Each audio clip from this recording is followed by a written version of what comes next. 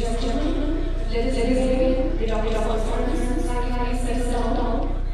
We are beginning the conference in a minute. This is a gentle request to all of you to please take your seats comfortably. So that we can show exactly 30 seconds.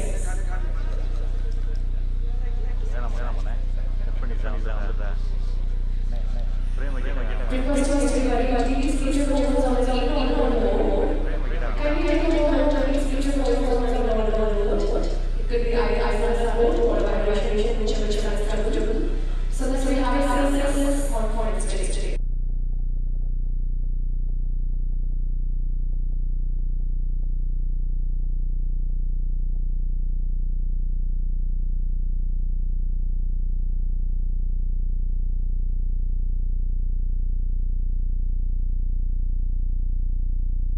It's to kindly take their seats and we are giving the conference sharp.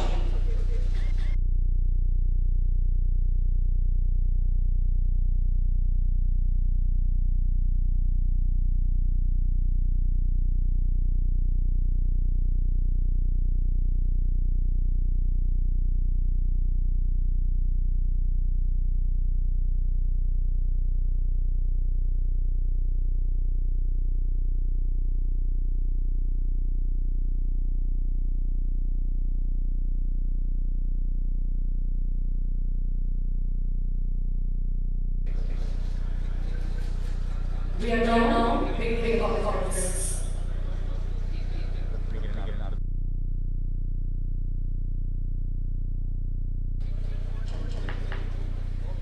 A warm morning, ladies and gentlemen. I hope you have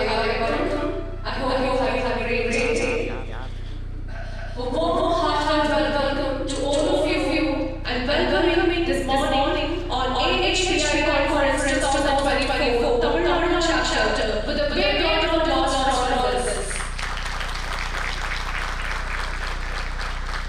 Thank you so very much for putting your heart and soul into this event and making it happen today.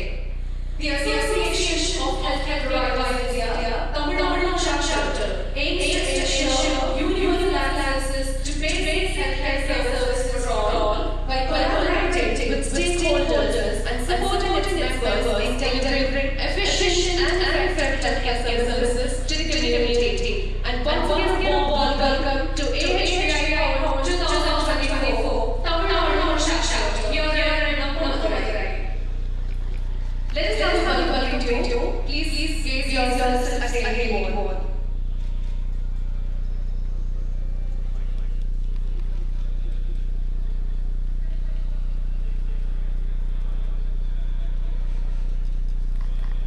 Requesting the council.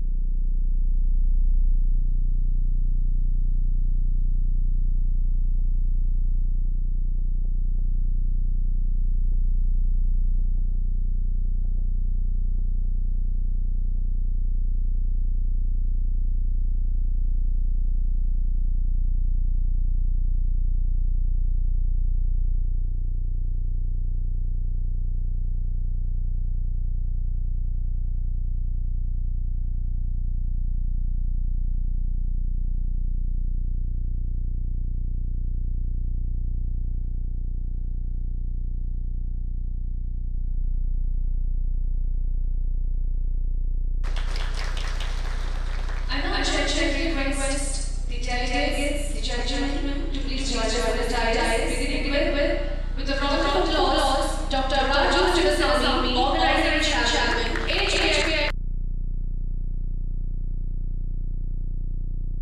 Welcome, sir. Please take your seat, sir. Dr. Satish Devadas, President, AHPICON Nadu, Vice Chairman,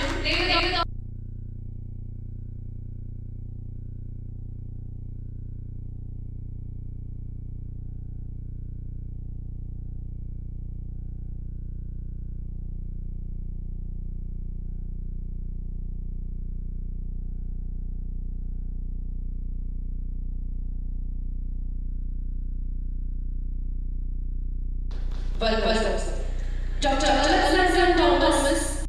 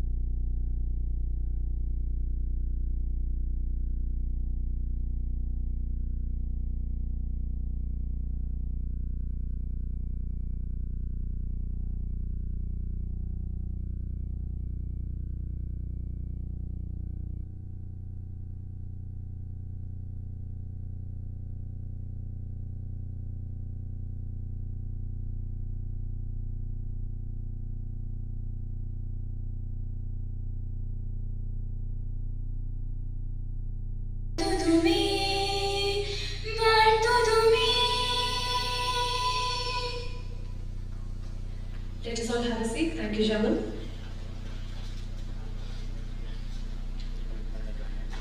Light represents positivity, the good and the good spirits. Lighting the auspicious brings in divinity in the hall. Let us begin the day by lighting the auspicious Kundavilakku. Ladies and gentlemen, let us welcome Sivasami, Dr. Satish Devadas, Dr. Giridhar Gyani, Dr. Alexander Thomas, Padma Shri Dr. G. Bhaktavatsalam, Mr. Radil, Mrs. Guy.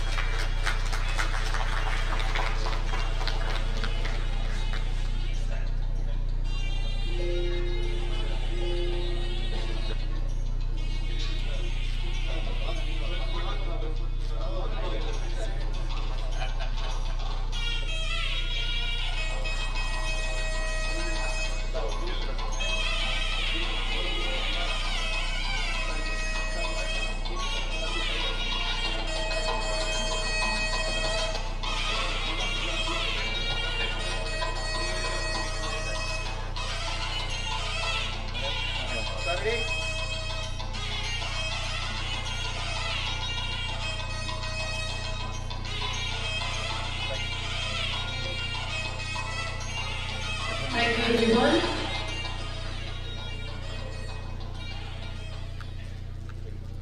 Let us all be rest assured that the day is going to be proactive and delightful.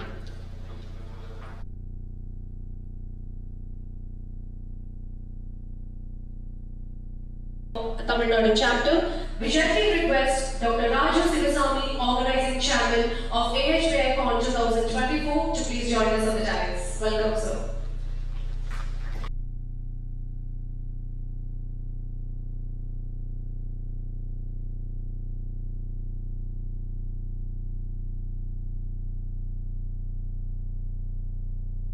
Tamil Nadu chapter and AHPICON 2024, we warmly welcome everyone for this conclave at Madurai. I would like to welcome Dr. Giridhar Gyani, Director General of AHP, for a presidential address, and the guest of honor, Dr. Alexander Thomas, Founder President of AHP, and keynote address by Professor Dr. Bhaktavatsalam from Coimbatore, and the President of AHP Tamil Nadu chapter, Dr. Satish Devadas, and Mr. Ram Babu, Secretary for AHP Tamil Nadu, and Mrs. Gayatri, Treasurer of AHP, and all the organizing committee members, and sponsors of the AHP conference, and the associated partners, speakers, and all our delegates and stall partners who have come forward to participate and make this event a very successful AHP Conclave 2024. This is the first conclave conducting at Madurai, and this event is organized for better understanding the newer developments and cost control, better utilization of infrastructure, and for representing the regulatory bodies, government regulatory bodies with unified approach. We have hospitals, different beds, different strengths, and throughout the state, and we have a different control mechanism which we have to unifiedly respond, then only we can achieve. Therefore, we are extremely happy to see you all at this juncture, and we had a very good response from every departments and faculties and institutions, college, and from the colleges, and also we welcome all the postgraduate students from the masters in the nearby city. Thank you for being here. Enjoy this event, and we have more intellectual lectures and interactions that will make us more successful in our healthcare developments. Thank you once more.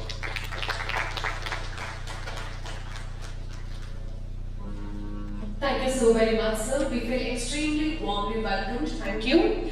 Up next, to put forth the event concept of this conference, we gently request Dr. Satish Devadas, President AHPI Tamil Nadu, to please join us on the dais. Welcome, sir.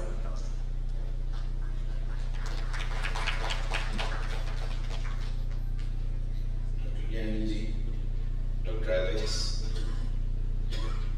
Organizing Chairman, Organizing Secretary and Treasurer of AHPICON Tamil Nadu. It's ladies, gentlemen, esteemed members of the healthcare community, distinguished guests and fellow healthcare professionals. It's a great pleasure and pride that I stand before you today as the President of AHPICON Tamil Nadu on this momentous occasion for the inauguration of this AHPICON Conference 2024. So this year's theme is going to be sustainability and growth of healthcare, a topic utmost importance in today's rapidly evolving world. We are facing several challenges in healthcare. I think today we are going to have excellent discussions from leaders of this industry who will tell us and share their knowledge and experience about the challenges we are going to be facing and how we can sustain and grow in this challenging environment. மதுரைக்கு வந்துட்டா தமிழில் தான் பேசணும். So தமிழில் திருக்குறளில் வந்து இந்த sustainability and growth பற்றி 2000 வருஷம் முன்னாடியே திருவள்ளுவர் சொல்லியிருக்காரு. So I just say a few Thirukkurals about that. So அகர முதல இளம்பாய் வானம் சிறிது சிவர் முதல செய்யின். That is, it means just as the earth bears the weight of the mountains, so should a leader stand the burdens of this people. So this is about leadership. And here we have a lot of leaders here today, a lot of leaders, tomorrow leaders who are here, the students. So you should understand what leadership should be. And as leaders of healthcare industry, it's our responsibility to ensure sustainability of the healthcare system and well-being of our communities. So let us be steadfast in our commitment to providing quality healthcare that is very important in today's life, even in the face of challenge and adversities. So with that, I'm quite confident that today, by embodying the principles of sustainability and growth espoused in Tirukkural, in Madurai, we can pave the way for a brighter, healthier future for all. Together, we can work together for a healthcare system that's not only sustainable but also compassionate, inclusive and resilient. We need to show empathy towards our patients. This conference has been excellently organized by the organizing chairman, Dr. Raju, and Mr. Edel, the organizing secretary. Every detail has been put into, everything has been taken care of. I'm sure we're going to have excellent deliberations for the entire day, and I'm sure the venue, the hospitality is also going to be good. Madurai hospitality, so you will have good hospitality also, and I'm sure everybody is going to enjoy this entire day. Thank you very much for coming. Thank you. Thank you so very much, Dr. Satish Devadas. Up next, to deliver the presidential address, ladies and gentlemen, we have Dr. Giridhar Gyani, Director General, AHPI. Let us welcome him with a round of applause, please.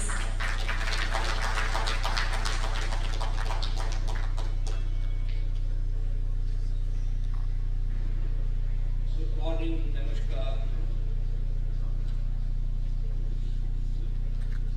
You see, this, of course, Tamil Nadu chapter has been our very vibrant chapter right from the days when we created AHPI, way back in 2012. But this conference, of course, when it's being held, I am supposed to be here in any case, being the Director General. But this time there was another reason to come here. When I saw the agenda, and when I saw that number of delegates, they have registered more than 450 when I was told. I was curious that how come Madurai is going to give tough competition to Coimbatore and Chennai. I think this conference has brought, to be very frank, Madurai on the front page of the Tamil Nadu as the health center. I can imagine the hard work which has been done by the team of Dr. Satish.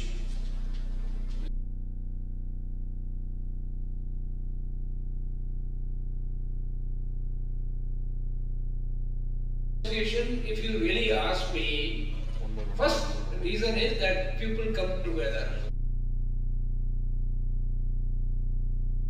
The industry is fragmented.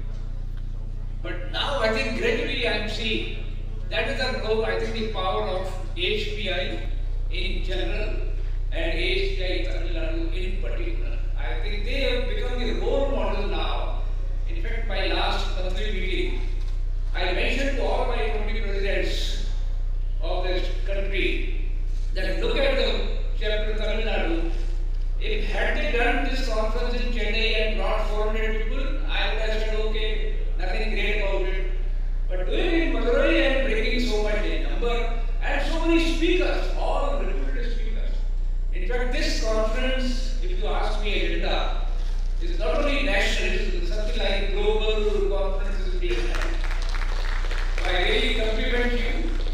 Today, of course, as I said, I really not come here to speak. I really come to witness this mega event. I will be listening to all of you, all the speakers today, and all the best. And last year, I will tell you that healthcare now is firmly on the agenda of the government. And this is a great opportunity for us to make sure that India become the leader in the healthcare by 2047. In one of the meetings in the government about 2 months back, I did mention that from average life expectancy of 32 years at the time of independence, if we have reached today 72, it is nothing but because of the dedication by the doctors, nurses, and allied healthcare professionals of the country. Otherwise, I think we would have reached this goal of 72 years. And now our target is that how can we make it 84 years, matching Japan and South Korea. I think that will happen the way I have seen the enthusiasm and the results which are being shown by our healthcare industry. So all the best. I think we have huge technical sessions, and that's why I think we will try to see, not we, I think our chapter will try to see we start in time, and that is the importance of this session. Thank you very much.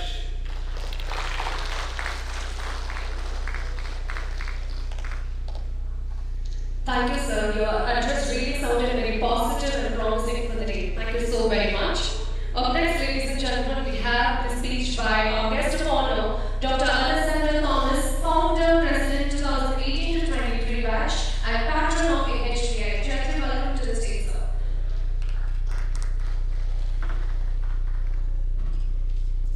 Thank you. Good morning to all of you, and thank you to the AHPI team and Tamil Nadu for this spectacular conference. You've done a lot of hard work. Normally, when I think of Madurai, I think I associate three things. First, of course, the temples that you have. Second is the starting of the AHPI Tamil Nadu chapter. Many times with Guru, and I'm so glad to see that we have progressed so much. The third, and certainly not the least, is that Satish's father, Dr. Devdas, I'm an orthopedic surgeon. So Satish's father is one of the legends in orthopedics. So I always associate these things when I think of Madurai. Now, as I am now going to be 17, I think the reins of AHPI, the other organizations we founded, CAPO, and AHPICON, we are handed over to the next generation. So what I try and do now is to look at issues which need looking into in terms of health. Currently, we are looking at elder care, we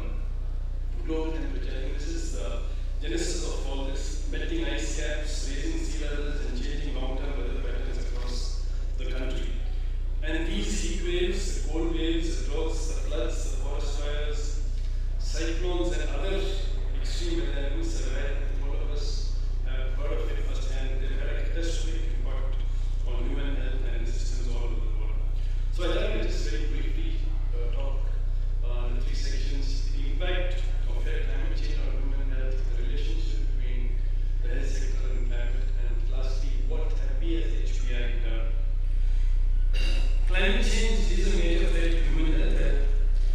It impacts the social and the environmental determinants as well. There is clean air, safe drinking water, sufficient food and secure shelter. The disease burden from contaminated water, and especially during floods, is especially high during periods of heavy rainfall and flooding. Water-borne diseases such as cholera and typhoid are prevalent in India. The warmer temperatures, which we have seen in the last few months, unheard of earlier, and the changing rainfall patterns have increased the incidence and intensity of vector-borne diseases, while these temperature extremes, especially heat waves, have had a devastating impact on human health. Climate change, this is something that we all need to remember. It affects the availability of safe food and nutrients, decreased quality of natural resources, increased imbalance, impacting food systems, one of the major causes of malnutrition. Human shelter is at risk from extreme weather events, such as typhoons, tropical storms, flooding, and forests. Air pollution, some of the snow, was a very significant human health burden, including being a major risk factor for non-communicable diseases, such as cardiovascular, respiratory, hypertension, diabetes, and obesity. They also have a very high social and economic cost related to higher healthcare costs and the loss of productivity. It doesn't surprise me that India is ranked seventh in the list of countries most vulnerable to climate change, because India is, in a sense, like a world to itself. I just quickly mentioned the areas that the WHO has designated as major health impacts of climate change. One is malnutrition. Second is deaths and injuries from storms and floods, water contamination and water scarcity disorders, heat waves, vector-borne diseases, microbial threats, and this is something that we see now that they affect on mental health. This is something which needs urgent intervention. Now, looking at climate change and the health sector, it is often, when we compare our health sector, an often quoted statistic for the global health sector's contribution to greenhouse gases. If it is the health sector in the country, we will be the fifth largest polluter, contributing to global warming. And where do these emissions, etc., come from? They come from the significant water consumption, energy. And we'll be happy to help you in any way that you want. So thank you once again for inviting me on the West. Give a big applause. If the doctor has an aptitude to practice good medicine, will be a divine doctor. Give a big applause. Ladies, this applause is for our host, Atish. When they say like this, you clap. They say like this.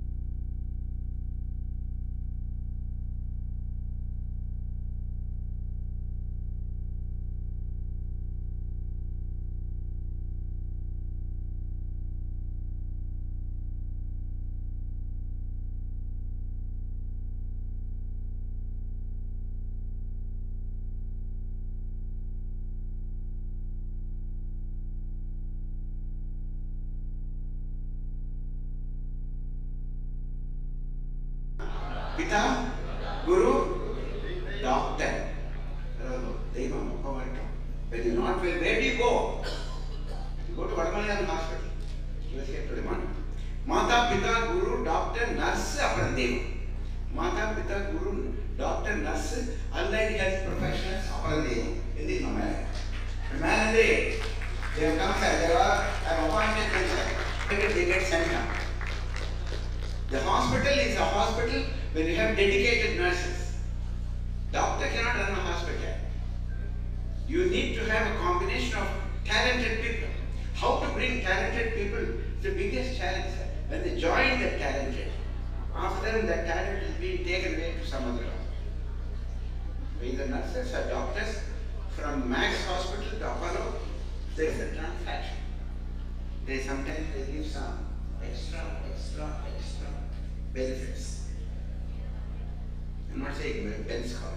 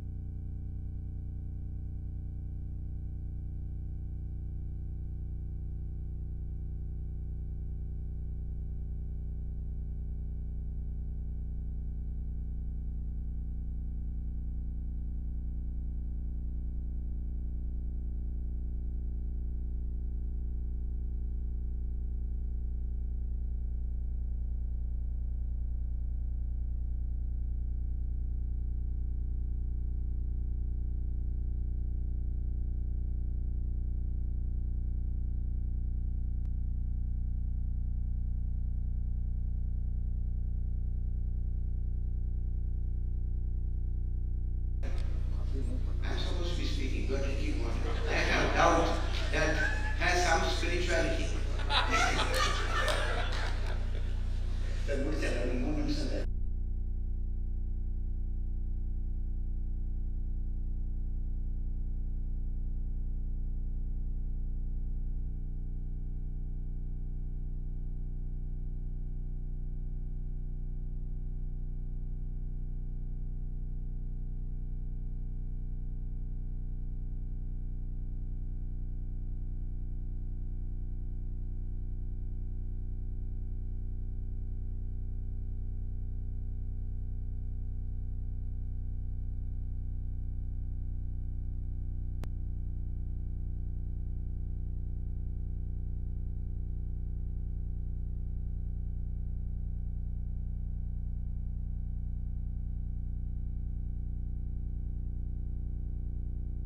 Ventilated for 5 days and pay 5 days. You sit with them and tell them, yeah, which coach you have? This one is already here. And then you sit with them, you will get something.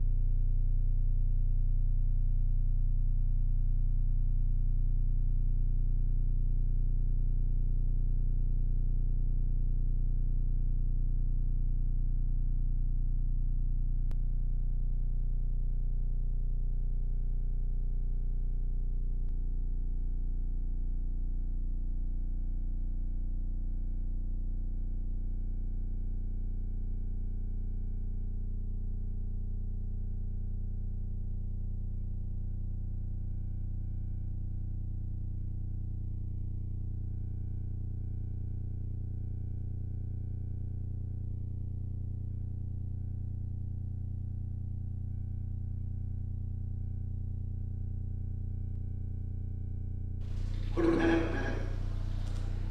I brought my driver. He saved one person. When I attended the meeting with Brahmakumaris, Sister Shivani came. One fellow policeman developed chest pain. And I went and brought this happened and took him to the hospital. We found his left antidepressant and not to God.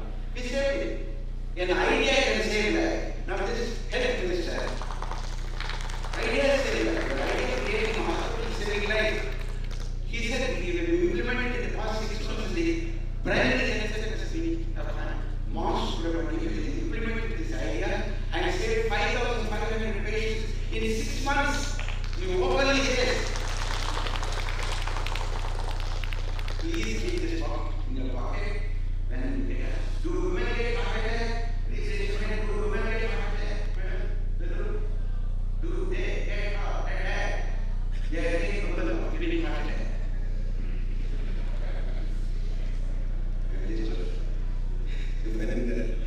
Next one.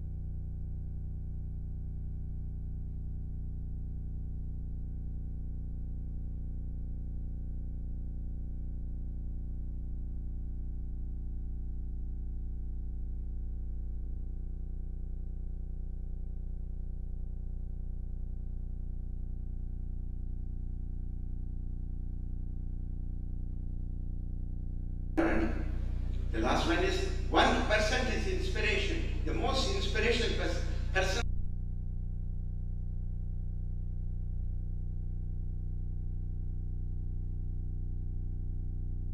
On NABH.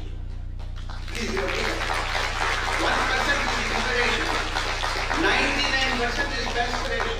You have to work hard. Having taken up the job of running a hospital, there is no sleep for me. Even at the age of 81, I phone up and ask people from Nadu to 1% is inspiration, 99% perspiration. But I always wanted 200 marks. I want 200 out of 100. That is my little dream. So 1% inspiration, 99% perspiration, another 100% is grace of God. Believe God, He will take you because you are doing His job. Believe God, be ethical, be on time. Love your patients, relatives because they want to. Give a big applause, please.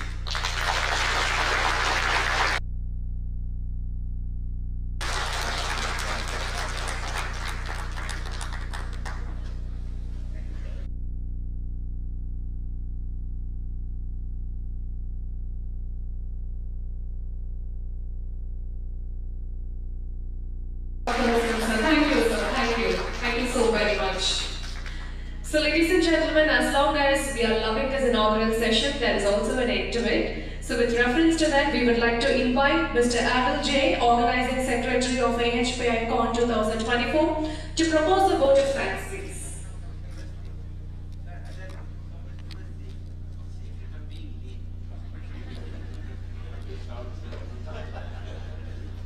So you must tell us the secret opinion. being young at this age.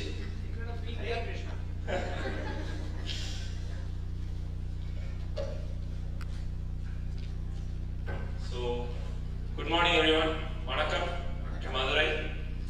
It's great to see a huge crowd over here and the kind of reception we have received for AHPICON 2024 being the first edition of it.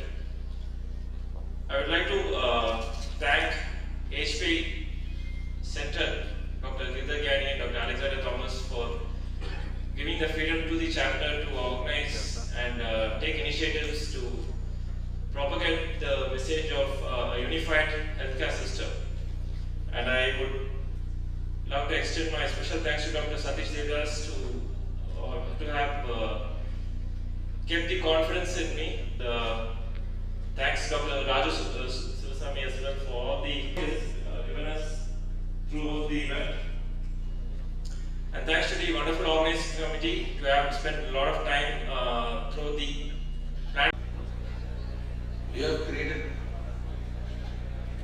wellness and happiness in the society. And we have been the source of all.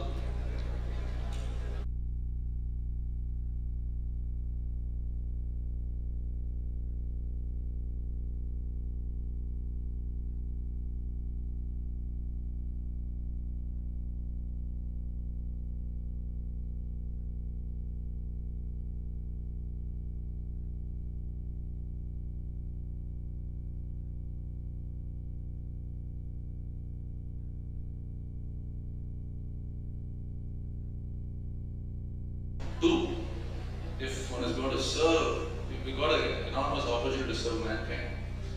Right? But having said that,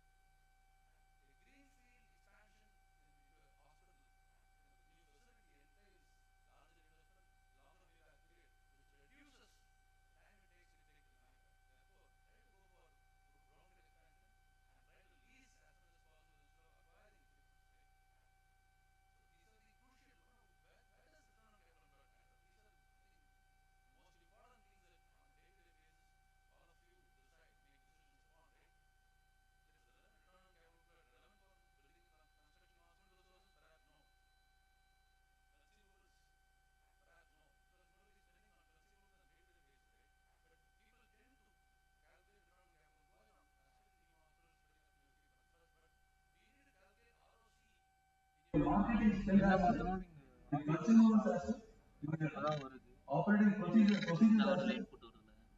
Very few people do that. But reality, you need to do that. You need to calculate ROC is equal to each one of the things. You don't need having about 2 of 10, 15 consultants and doctors in the system. You need to calculate the ROC and the investment that you want to make in those consultants. You should do that. Start doing that, like you're doing with friends, you'll be able to run your enterprise much profitably, and you'll be able to create a lot more wealth for yourself, and more value for your patients, and more value for the society at large. Therefore, maximize capacity utilization for every equipment that you have, maximize capacity utilization for every human resource that you have, right from the HR to finance to consultants. Right? So always advisable, all of us are going to do this. Now, for every product, I can manage classes. What if I start doing cataract surgery myself? Sitting with a lot of friends of mine in the hospital, they had loves, empty books. I was asking this thing, have you studied all these books? He said, yes. If I do study all these books, can I start operating like this? He just laughed at me. That's a pretty much the answer. If somebody is going to ask this question, can I calculate it myself and do all of it myself? Right? Answer is yes. Self-help is not the best help at all. Right? Take professional assistance. Seek professional assistance. Perhaps your auditors are not the right sort of professionals. Assisting these matters, seek the help of finance professionals who are not auditors, who can help you in all these matters. These are don'ts that should avoid in expanding your business, passion overshooting budgets, investments without calculations. My friends, please look at this carefully. The purpose of investing money, rupee of my money, back into business is to beat inflation. Right? But that's the basic premise of investment is great income, right? Now, please understand this carefully. Investing your own capital without taking any sort of efforts, right? Just take investment of the best of the companies in India. You could have generated about 16% return on capital, return on investments. Just investing money out there with the best of higher companies of India, you could have generated 16% return on investment. Now, if you want to invest in capital, not your time and efforts, but the time and efforts of visionary management of the best of companies in India and assistance of professional fund managers, you could have generated about 26%, 25% from investment. In which case, you would have doubled money, probably about 10x in the last 10 years, in the same way from our own experience of multiplying money for our investors. But between the case, what should be the return on investment that you should generate from your own hospitals? Why is it relevant? It's very relevant because over there, you're not only investing your capital, but you're investing all your time, efforts, trust, and attention. And without diversity, every pile of your money is getting invested in your business. Then shouldn't you achieve returns of well more than what the first two generated? Without your own efforts, money is going to generate returns of 25% per annum. If you're going to be putting not only money, but all your stress, attention, shouldn't it generate returns of more than 25%? Isn't it logical? Please work on your numbers. Numbers are the basic stuff. Can I tell you something? Just take a look at your peers. A fantastic case to understand is the case of Narayan Hridaya, Apollo Hospital, Teams, and Max Healthcare. If at all, 5 years back, they had a crore of rupees. Just to distribute it across the top 4 companies, healthcare enterprises of India, across Narayan Hridaya, Apollo Hospital, Teams, and Healthcare. So look at the kind of returns 2019. But what is the profits in business? What is the profits in hospitals? Has it grown by about 5 times or 10 times in the last 5 years? Well, my friends, if you had invested the same money that you might have in these enterprises, you would have multiplied by about 5 times in Narayan, 5 times in the whole hospitals. Things you have grown by about 2 times in 3 years, and about 9 times in 3 years for Max Healthcare. So the sort of returns these passive investments would have generated. The reason I am talking about this topic is not to tell you that go and invest in all these companies and close down all the healthcare. That's not the point at all. It's to understand passive investment and such. With how restricted some markets are in India, if you go for your biscuits, what you get off HUL, what you get off your milk cookies, your Good Day biscuits, they work on 1% margin. I think one day some of the accounts wanted to pay them after 30 days. After 2 weeks, there's no biscuits in our hospital. Because after 2 days, no supplier in that market would work for us or give us anything because they work on a model where you only get 1%. And now we're going into a model where we're now going under 30 days. Under 30 days, if you're really going to press for margins, you have to improve your cash flows. You work with a large number sitting on 90 days of stock. That means they have 30 days. KMCH, for that model, is only 10 days of stock. And we rotate our margin 3 times a month. Some people are sitting on 60 days, 90 days because they don't. But once you get to tighter cash flows, Gentlemen, we have to stand by in front of the hall, which we utilize for asking questions, please. So now the health insurance scenario in India is we are tracking on the premium insurance that load is coming on the hospital, and our cost of expenditures are going up year on year. We are saying that we will come together, we join together and make it. Rather than reducing and tracking our prices, we should find a solution to increase the premiums or various sectors. So I'd like to hear from you, what is the plan the insurance sectors have to make the hospitals sustain? Otherwise, if it is going to be the same to sustain in another 2 years. So I want to listen from you, what is the solution the insurance companies are offering us? Thanks for asking that. I also. I think we are large insurance company in the country. We are very fair margin, more than 4% market share. And every third policy in India, which is sold by some and one by the customer. To answer specifically your question is that on the way forward, there are 2 things. Every industry in this country has gone through a disruption stage. We have not seen disruption happening in the health insurance space. That's one area where we are looking at.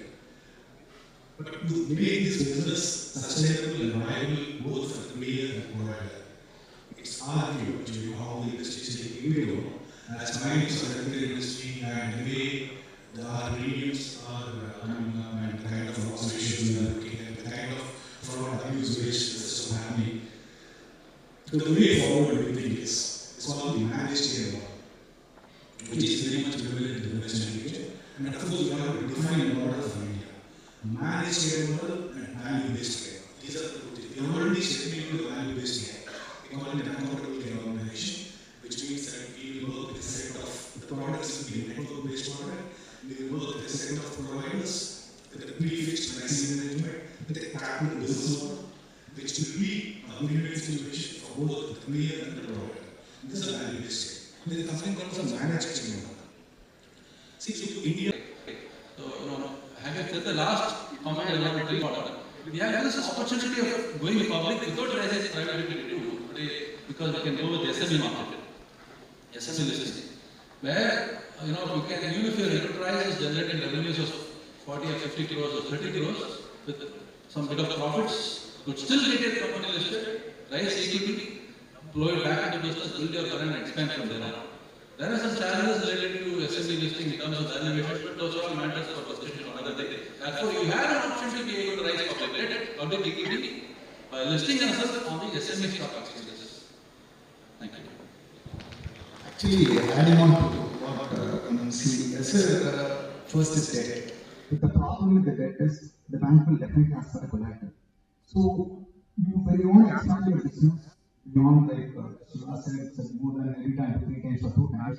The problem is you need to have that kind of property to take it as a collateral. Apparently, what will happen will be a personal asset which will be pledged and then become a collateral. So you're putting your personal asset into play and you're raising a fund. So first will be debt. When you cross that stage, when you want to grow, you have to go to a PE or a VC player before you go to a public funding. Without that going to public funding, it may be pretty difficult, not everybody can go. And second, as I said, listing on the SME and not on the main board, the number of transactions happening in the SME will be very less. And the PE guys, if they come in, they may not allow to list it on the SME board, they will make sure that they go only on the main board. So, it's also 3 steps. Where you want to go, or you want to take it, where you want to reach is your focus and your goal. Based on that, you take it off. Thank you, sir. I think it's fascinating discussion, and it's probably for the whole day we can talk about this. Unfortunately, we are running late. And thank you all the analysts for thank you so much. And work very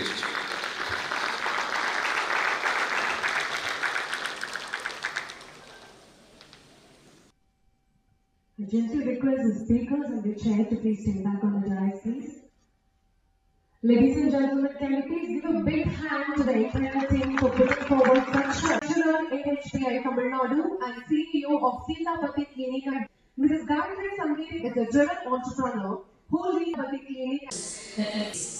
Reflect in healthcare today. So we are looking at a wonderful set of speakers. We are really proud of them always. They'll be interested in stalwarts again. They're all stars in their own right. So let's just begin. I think Justin and myself we will alternate in calling them out proudly on stage. So first on stage is an honor to invite the most graceful lady I have ever met. Yes, she is a renowned obstetrician and a champion of natural birthing and midwifery in India. She has spearheaded the country's first professional midwifery education and training program. The promise that she has created for safe maternal and childcare has revolutionized the role of nursing in maternity. This lovely lady is none other than Dr. Evita Fernandez, the Managing Director of Fernandez Foundation, Hyderabad. Please put your hands together and welcome Dr. Evita.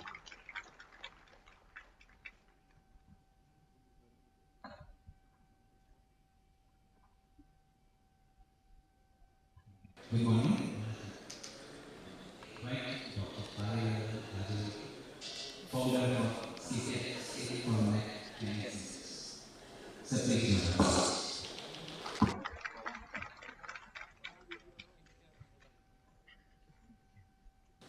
It requires somebody who's been there and done that.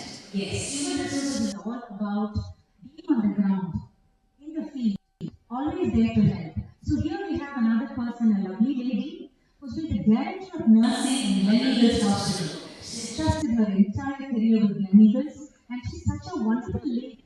Sometimes I don't know where she finds the time, but she's the owner of 44 national and international articles in her name, 20 peer-reviewed articles and 6 manuscripts, and all the publications are international presentations to her credit. And she's been awarded the Prime Leaders of Leaders by Esteemed World Records in February 2023. So I think what I really like about Dr. Jyoti Clara is always very helpful. I think being a nurse from the beginning of a profession and understanding the pain points of nursing and coming across as such a matter that she brings to the table, representing them is so beautiful that it's such a pleasure to have her on stage today.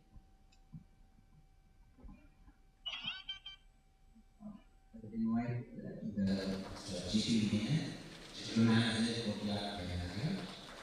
He's a man of his race. Please join us. Welcome, JP sir. I think he's very commonly known in Madurai as JP. And if the food is really great, the hospitality is really great today from Madurai, I think the credit goes to JP sir. And it's such a pleasure to have you here along with us. Thank you so much.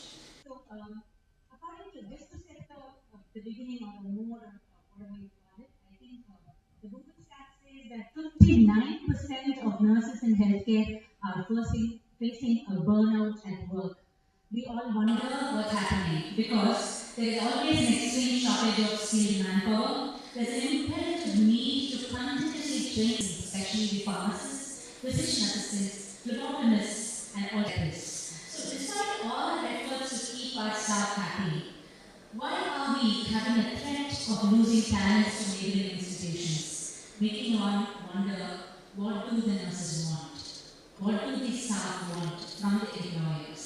So let's first of all hear it from our first speaker, Dr. Evita. The concept of midwifery or midwifery in India has been popularized by one woman, and she has been struggling with this concept in the initial first few years, and now she's known so much of this concept because it has really worked. When we had a very heartfelt conversation before inviting Dr. Evita to Madurai, she just said, the most difficult group of people I have ever tried to convince are hospital owners. Ma'am, you have about 300 of them in front of you, and a 10-year struggle in 10 minutes. I really wonder how, but it's a cakewalk for you. Thank you. Thank you. respected chairpersons, ladies and gentlemen, it's certainly an honor to be here with you today. This is a topic given to me. I'm focusing on nurses and just a little time on midwifery. But let's begin with this very wise person who says, I'm convinced that nothing we do is more important than hiring and developing people. Because whatever we do at the end of the day, we need to invest in people. So with that background, I begin and I spend the next 10 minutes on 4 very basic facts. We know nurses form the backbone of our healthcare system. We must respect and trust them and treat them as colleagues, not as secondary citizens, which we've been doing for years. And we need to appreciate them much more than we do. I'm convinced we've been in the business of healthcare for 3 decades. We have an untapped, vast human resource with incredible potential.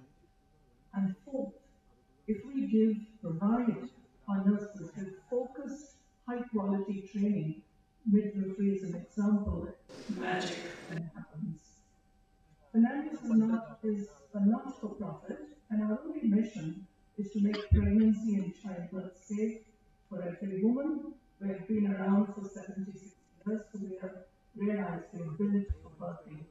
Women birth babies, Domino pizzas, they deliver pizzas.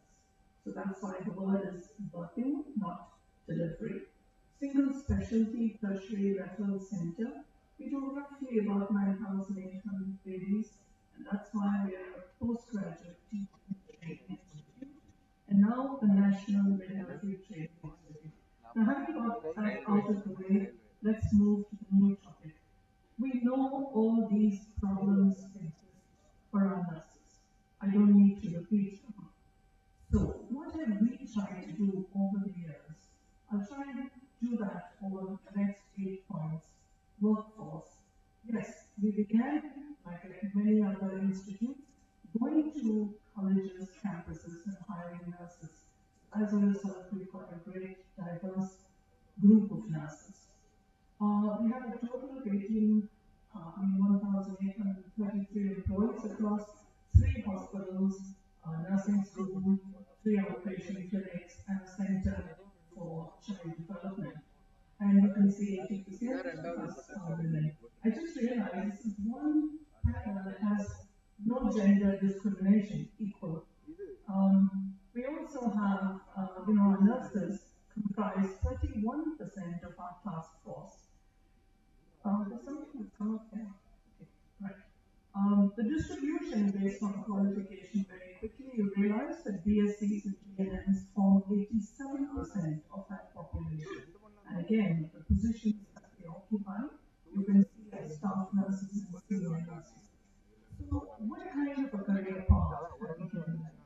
You can have a vertical career path, right up to going up to head of nursing and director of nursing. Or if you don't want to invest in qualifications, you're not interested, but you want to be on the wards, you want to be with people, then you have a horizontal kind of career path. You could go into infection control, you could be a preceptor, an educator, or you can even go into research, as some of our nurses are now doing. This is a young lady from Manipur who joined us many years ago, and today she's a nursing superintendent, won many awards. I still remember her as a very shy, frightened nurse, but today she's competent and a good preceptor too. So now let's shift to evidence-based medicine. As a teaching hospital, we have to practice and we have to walk the talk.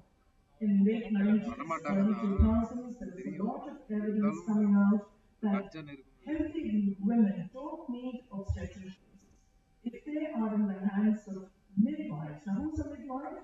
She may be a nurse or she could be a direct entry, but in India, we take nurses, give them absolutely top-notch quality training, minimum period of 18 months, meeting global standards, then your healthy pregnant women, if they are in the hands of these midwives, are absolutely safe. And look at the outcomes. If they are with midwives, their C-section unnecessary interventions are used. So with this kind of evidence, I was totally zapped. Besides, any country that invests in midwifery as the backbone of their services, their maternal mortality and infant mortality rates are down to less than 10. So we don't have that part in India. So I piloted this in 2011, and today, 11, 12 years later, we've got an excellent model of collaborative care, where midwives and doctors work absolutely with trust and respect.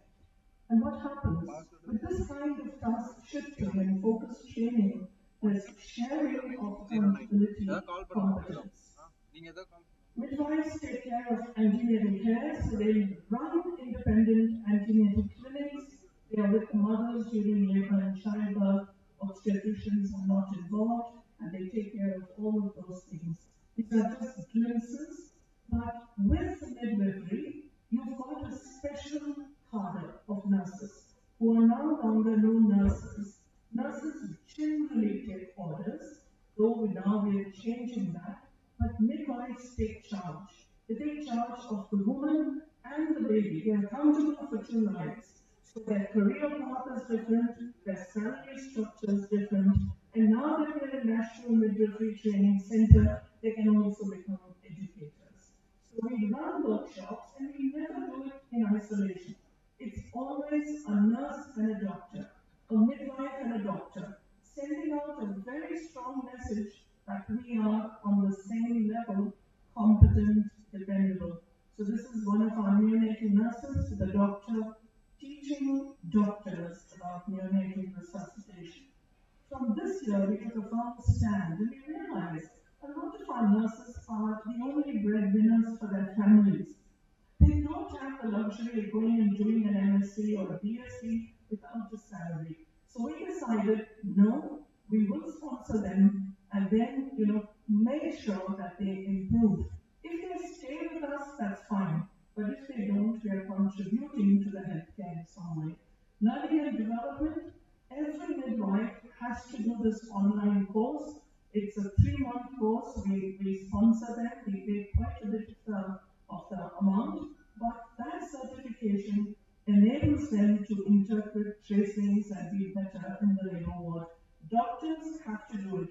Every doctor, no matter how senior she is, has to renew this license every 2 years. This is another online certification course that teaches our midwives how to recognize injuries during birth. So the important thing is to recognize and call for help. The third, because we don't have enough midwives, it's almost 10,000 births, but the most important time is labor and childbirth. That's the most important time. That's when most accidents can happen, or mother can have PPH. So you need to have a good workforce. So to fill the gaps while we are building the capacity of midwives, we are an interpartner module, and we hope to now make the certification course and extend it across public-private hospitals in our country. Now you see where we're pushing our nurses, getting them to research, getting them to present. So it's up to us, who are privileged to be leaders, to tap this potential.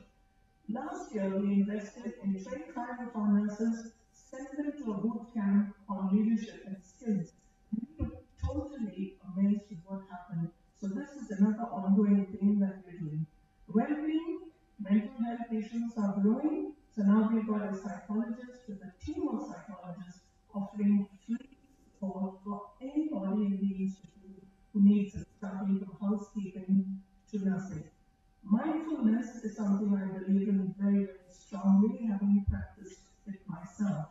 So we took our 40 leaders across the organization, non-clinical, clinical, including our nurses and midwives, and a 10-week course. They met 1 day in the week for 10 weeks, and it has helped them tremendously because I'm on a one-on-one with each of them. And now we're trying to get it permeated into the whole organization. Women's safety, because domestic violence is rife, and we have a lot of single moms in the organization.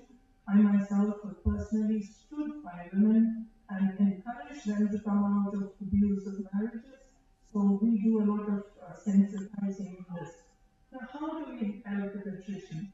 This is our biggest problem, and I don't think it's going to get better. Our previous panelists have told us that already. So we've been trying different things like engagement with nurses, allowances and retention bonus, cross-functional training, and better wages. In fact, this year we are reviewing the entry point salaries of our nurses. Can a GNM start with 20,000 basic? We offer free food and hostel besides other things. Cross-functional trainings, we took our nurses from the wards and put them into all of these departments, and not be surprised, quite a few of them want to actually change their career paths and get more training in these areas. Work culture, we stress and stress and stress on the fact that we are all equal and that we bring our unique strengths to the table and we need each other. Now, this is a lovely example. There are faculty that we run workshops. These workshops are extremely popular with clinicians, particularly single owner hospital owners who don't have time. They come in for these workshops. You can't tell the difference between midwives, doctors, nurses here. The other thing is we all wear the same badge. All we have is the first name. So they decided to take a photograph of my badge, and the security guard right up to the top of management is the same badge, just with our name, nothing else.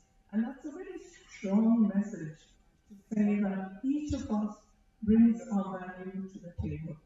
We've done away with separate lounges to get them together to have coffee, same canteen, little things to break that hierarchy, to make people feel respected and appreciated. This is one of the highlights of the year. This is a run-up to Hospital Day function, and the women's cricket matches draw a lot of attention. And more so when you have a housekeeping person as the captain, or you have a frontline receptionist as the captain, and you've got doctors in the team and they all have to listen to the captain. It's absolutely level playing field. Of course, the Hospital Day function gets everybody on the stage, and they perform with a mixture of people from housekeeping to doctors. Rewards and recognition, I think all of us do this. We appreciate our nurses, but we probably tend to do it a little more over the last few years because we realize we need to change our attitude to our nurses. We need to respect them all. We need to unleash the potential, and you'll be surprised how wonderfully they work as leaders. What helped us last year and year before last, we decided to profile our midwives and nurses individually and actually put it on our YouTube channel. And that made such a difference to each one of them. Interviewing them, saying, why are you doing this? What makes you do this? Why have you chosen this profession? So we did it for our neonatal nurses, for our midwives. So I've tried in 10 minutes to tell you what we've been trying to do over the last several years. And I think Brittany Wilson has summed it up beautifully. I can't do it any better than what she says. No matter what you look at, nursing is important. Nurses make a difference. So at the end of the day, it boils down to how do we treat each other and how can we tap the potential in each other? How can we provide a work culture where everybody feels respected and appreciated? Thank you.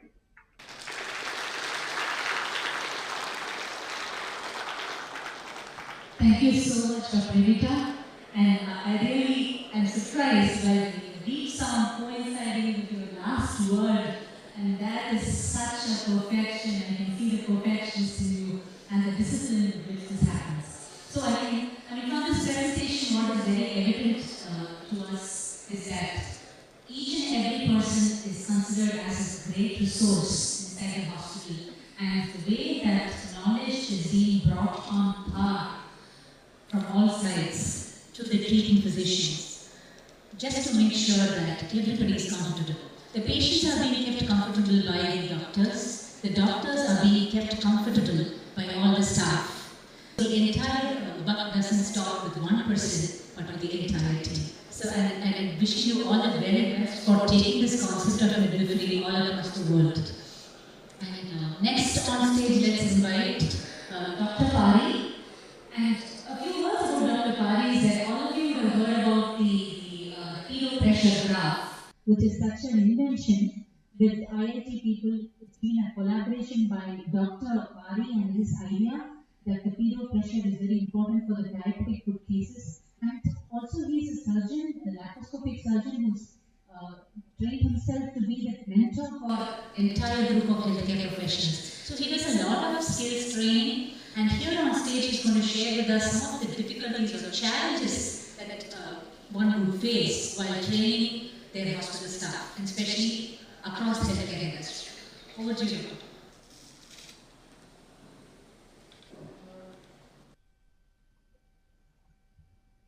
Good morning, everyone.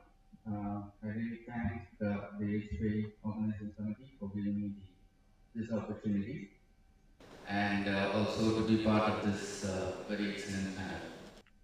So, can you have the slides? Okay.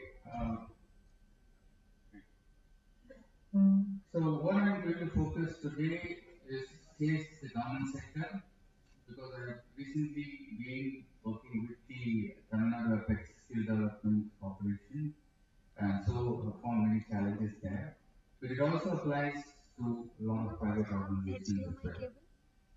So I'll start list all the challenges first, and then I will tell our experience of how we have overcome, and end up with a very important message, especially on the stage of the hospital owners and hospital managers or city.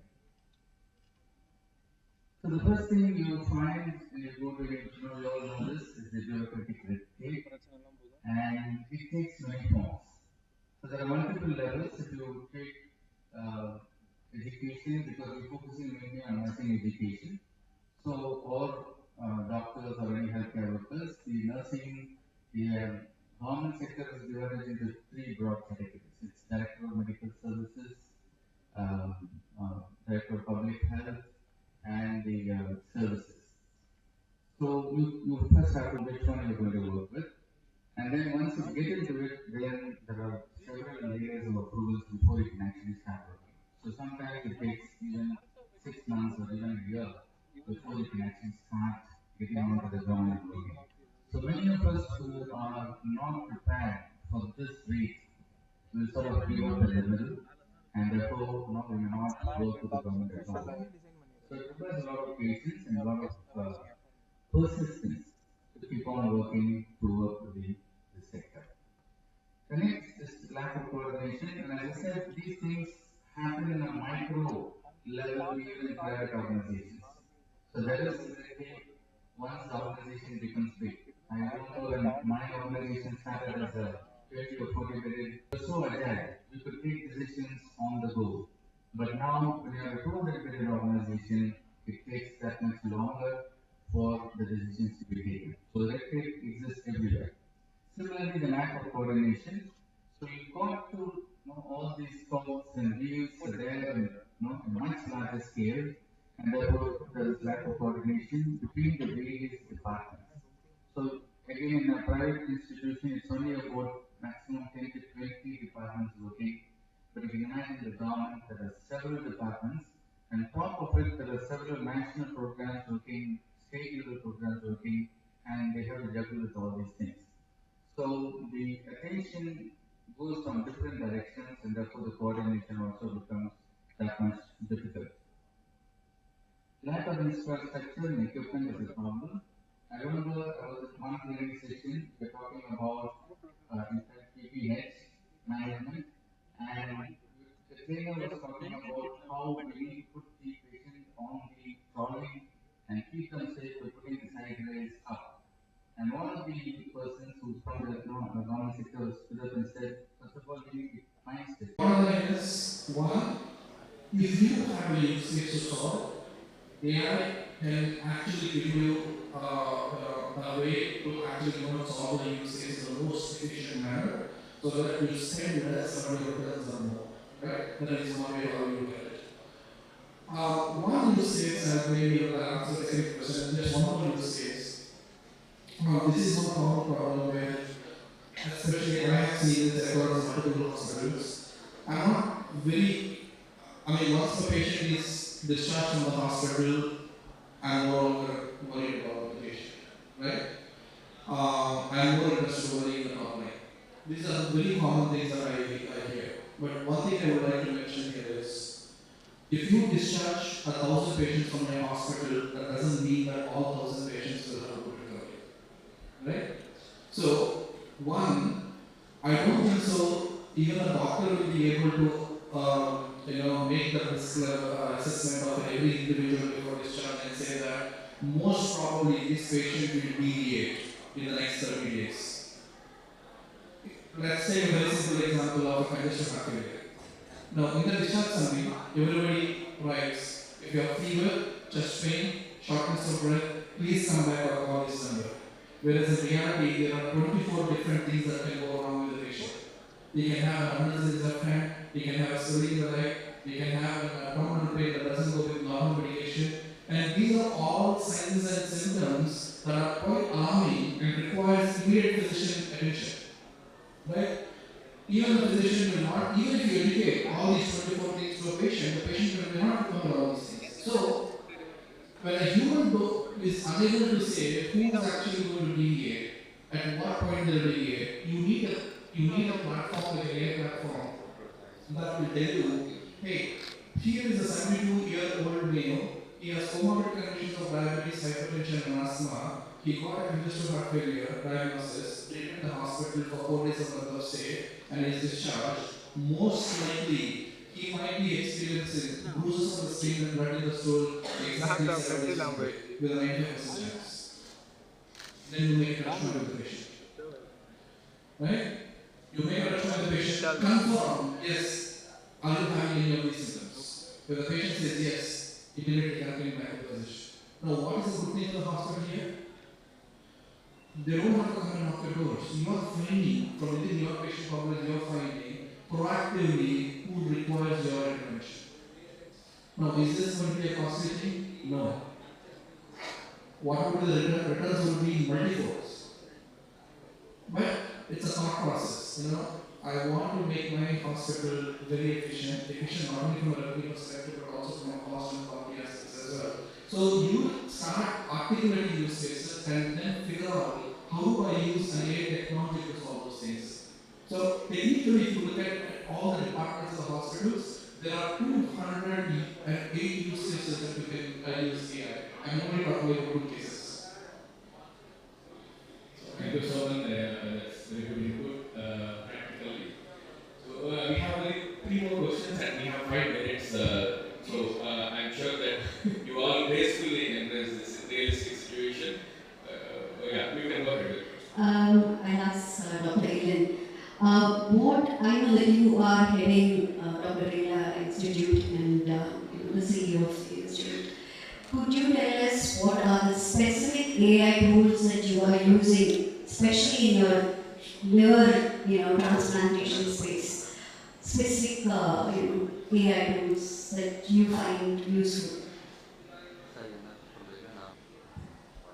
See, one of the tools what we use is prediction. I think what we have spoken already to find out whether the transplant is successful, what kind of complications can come. For getting to this stage, we need a lot of data. One of the problems in AI is we can't adapt some of the tools being used in the Western countries because the patient demographics are completely different. For us to use any AI tools, I think it's important for us to develop our own AI tools because our patient data is completely different. One huge advantage what we have in our centers, if you look at the last 15 years of our practice, we have thousands of patients of data available. So we are able to develop our own. 2, 3 questions, but I'm extremely sorry, sir. I know you're not happy about that, but we have to go with it. You're all hungry. and dear friends, so I'm sure that there's a lot of learning for all of us. Okay, take a risk. One thing what we noticed here is The technologies can, for the clinicians, it can help you, create clinical pathways specific to patients. Yes, it can do. It can bring in more accessible and accessible healthcare. Yes, it can do. With time, technologies can also make your complex more healthier, your bottom lines. They can cut costs. They can have a lot of control over your operations, more specifically with reference to your data collection and interpretation. All these things are for sure. But what they cannot do is they cannot replace a human. That is for sure. I'll tell you a very simple. The AI itself is suggestive of that. What is AI? It is artificial intelligence. So there is no reality. There is only artificial. So it is suggestive of it, but you cannot replace humans. And there is a standing example a few minutes ago, when Dr. Anantha was asking me, please understand I am an old man. If it is smart method who is a human and it is a humanoid, you would have answered, I never asked you to become old. Correct? If it is an artificial intelligence humanoid, you would have only told, I never asked you to become old. And he said, I went to Tanjavur and came. The artificial intelligence humanoid told, I never asked you to go to Tanjavur. It was not in the plan. Because it doesn't have, or it cannot choose to understand the emotions and the experiences of a person. But a human can. That is what, as a human, I did for him and he made sense. So that's the difference the human intelligence can make for each one of us. But at the same time, we cannot avoid or neglect artificial intelligence or any technology that comes our way. Technology and human power are like rails, two rails. They have to be aligned properly and they have to be strengthened to take the on the rails. The better the alignment is, the stronger the rails are, the faster the train can move and reach the goal. So, ladies and gentlemen, I conclude this session with this, and I'm sure despite your hunger, your appetite, your brains is filled with some excellent knowledge, and thank you so much for the patience here. Thank you to the panel members for your efforts. Thank you. Thank you, sir. We directly request the panel to please stay back to their presentation. Can I please request Ms. Gayatri something to join us on the dais to facilitate the panel session?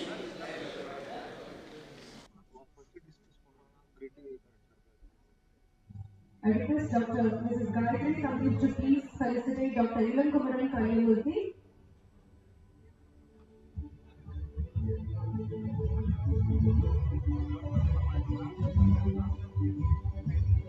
Thank you for being part of this wonderful session, sir.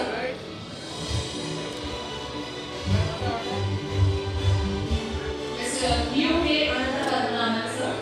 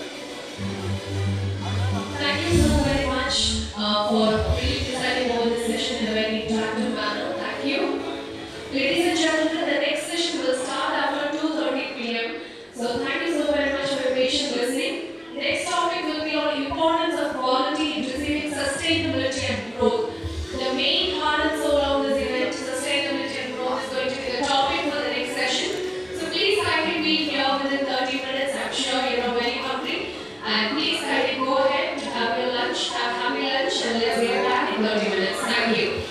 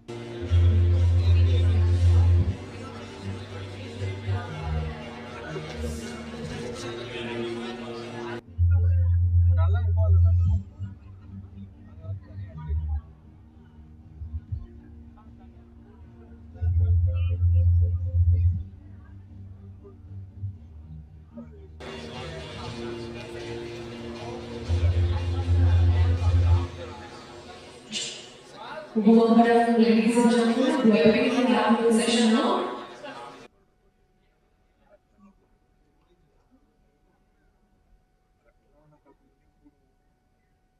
A warm good afternoon, ladies and gentlemen. அனைவருக்கும் இனிய மதிய வணக்கங்கள். ஒரு நல்ல கைத்தட்டி கேட்கலாமா? Can you please listen to a louder round of applause? So that we are all energized to start and we are the afternoon session and warm welcome. The afternoon panel session that was a warm welcome. The next session is going to be very interesting, and that's the core of today's conference, which is importance of quality in achieving sustainability and growth. Ladies and gentlemen, please put your hands together to welcome the Chair, Mr. Nadu, Organizing Secretary, AHPICON24, and Founder and Managing Director of AHPICON Hospitals. With 19 years of experience in healthcare management, he is known for disrupting norms and driving innovation, specializing in strategic planning, budgeting, operations, and marketing. He aims to improve patient care, reduce costs, and increase revenue. As founder and managing director of AHPICON Hospitals, he focuses on developing multi-specialty, short-stay surgery facilities, and consults on innovative healthcare projects. Now, the session on importance of quality in achieving sustainability and growth is now open to Mr. Nadu.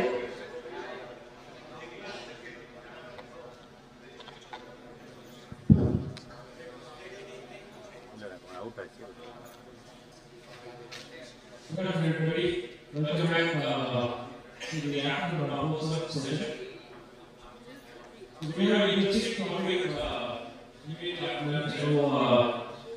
So, a little bit tired and busy after the discussions lunch. So, we have a very difficult topic. How good does quality initiatives impact the revenues of hospitals? So we have very eminent speakers, four of them. So I would like to call on first Dr. Nadu. He is the Senior Vice President, Medical Services, Hospitals Division at Apollo Hospitals, Enterprise Limited. Most of you know that she is initially was running Apollo Hospitals for and now she has got to the corporate that she is now running the medical services of the entire hospitals division of Apollo. She has done a training with the AIMS and she has done a fellowship in rheumatology from Australia. And she has over 3 decades of experience, especially in the Apollo ecosystem. Godfather of quality, you would say. She is also the General Secretary of Consortium of Healthcare Organizations and the needs of the individual hospital. So initially, of course, we started off with measuring the metrics that everybody measures. And then we realized that in measuring the metrics, somewhere you lose sight of what you're trying to do, which is basically improve processes and improve outcomes. So today, over the last 3 years, we have pivoted our quality systems to look at better outcomes for the patient. And in the better outcomes for the patient, one thing which is very important is that we need to incorporate patient feedback. I would say some years ago we were not looking so closely at patient feedback as an important metric, but we now realize that it is even for the outcome of patient feedback. And that's the reason that we are talking so much about patient feedback. So we have pivoted towards outcomes. The other thing that we are looking at very closely, and I think is something that resonates with because it's a challenge for the administrator, is appropriateness of care. Whatever policy or protocol we put in place, and even today we are still putting together several building blocks. Just one last point. I think many of our quality problems will be solved by tech. I was just discussing with Dr. Nadu. I think we should embrace tech. The more we embrace tech and the more we look at AI, it's not expensive really. It's for us to take the power and use it to make a difference. And it will make a difference where there are in smaller nursing homes, in more remote locations, the tech is likely to be a savior. So we have actually a very active clinical AI program centered on multiple things, clinical as well as quality. And we hope that some of those initiatives will actually pay off really well. For example, we are trying to do both nursing and physician handovers using AI, generative AI. We are trying to look at discharge summaries through generative AI because this is where most of the stress is and most of the mistakes happen. So we are trying to look at using some AI-based alerts in our medication management system. So some tech vendors also. This is my tips. After has always been a pioneer in various initiatives, and tech with quality is a great combination. Wait to see what difference it can make. So coming over to Dr. Lalu, you represent one of the oldest medical institutions in the country, and CMC Vellore is known. It's a globally renowned institution.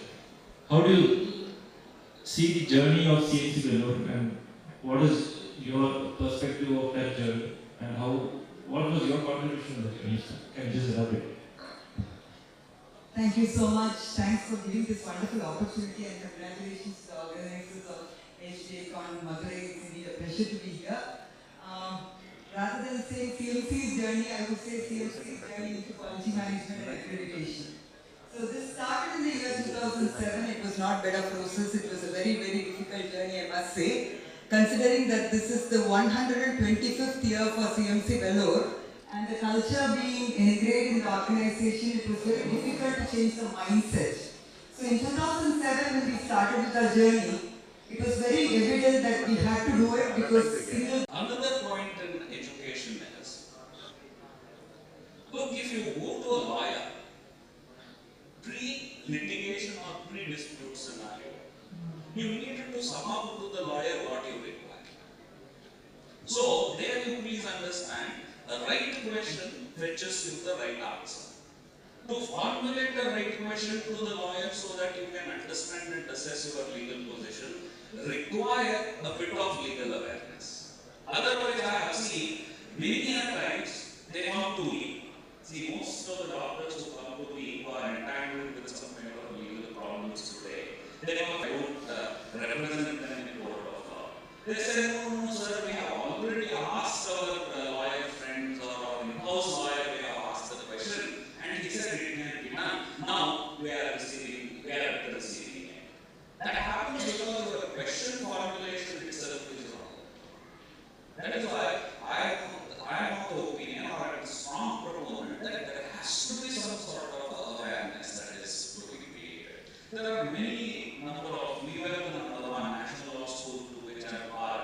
We were the first one in the country to, create a postgraduate diploma programs in medical law. Today there are multiple, what you call as agencies they are doing, because now, rather than, strengthening our PGDMLA program, I have taken it up as a mission to advocate help technically many agencies, organizations to create some kind of these modules. So, for example, in Gandhinagar we have one law school. They have already launched the program. Calcutta has launched the program. I am of the opinion organizations like CAHO and AHPI also should really create these kind of modules and make it available. See, now technology is so easily available. You can make an online programs and courses so that doctors can educate themselves at their own free time. That is the best method, according to me, to face the situation of medical illness. Thank you.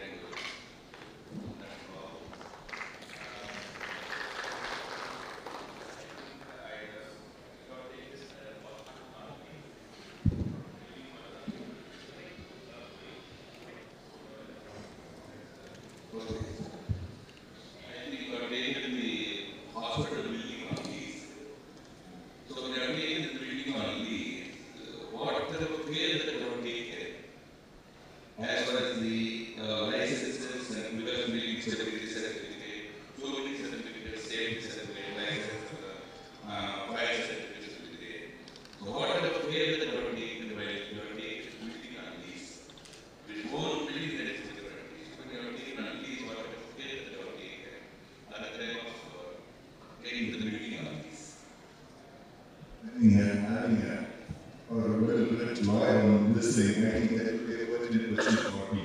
Actually, we have taken for a long case, but I think you will be in a better position to answer that. What are the things we have to be careful about doing? Yeah. Sir, it is really speaking of the business law, when you're talking of lease or licenses, if you really, the very simple way I can explain is if you are trying to have something licensed, that is, then you require very less access in law. But if it is lease, then it has to be registered, there are certain complications. But from your point of view, let us say you are taking a particular hospital on lease, right? And at that time, this lease or licenses complication you need not have to get into. See, what I am trying to tell you is, there is a person, as far as these licenses or whatever the names, as far as certain other permits are concerned, will continue. You are just stepping in as an enabler. Yeah. Yeah. Huh. Yeah. Okay, then we want all these aspects. Sir, I will tell you, there are two things. Once you are talking about, let us say, the liability part. Let us not, okay, I was taking it from the formality point. Again, this is an excellent example. If I can just take the liberty of saying, a question which you form, lawyer perceives it because you are speaking from your experience and I am answering from my experience. See, this is where formulation of question also. We say both are rights. Why? One is the liability of the owner, and the second one is occupier of the premises. Both are equally liable. That is joint and several liability. Right? And it is actually the court which will ultimately decide who should be criminally held liable and sent behind the bars. Right? Because there is something called as occupier. And there, what happens is your license or lease agreement, what you write, where you are shifting the responsibility. That becomes a critical. Otherwise, that is why you are saying, even if it is rented out, and there is some kind of a breakage or fire or something like that, the owner is first one to be targeted. That is very actually relating to here. So I am not the only one there, so I have a company behind the parts. Dr. Roy, three cities. How do you do the you have any system over there? Tirunelveli is lucky because of the we have Tirunelveli, Tuticorin and Kanyakumari. We together, all the doctors join together, we have a common biomedical case management facility, and it is run by a doctor called AHPICON. And the best part of it is they've been doing it for now 7 years, I think, and they're doing an excellent job. Also giving back money to a small, and we have a trust form which is called as Green Environment Trust, and that is also being run by all the IITs there. The point that makes it very sure for us in a small city or a small hospital is every day we have to weigh our bags, put tags on them, scan the tags and upload it. This is quite a task which we find our staff from doing. We do not have any way, but practically that is a problem that we have to do it on a day-to-day basis. I am not very sure about, we are doing it also by weight, not by bed, which is easier for us. And I tell my patients, I think they are the only profession who pays for our waste. Also for our waste. And segregation of the waste is so important that only about 5% is invariably our staffs and everybody at times they mix the septic and the aseptic waste and really the costs go up.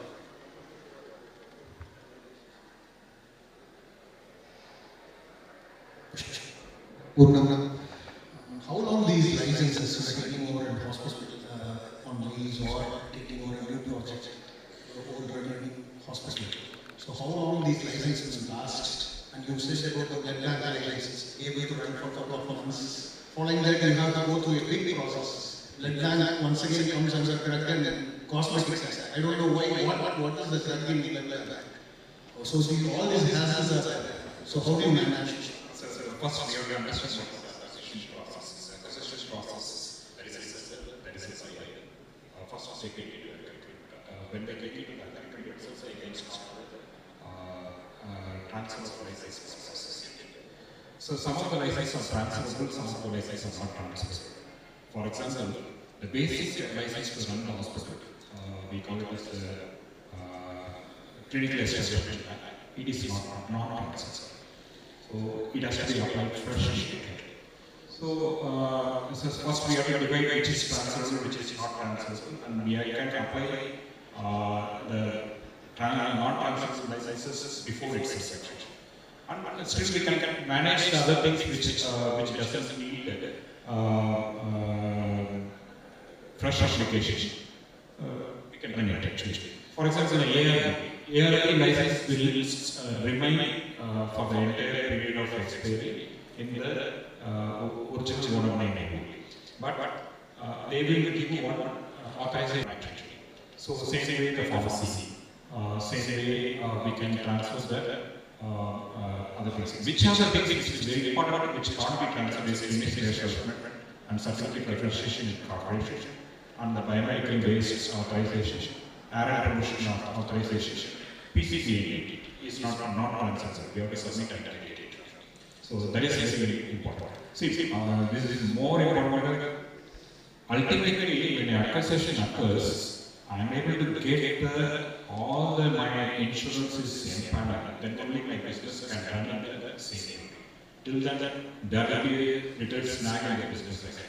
Because the insurance companies also don't agree with the environment when some of the levels are complicated. So if you know very well, the license takes its time actually. When you submit for the renewal or submit for your name transfer or submit for your fresh application, it takes its own time. So that's the challenge here. When we tie it with from agreement and to registration and then acquisition, then we will well manage this category. That's my question.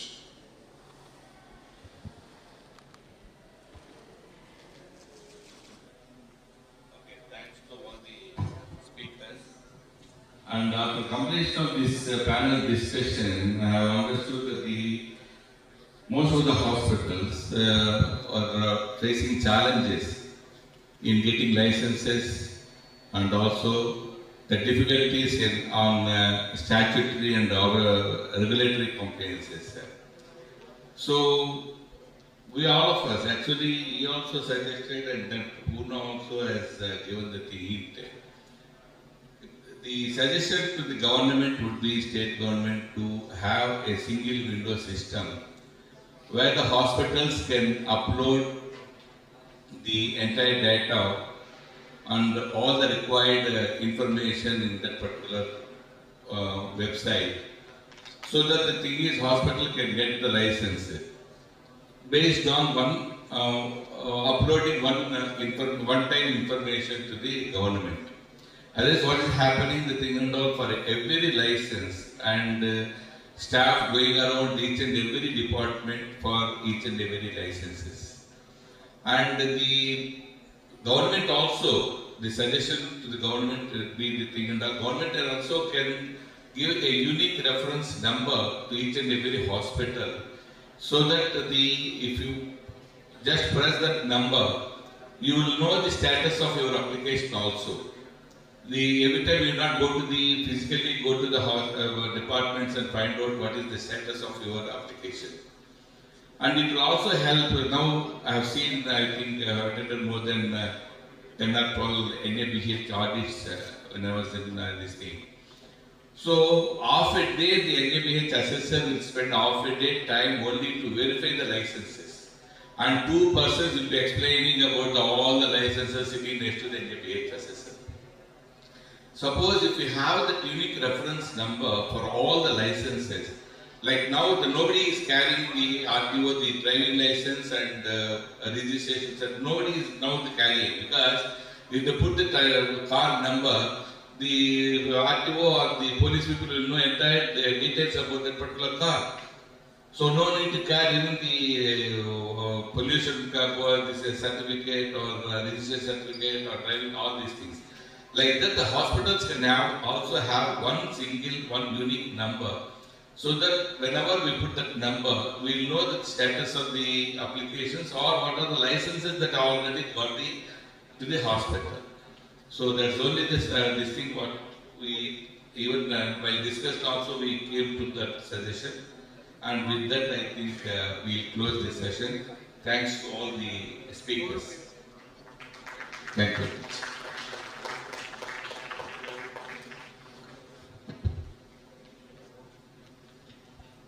Thank you to the entire panel members for presenting us with such an important and awesome presentation. Thank you so much.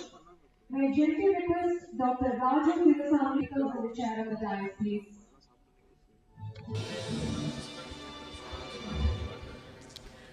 Requesting Dr. Raju Sivasamy to please felicitate Dr. Babu Narayanan, founder and chairman, Alpha Care Hospitals.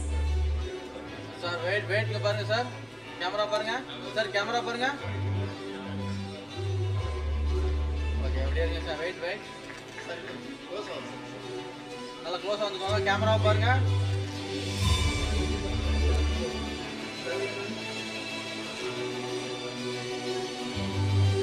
We are presenting a memento to Dr. Purna Chandran, Medical Administrator, Kaveri Hospitals.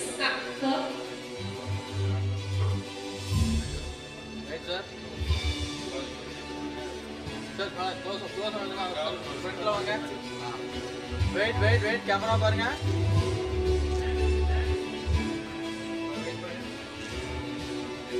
Felicitating Dr. Ubi Nandiman, Professor of Law, National Law School, University of India. Wait, sir. Chandra nunga, ella close nunga.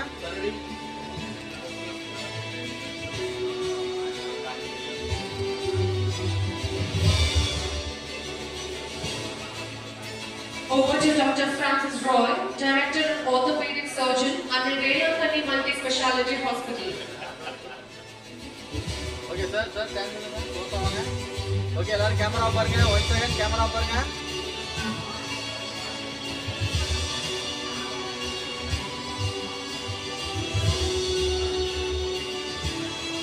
Presenting to our chairperson, Mr. D. Rambabu. Okay, sir, okay, ready, camera paranga, sir, wait.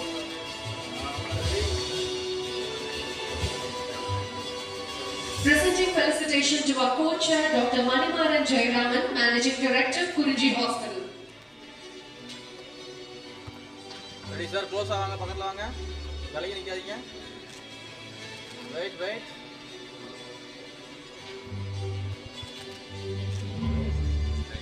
A huge round of applause and thank you to the entire SAM panel for presenting on an amazing topic. Thank you so very much.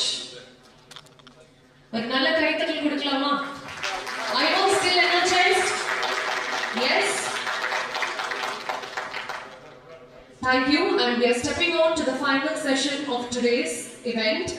And up next we will be having the award segment. So we are gently requesting all of the ladies and gentlemen to please stay back for the award ceremony as well.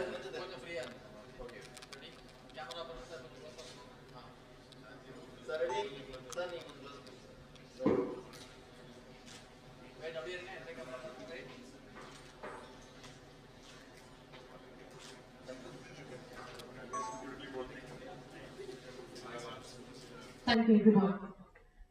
Introducing the last and final session 6 for the day, and the topic is on sustainability and scalability in Tier 2 and 3 towns.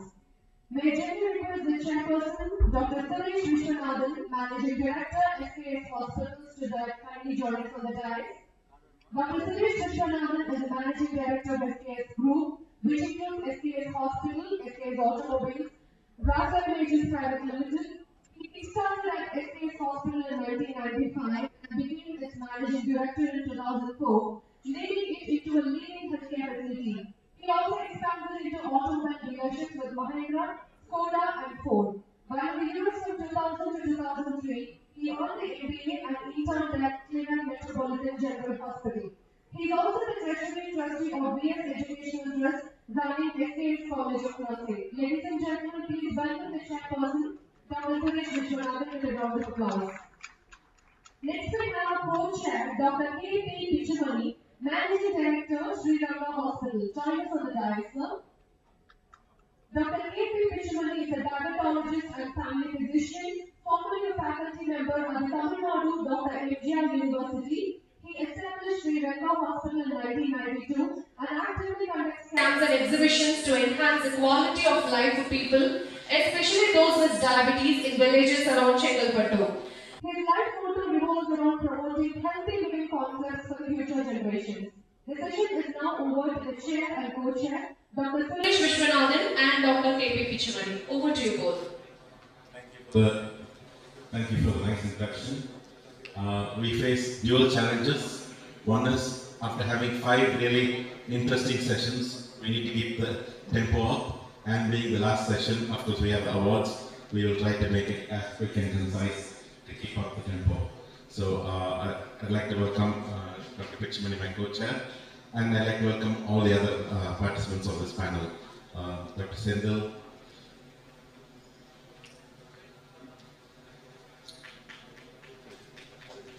Dr. Ramesh Babu, Dr. Manivan is already here, Dr. Mahesh,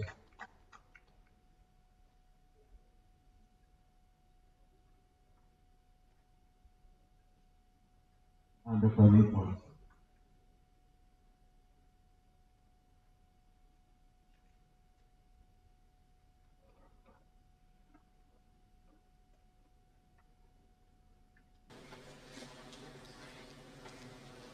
So we have the final session, which is sustainability and scalability in Tier 2 and Tier 3 cities.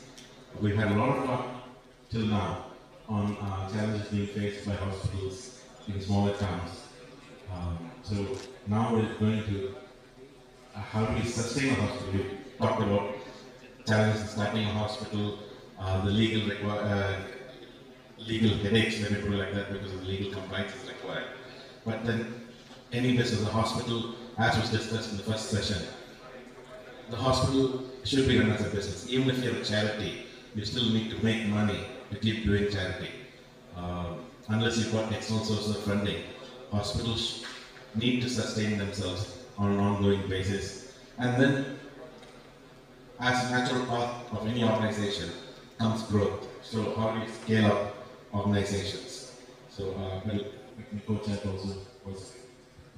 I would like to thank AHPICON organizing committee and of course a special thanks to Satish Devdas sir for good hospitality in Nadu especially. And this is actually our session, and we have been talking about the challenges faced by the Tier 2 and Tier 3 town hospitals, small healthcare organizations, so many legal issues. It was wonderful, it was a feast for most of the topics that are interesting. And as rightly pointed out my chair, it's actually this challenge with sustainability and scalability.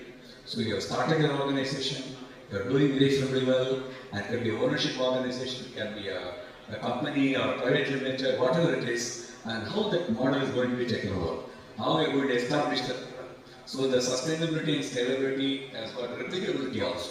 So unless you are going to replicate it, so now I got solvers will be replicating one after another when starting in various places. So I think we are going to hear from experts how they have been sustaining their institutions for a long time, how they have scaled up from small. It's a real motivation to many of the youngsters and also people who have been having small healthcare organizations, how to scale up the whole thing.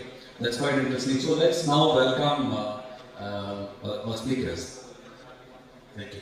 I'd actually like to start with Dr. Sendil with an interesting question, because Dr. Sendil is a third generation doctor entrepreneur. So he's taken over from his father, an institution that was built by his grandfather. And part of sustainability is how do you transition between generations, and what was the challenges faced by you with taking over the hospital?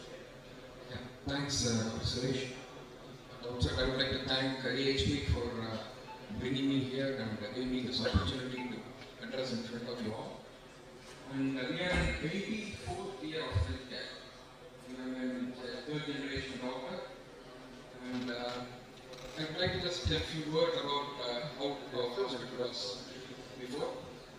When I entered in 1994, the hospital was like, it's a family hospital. And the father is a surgeon. It's more of a surgical oriented practice. And those days, there won't be any hierarchy there. There will be one person by name Parliament or some X or Y. He will be addressing everything. You ask for anything, the light is not working, again the Parliament will be called. The patient is not interested, and again the same person will be called. He will be a driver, he will be a jack of all trades. He will be doing injections, assisting surgeries. So these kind of people will be there in the hospital. When I entered, there were 3 or 4 people like this who will be addressing everything. This is the non-clinical side. And if you look at the clinical side, most of them will be unqualified but very experienced. They can almost conduct deliveries. They can even assist surgeries comfortably as well equal to a surgeon. And in fact, I learned few surgical tips from those staffs. So that was the scenario when I entered the hospital. And as the day progressed, slowly we started understanding, this process, this module is not going to continue for a long time. So, wanted to make a change, but there will be always a resistance when we make a change. So I have to going into the next generation. The people whom I, quoted like Nadu and 3 or 4 others, are all been with us for years together, and they have been seeing me as a kid. So when I started saying that, we need to make some change and to put departments, we need to set up hierarchy, we need to have department heads, with people working under them, reporting and all those things. Nothing was working because I used to get all kind of resistance from those people. They immediately say that this is not going to work out, but immediately they will say. So I won't be able, even if I employ some new people, there will be discrimination. If I put a qualified radiographer, they won't be able to take a proper radiograph because the senior most person will be dictating things. Timings, each and everything, it's very, very difficult for us to change the setup, the scenario. And immediately if you do something for them also, you try to say that, you're not working well, next month you can just get relieved and get whatever money compensation is there from your father, the entire family will come and stand in front of us. And the most difficult challenge what we faced was almost most of them were relatives of us. So this is the kind of scenario where it was when we entered. So slowly we started changing one by one, and till date there is still one more person in the hospital setup where he is just being put there, and it's kind of what do you call he will be just one among them, that's all. They will not be given the responsibility, and we have changed all the staffs. And not only in the staff pattern, the setup, the kind of setup what we have is in a sort of you have a hospital in front of a palace corner. So much of crowd is there, you won't be able to, even park a car. That was the situation.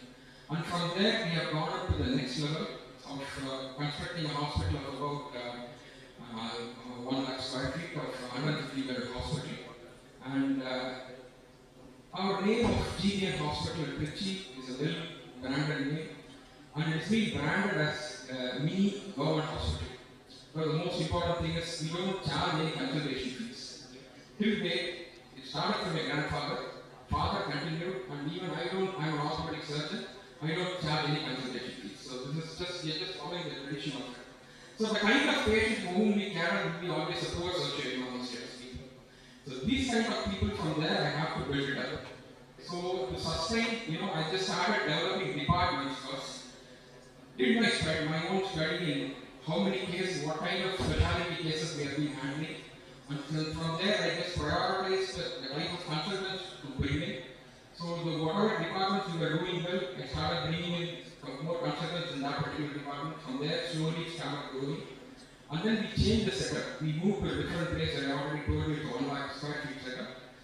And the name stands for a poor, low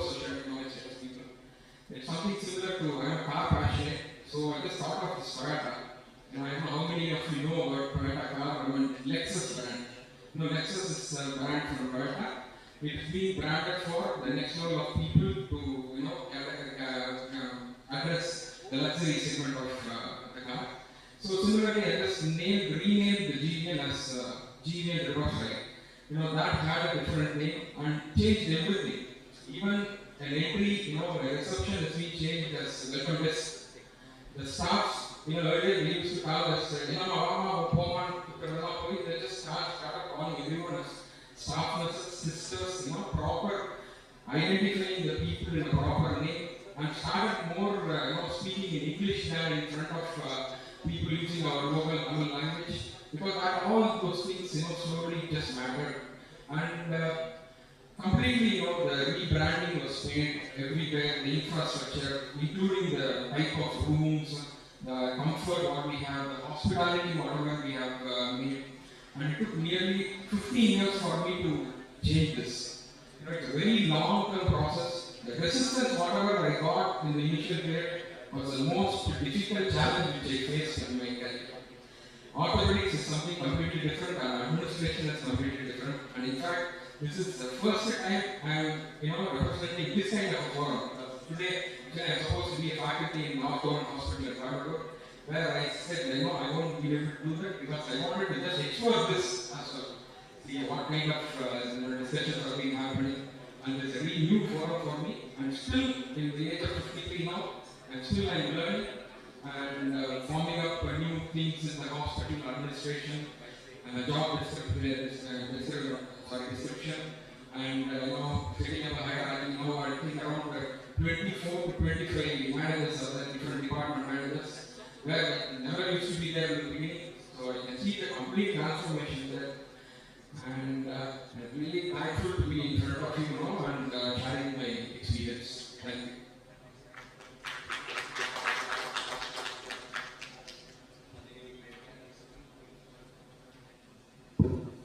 It's really great to hear that, actually. It's wonderful rebranding and repositioning yourself. Fantastic. And I think we also have two sons coming up.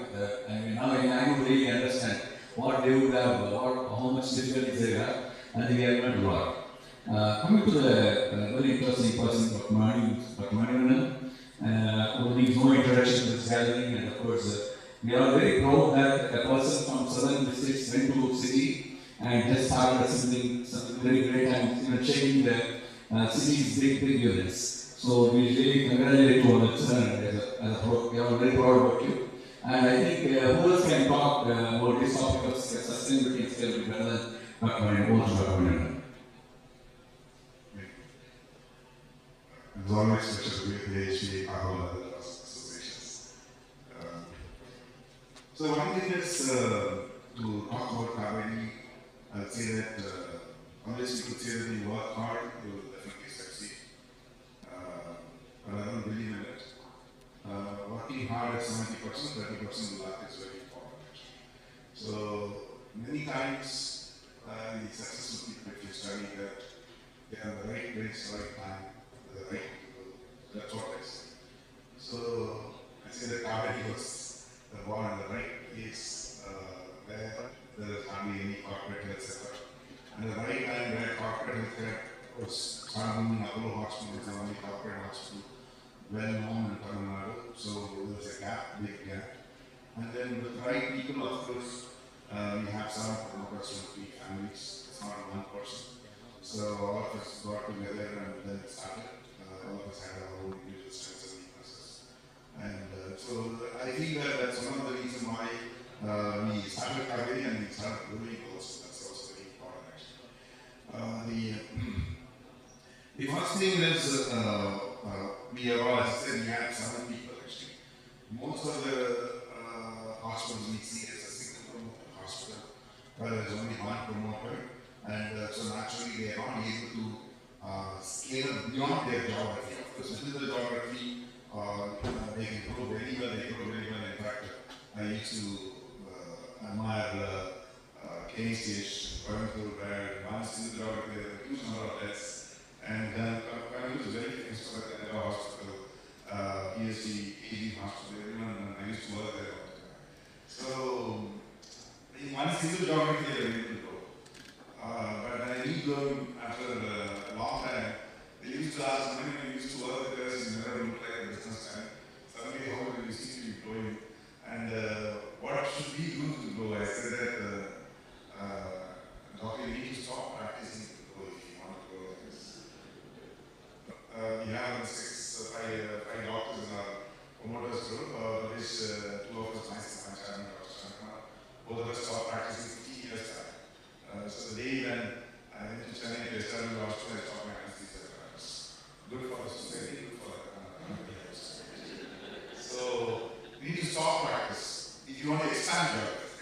If you are in the same place, of course I've seen a lot of clinicians and my a very passionate practitioner and passionate administrator now.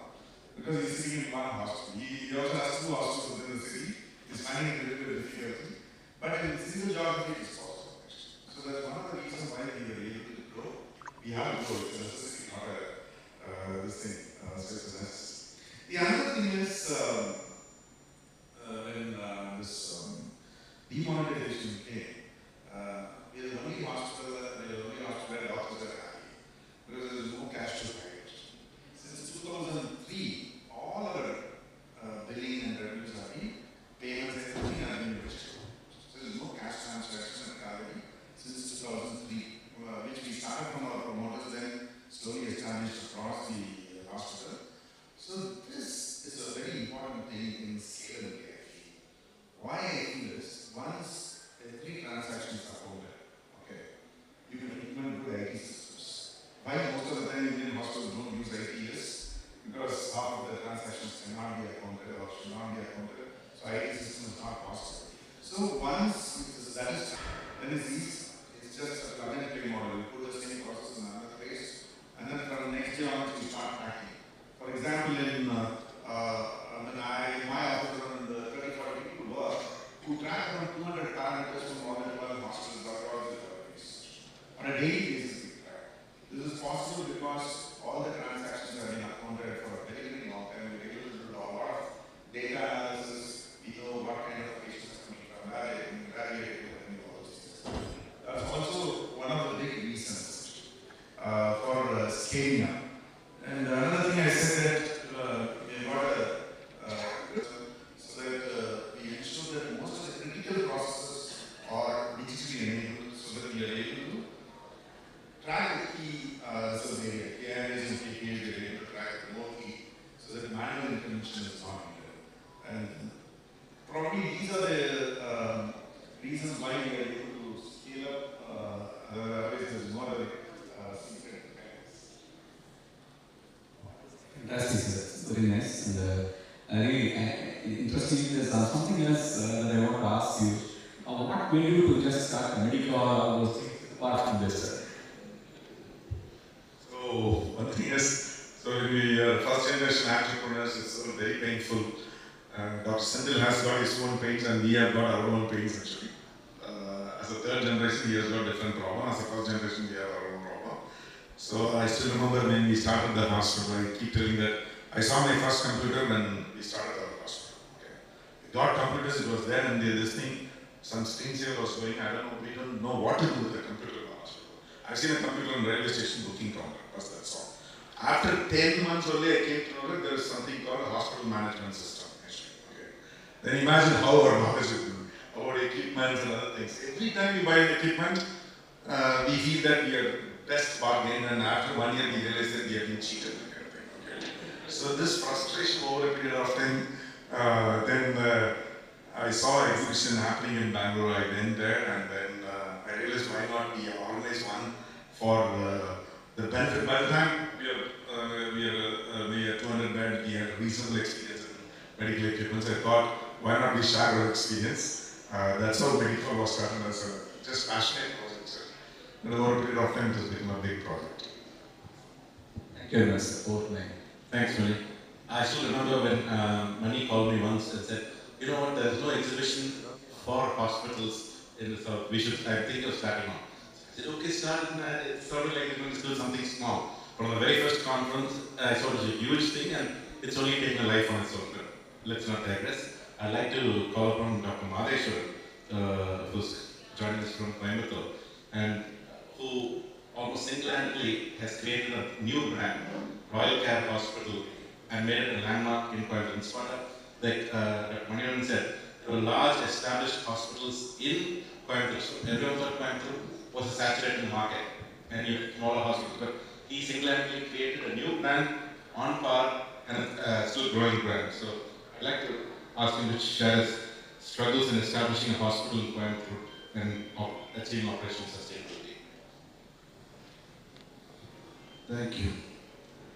I was not alone. I had my friends with me. I was trying to create a facility for our own practice, just to fulfill certain unfulfilled aspirations in patient. So we just said we have that sometime back in summer 2010. Was inaugurated in 2016 with 220 beds. We had our own challenges because there was no one administrator who knows about running a formation of hospital or running an hospital. All of us were practitioners. I am a neurosurgeon. I am still practicing. I am still operating around 35 tumors a month. I was the natural choice in that team to lead the show because I was elder to my friends and all of them called me on. So I was the natural choice to lead the show. And all these years, many times I regretted my decision to leave that hospital.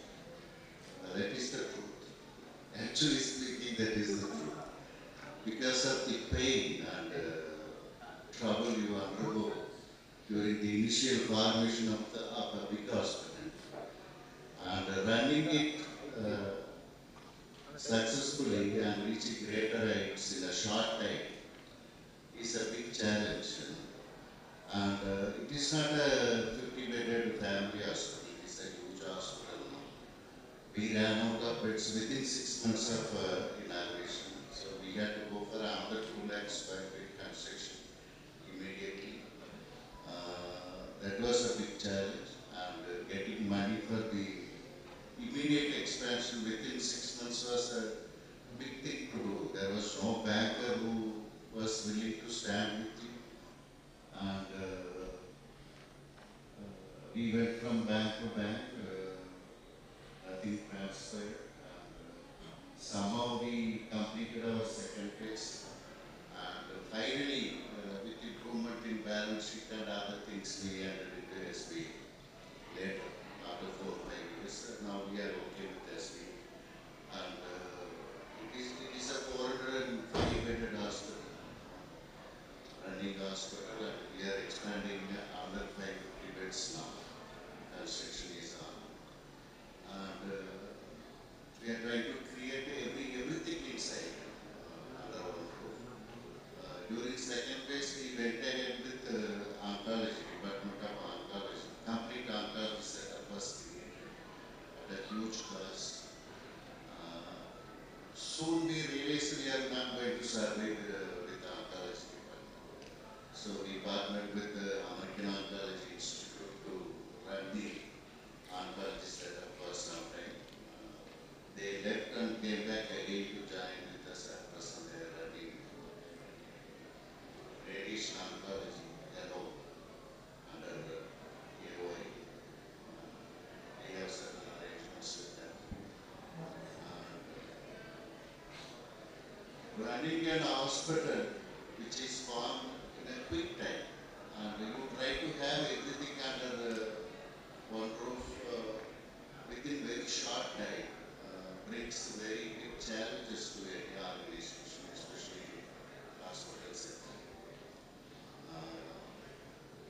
We did it because we realized that is our survival. We are not going to survive in that city without having everything under one roof.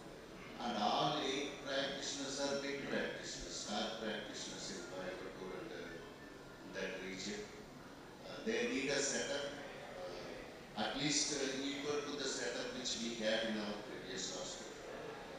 slightly better than that. That is our aspiration. That has to be fulfilled by me every day. And I try to keep all my promises to them and try to add more doctors because there are departments which we do not have any doctor in our team. So we quickly added and fulfilled those departments and plus the last one is we will go under transfers. And we have established dermatology. BMP is functioning, one letter transfer. We have 2 CT scans, 2 MRIs, and all departments are doing well. The hospital caters to more of neurology and neurosurgery patients, almost 40%. Other departments are coming. From day one, we never hesitated to introduce any technology at any cost into our hospital. I think that was the big success story of Project Care in Goa. Because we had huge hospitals in front of us with all the facilities. We had to match them and we had to improve our practice. We can't do without those technologies. So we were taken. The cost was very high and we never bothered about cost, return on investment, interest rate, repayment obligations. Nothing was bothered. Everything was taken care of with great difficulty, of course. And after 4 or 5 years, we started stabilizing. Now we are going with our expansion. 2, 3 things we were very clear from day one. Myself and my team of doctors who are also directors in the company. It's a limited company, unlisted limited company. We will not compromise anywhere inside the hospital. And we will continue to develop trust between hospital, doctors, and our patients and customers. Luckily, we had our own patients, our customers, because all of us were practicing in that city for about 10 to 15 years. So that helped us to kickstart immediately. We are not new to that place. We are more. And we are very clear about infection control practices inside the hospital. In fact, I have made huge statements in many meetings, clinical meetings and other meetings. I will feel happy if my antibiotic sales goes down in my pharmacy. That day I will feel very happy. That was a true statement. And we are making very huge efforts to control infection rate in our hospital. Many things are done. It's not possible to enumerate everything. And we do know medical errors occur inside the hospital every day, every minute, every hour. Huge medical errors, minor medical errors do occur inside the hospital. You can't avoid medical errors, it will continue to happen. We made a conscious effort to accept those medical errors and take corrective measures immediately, not to repeat or not all of those mistakes happen again inside the business. These 2 aspects you are very clear. Infection control measures and accepting medical errors inside the hospital and correcting those errors immediately. These things help you to create a quality care, truly quality care to your patients because they trust you. The trust is very great between patient and doctor. I think only that will prevent major problems in these days of medical legal problems, many other things which happen inside the hospital, many appreciations. Patients accuse you, relatives accuse you, public, media, everyone talks about doctors, hospital. It is a sensation. very big sensational news you get when you talk bad about hospital and doctors. So you should be very careful in building a trust in your patients, customers and their families, and in that area, community. Continuously we try to interact with community, do some activities at community level to increase the trust between the community and the hospital, so that the problems are less when there are certain problems. And we are not able to run any schemes inside government schemes. It is not an hospital for schemes, it is not possible to run. Because any government scheme, if you run, there are problems attached with it. We don't want those things, so we don't run government schemes. We just provide excellent care without any problem. And we are going to and we are trying to create a bone bank, skin bank, eye bank, voice center, burns unit, everything in your building. 5 beds each, and on ECMO center with 3 beds. New setup is coming up, and it is going to become 1,100 hospital. I am happy. I am able to achieve these things with the help of my friends and patients and well wishers. And let the story continues. Let us see. Thank you, Dr. Nadu. I think usually when someone comes to me saying that I have to build a hospital, I advise against what I call the big bang method. I say start small, scale up, have space to expand, and please don't go with the big bang. I've seen many hospitals fail, but in this case, I applaud Dr. Nadesh for going against financial wisdom. And like I said, it was the necessity of the city that he was in. But not only did he go with the big bang approach, and he's made it a success. Thank you. Yes, actually, what the chairperson told is very right. We grow small and we just start small and grow every day. And I hear from Mahesh telling that there's got not start the farmers to start with. That's a great thing. So it's a lesson for the newcomers that you have to form a guild and it's building our practice. And you know, we should have a good practice and probably 5 or 6 practitioners together starting a unit with a good practice actually can do well and can start thinking in a big way. So coming to the next person, Dr. Ramesh Babu, who doesn't know need any introduction in this area, who has been in this place for quite some time, and he has seen many organizations, great administrator and a great orator.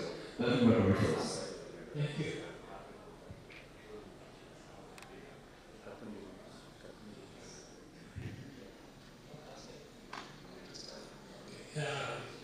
Good evening, I'm Dr. Ramesh Babu. I just wanted to say I'm the CEO of Sri Kamathi Medical Center, which is just 1 year old, 300-bed hospitals, doing 80% occupancy within 1 year, 5 accreditations, and that's all because of the great teamwork we have.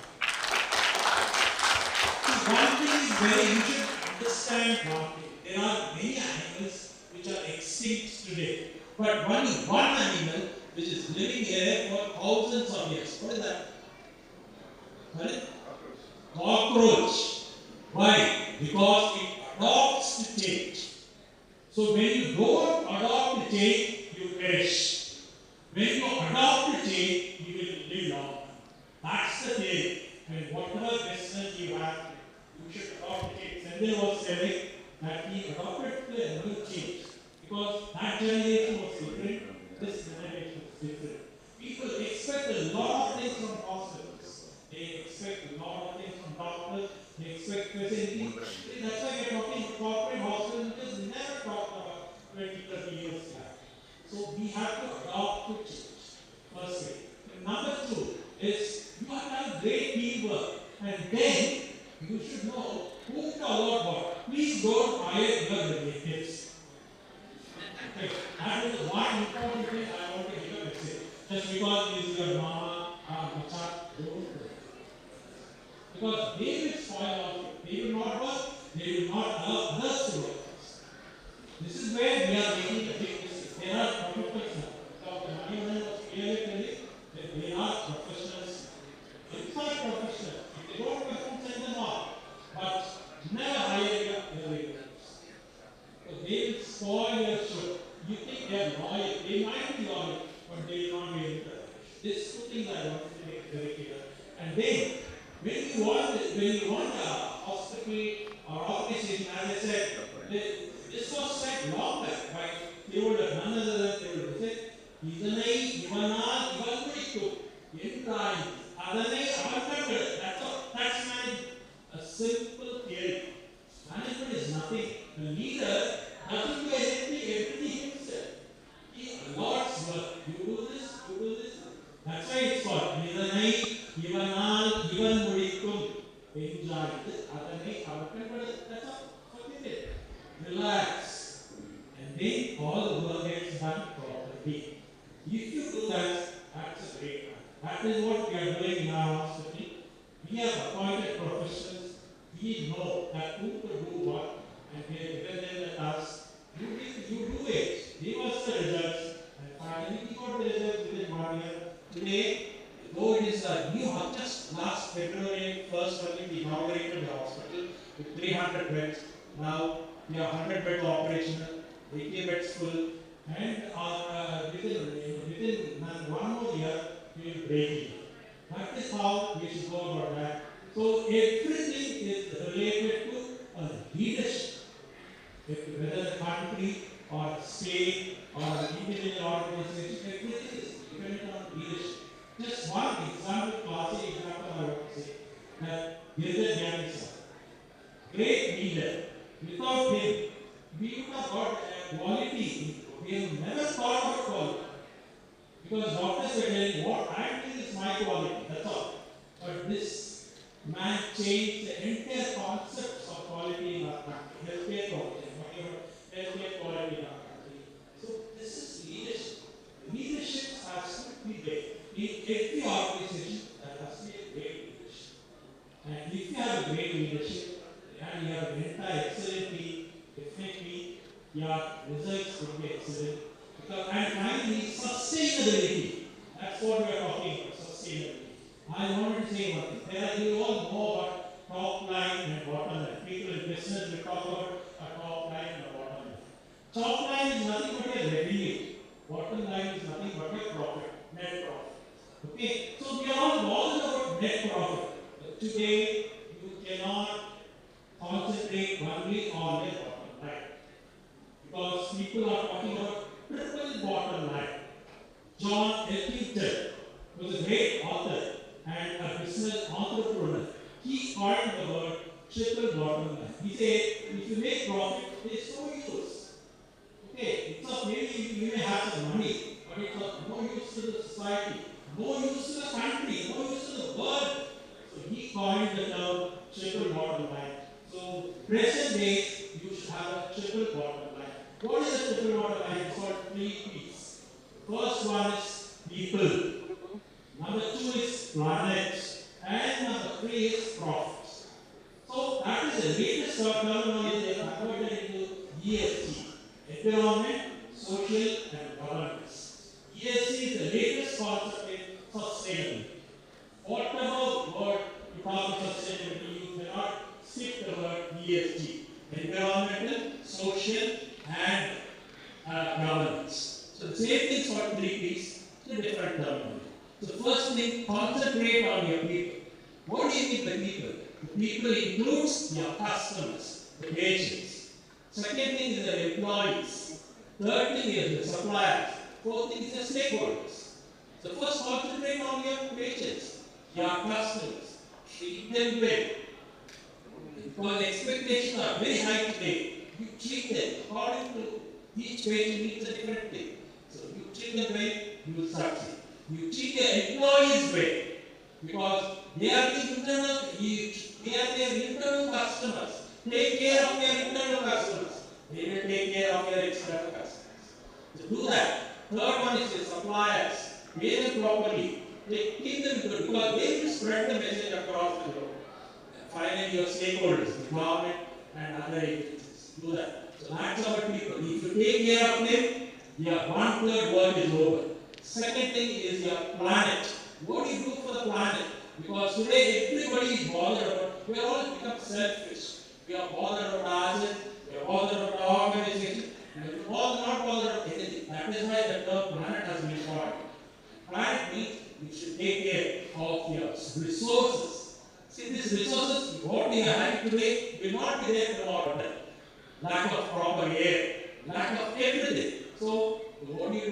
So you should save for the planet. You should save for your children, your own children, your grandchildren, your successors. So take care of their planet, like water footprint, carbon footprint, and environmental. We are talking about BMW, how do you biodegradable waste. All these things you should take care of. As a management, as a leader, it is our responsibility to take care of. It is not a professional work. It is our responsibility to take care of all these things. You have alternate energy, solar energy, wind energy. You have to take care of all this. So this is number 2, planet. Number 3, once you do this, people and planet, automatically your profit will increase. Okay, so when you do this, and that is called sustainability in the long run. There is no point in having starting a hospital, make it run for 1 or 2 years, then closing it down, or selling it to somebody else. There is no point. You have to sustain it. Sustainability is a long-term process.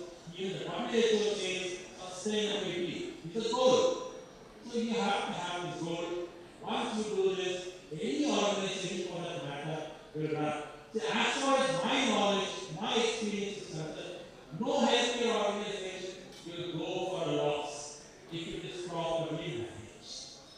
If it is properly managed, every hospital, whether it's 10 beds or 1,000 beds, will definitely make a profit, and it is useful for the society, useful for the individual customers, and also for the individual persons who have spent a lot of money.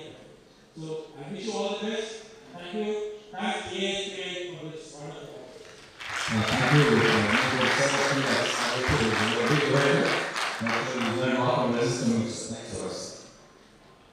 Next, we like to hear from Dr. AHPICON and its challenges in opening up hospital in other districts and its strategies to the same. In the last speaker, so in the Nadu city, what I'm planning to talk with the communities of the multi-specialty hospitals. Ours is a unique social hospital. We practice university of life sciences. Initially, I was in CMC for the first 15 years, my UG and PG. Then on the basis of perhaps the general group, I came to Madurai to start the department of University for Apollo Hospitals, near to those. Having gone through almost till 2007, next 7 years, we were functioning together in the multi-specialty area. And I found that something is missing. And I actually wanted to start a hospital. And there are some limitations to the part of the growth and stability in my area, which is university. Therefore, we went through and started Neurosurgical Center and Neuroscience Center in Rome at a 35th hospital in 2008. And then slowly we started doing the work, and over a period of time, we, from a 35th, we built a lot of patient confidence at all level, and with a lot of new equipments, infrastructure, we grew for the next 11 years, started the proprietorship firm, then went on to become a private limited, and by 2022 we became a public limited analyst. From 2008 to 2020, we were the whole campus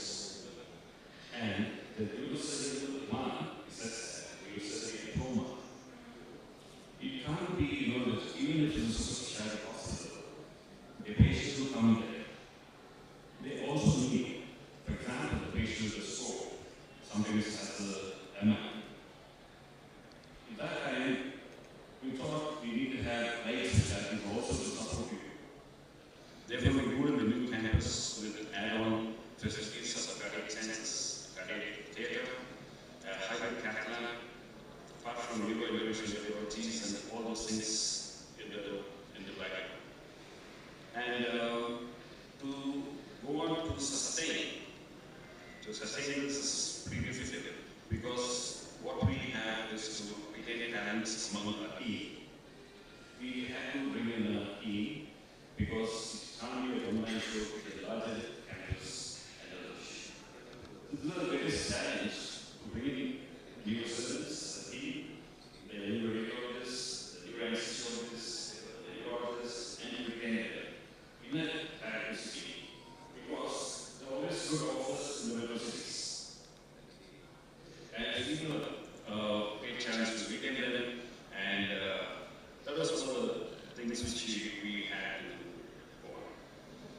And the next thing is, we had the financial services. So we were always on the front, like, as for the money we say, from day one we had always been accounted, everything is always accounted, where balance sheet was very healthy. So we were able to get a lot of loans from the bank, financial institutions, without having to, we didn't have to struggle for it. And though it's been a slow process over the last 16 years, we have used this. And next, and retaining talents among the staff, the nurse, is also a big challenge because it's a unique specialty, and most of them sometimes after 2 years they try to go abroad for better job offers, and we are able to contain that and we are able to compute with the verbal training. And of course, the last thing is, after having all this specialty and all the equipment in place, comparable to any other facilities, still the patient, the awareness has to be there because they continue to go to the methodology for long-term care in universities. So these are the things which we found it is very challenging for us, and we have to sort of overcome to sustain and scale it further. So these few points that I would like to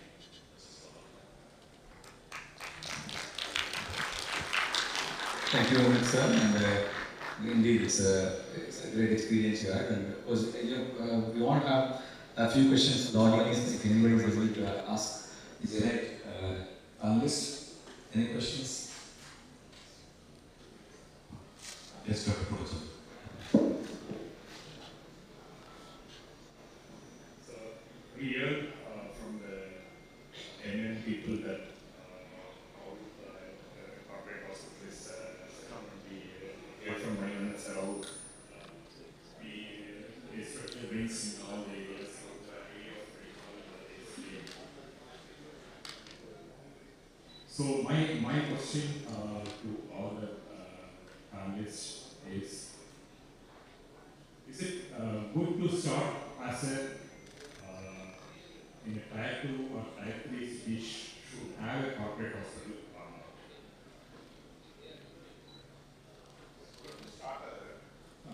Corporate hospital in the Tier 2 and Tier 3 cities.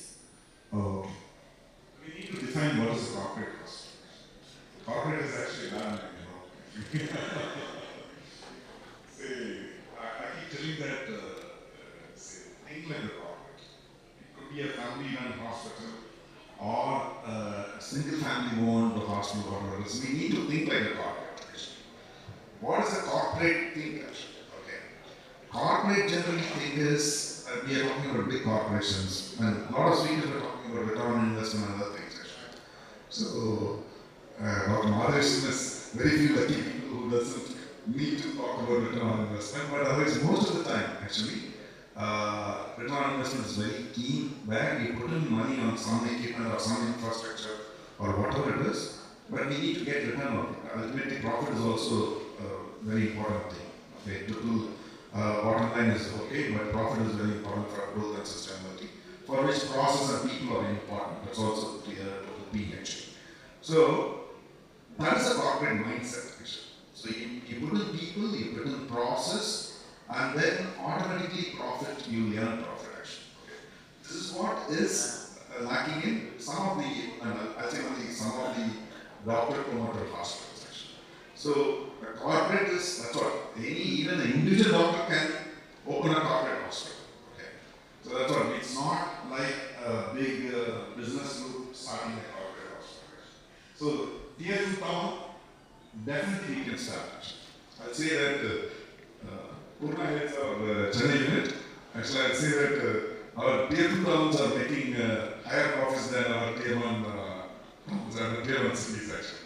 So tier 2 town is actually a good business model. Thank you very much, sir. I got the answer, so I hope we will have good hospitals in the tier 2 and tier 3 cities. It's a nice point, sir. You think like a corporate, but act like a real doctor professional. You should be very kind to the patient, and you got to have all the things what Ramesh was really told. All these things are very essential. You have to balance in these things.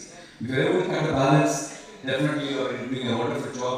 You don't need to worry about your bank balance, you don't need to worry about anything. You will have very good returns. That's no doubt about it. Thank you. Yeah, my grandfather Raman, nice to see the veterans of Tamil Nadu healthcare industry around all icons here. I have two questions, one to Dr. Ryan and maybe one to all the people in the panel. I have seen hospitals like Apollo Hospital, coming from the metropolitan cities to the smaller towns. But I think you and Gem Hospital are the two hospitals which went from tier 2 hospitals to the metropolitan cities. What are the challenges you faced and why did you do that? You did not get enough money here, then you went there, or you had purpose, you have a vision to do that. Point number one. Point number two. When we want to run a corporate hospital, bottom line is very important, okay? So we don't want to run hospitals for charity and all that. We are very clear about it. Profit is not a bad word, we want to do that. In your long years of journey, maybe all of you for that matter, do you think we should concentrate on the top line and make more profits for sustainability? Or contain costs and make profitability and make profits? Or we should do both, or which is more important? Increase the turnover, make profit, or reduce costs and make profit, which is more important? So the first point actually, why you went to tier 1, because you didn't have money, that's what you were asking. Actually, you had a lot of money, that's why you went to tier 1. Tier 1 town, basically, I'm good. No, you are an rich man, that's not No, I'm not good. The point is, you thought the profitability would be better in that's a joke actually. Basically, we had a very big investment in our hospital. The investors invested around 30-40 crores way back in 2009. So we had money to expand to tier 1, otherwise we never had money to expand to tier 1. So it's primarily, one is, always we thought that the visibility of the hospital in a tier 2 town was very less. So we've been there in Trichy for 13 years before going to Chennai. We are doing good work, but still our visibility was not that great. But when we went to Chennai, definitely our visibility is extremely good and our brand picked up very well. That is one of the reasons why we went actually. It's not for the profit alone actually, because one is at that point of time getting doctors in tier 2 town was difficult. Now it's not that difficult. So tier 1 we are able to get good doctors, so that is also one of the reasons. And probably the next person I needed the other audience, other panelists. Top line or bottom line? I'd like to take my stab at it.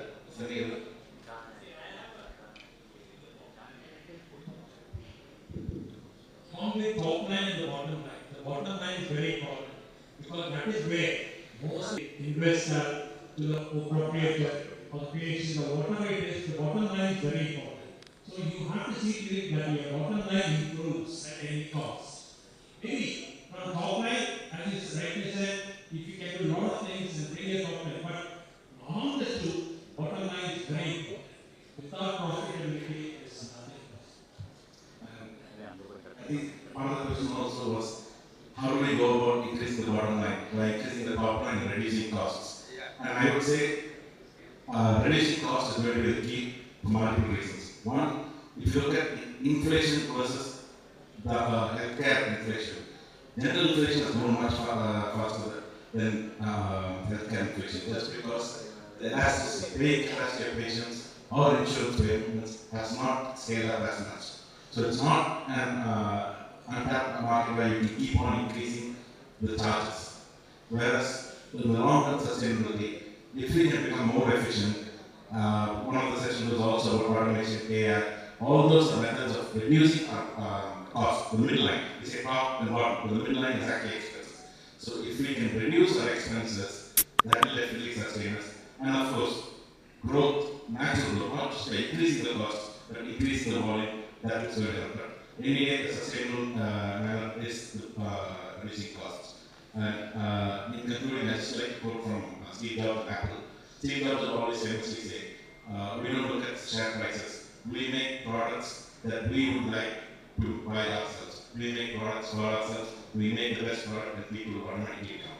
Like that, I think in conclusion, since this is the last session, so I take the liberty of pretty much, sorry, I mean, we're really pressed for time. You can't recognize the wonderful thing you know. Okay, I said I will not talk about numbers because you are all genius in numbers. Okay, one last question, very philosophical in nature. Okay, for sustainability and growth, happiness and friends are very important. After you started hospitals, how many friends you made and lost? That's my first question for all of you. And after starting hospitals, what is the happiness index of your life? Only two questions. This will I realize that I have to start hospital to start. Thank you, sir. I think Mahadesh said it.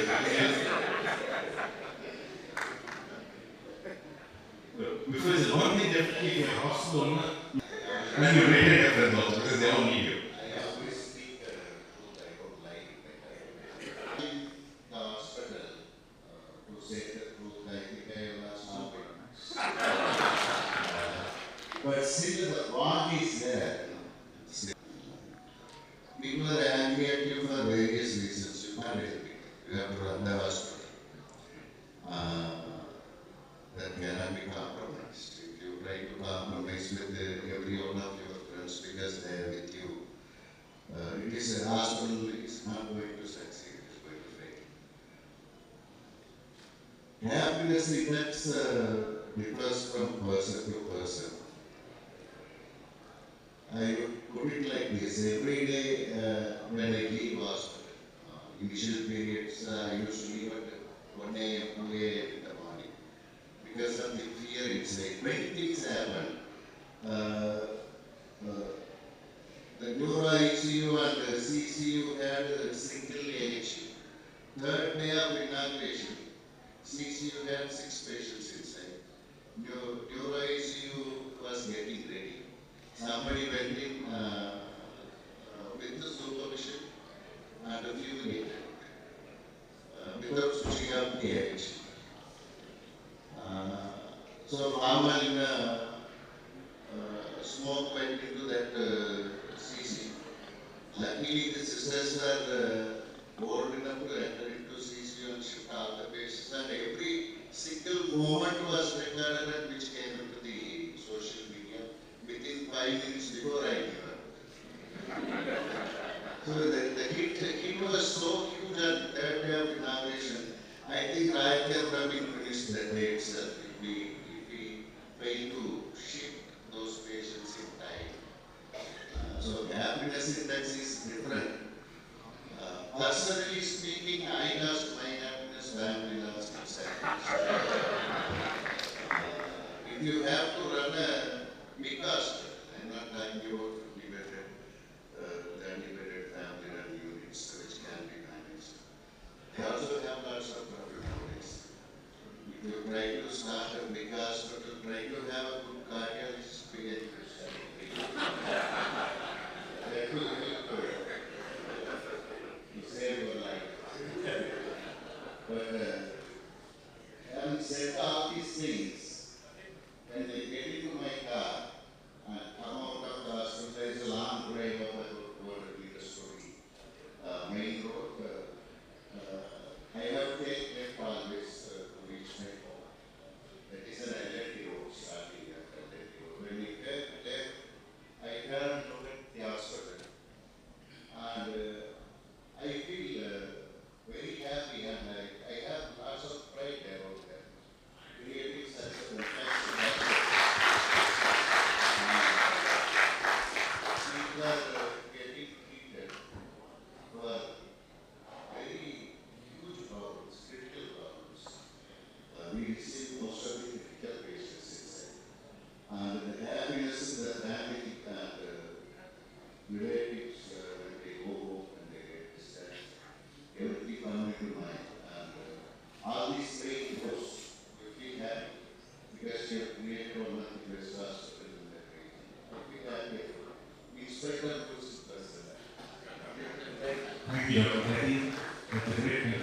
I'd like to conclude assessing Apple-based products that they would like to buy themselves. And personal anecdote, I had a late marriage, and one of my friends, a veteran married friend, gave me one advice: happy wife, happy life. Like that, I think happy patient, happy hospital. Thank you. Thank you very much. I'm excited.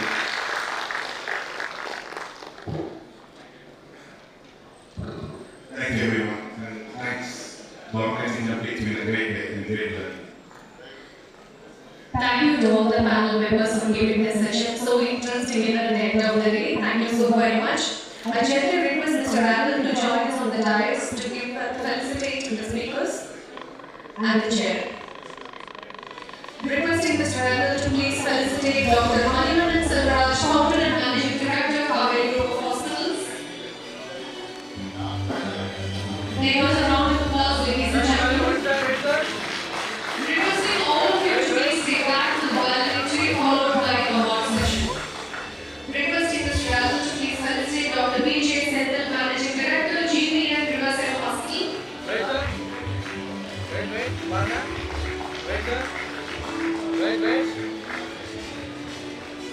Felicitation goes to Dr. M.J. Omar, chairman and managing director, Hannah Joseph Hospital Limited.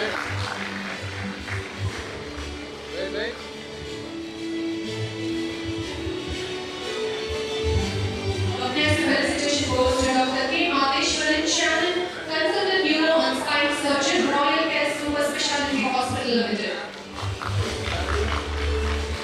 Can we put our hands together and give a round of applause to the speakers with the dice? And finally, Dr. S. Ramesh Babu, CEO, Sri Kamachi Medical Center.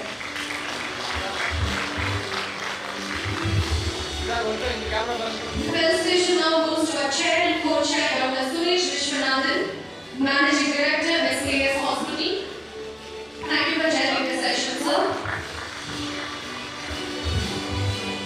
And finally, Dr. K.P. Bichumani, managing director, Sri Ranga Hospital.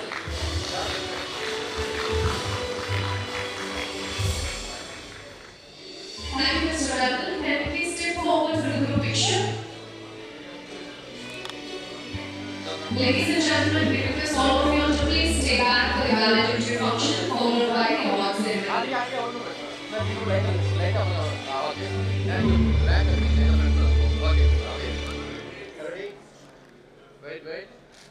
Wait, up here, wait, sir, come on, Thank you. Thank you. This calls for the end of the sessions in the conference of AHPICON 2024 Tamil Nadu chapter. Thank you for making all the sessions more interesting and presentable, and you all had a great day. Thank you. Requesting all the ladies and gentlemen to please stay back for the valedictory function followed by the award ceremony, please. We will be beginning in a minute.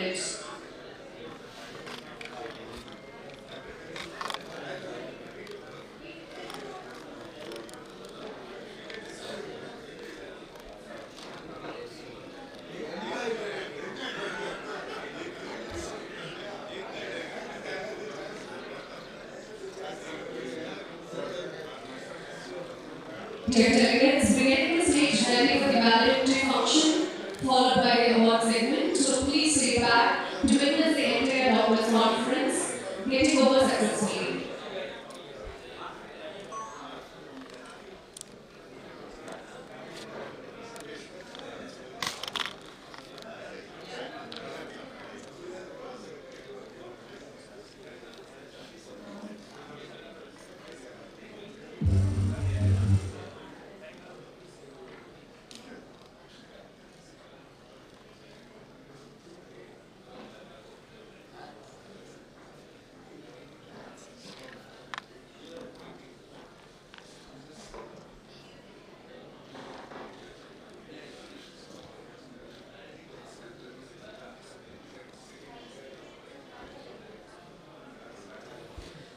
Dear ladies and gentlemen, a warm good evening to all of you.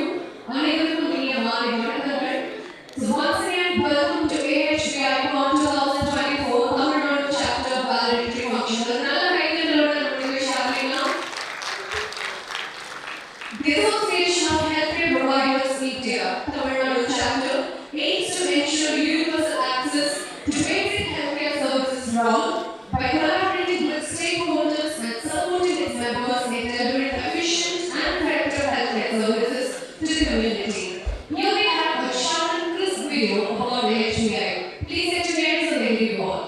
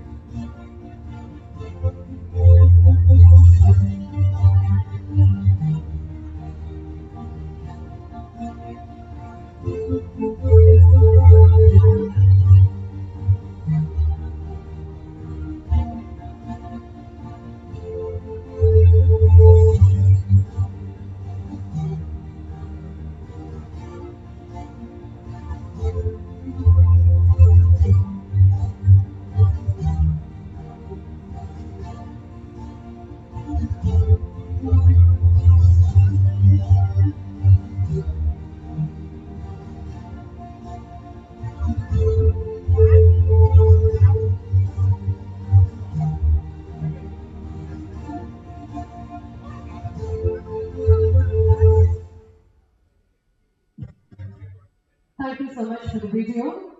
AHPICON 2024 takes in pride in introducing the gold sponsor, Sri Kamachi Medical Center, Tanjavur. Can you please play the video?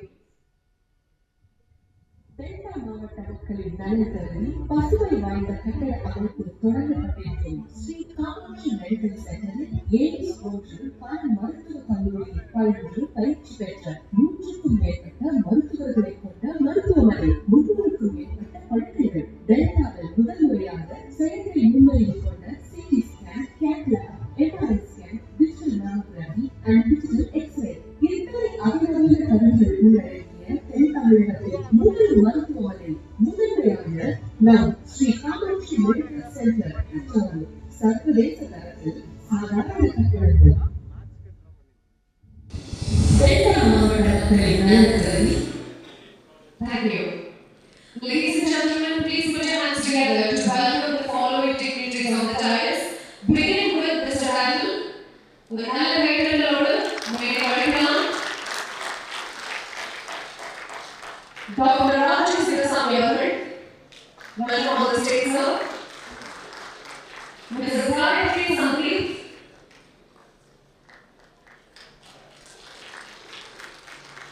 Mr. Ram Babu, Dr. Satish, Dr. Gyani, and our chief guest for the day, respected Professor G. Namasamman அவர்களை அன்போடு வேலை அழைக்கிறோம். ஒரு நல்ல கைத்தட்டலோட.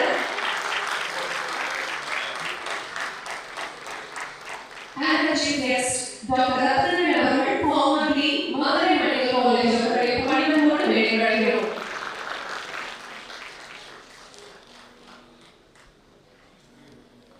Requesting the dignitaries to please take your seat on the stage.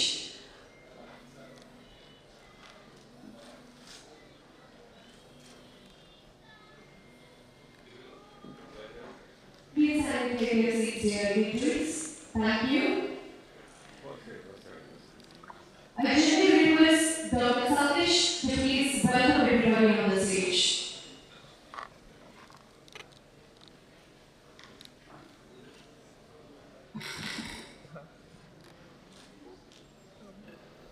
Chief guest of today, Professor Namasamman and Dr. Nadu.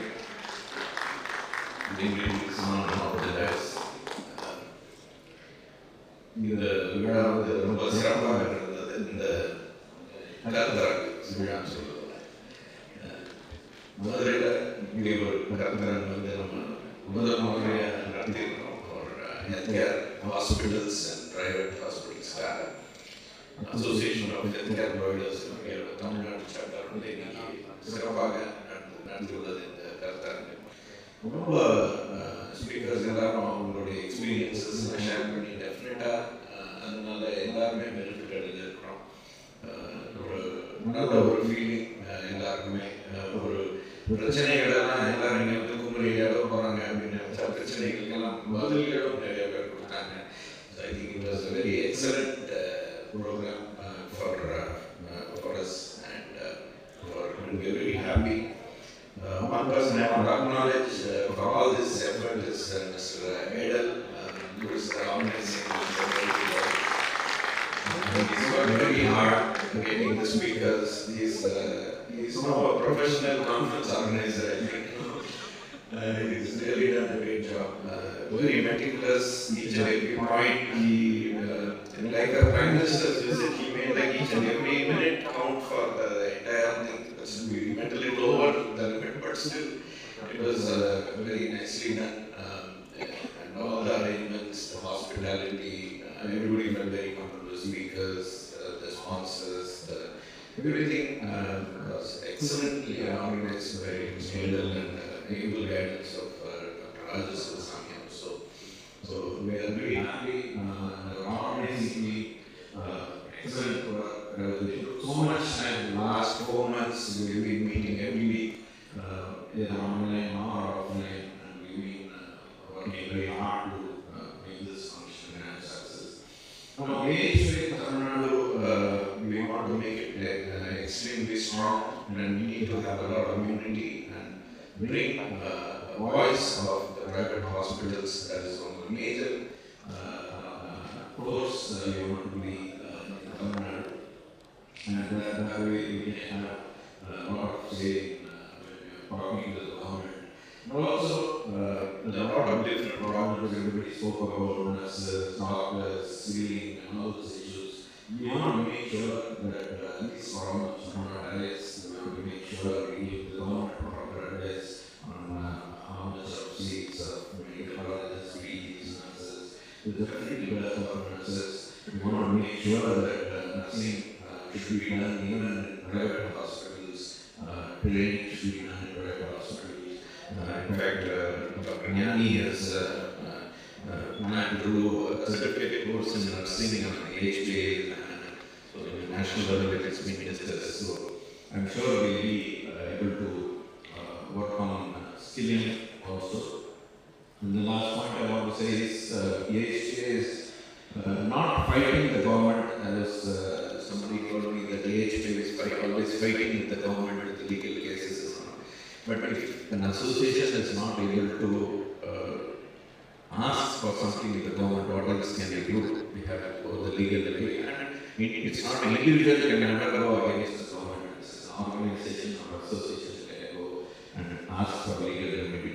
That's what AHPA has been doing so far, and it has been doing successfully, and it will always stand for the voices of private hospitals. And I think we should make AHPA much stronger, and eventually the healthcare system will definitely become stronger. Thank you very much for attending. Thank you so very much, Dr. Satish. Up next, ladies and gentlemen, we have a guest of honor, Dr. Gnani, to address the gathering. Please, sir.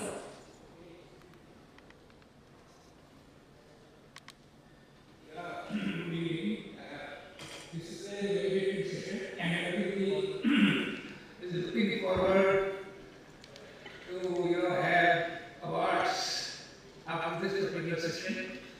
I think Dr. Satish has mentioned to you that running an association is not an individual. I think right from the beginning when we formed this association, our motto was very simple: working for the well-being of the common man, educating and advocating for well-being of the common man. This remains our motto even today. Now, in fact, let me tell you, over the years, the government has found very convenient. In fact, they appreciate us now.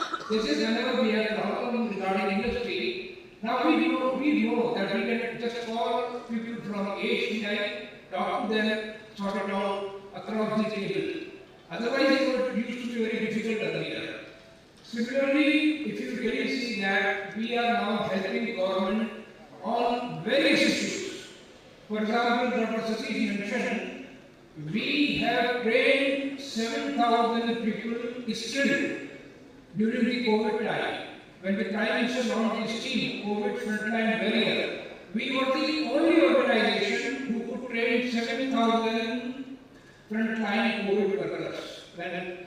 And similarly now, there is a new program that we are, you see, people are talking that India is a country where 50% of the population is below 35 years of age. Now that we have picked up now, and we are having a massive program of training the 10+2 students on various disciplines of the healthcare, what we call allied healthcare, as the Commission has informed. And these people, not only for our country, but we are preparing them to go abroad. And we have got demand from Netherlands, Germany, UK, USA, Central Asia, and of course the GCC countries. So that is a massive program where no association, because we have strength now. We have 21,000 plus hospitals and many more are going to join. So that is the way association is working for really the well-being of common man, well-being of the nation. And I think the AHPI Tamil Nadu, I must say, stands out today almost as the #1 chapter of the AHPI. And I want more and more members should join and work in that very direction. Thank you very much. Thank you very much, sir. Let us now felicitate our chief guest of the day, Professor G. Gnanasambandam Avargal. I gently request the dignitaries on the dais to felicitate our chief guest, please.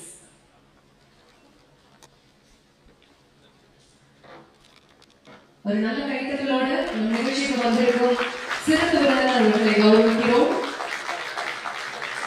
Thank you so much, sir. உங்களுடைய schedule time எடுத்து AHPICON 2024 Tamil Nadu சாப்டருக்கு வந்ததுக்காக we're very delighted to have you today.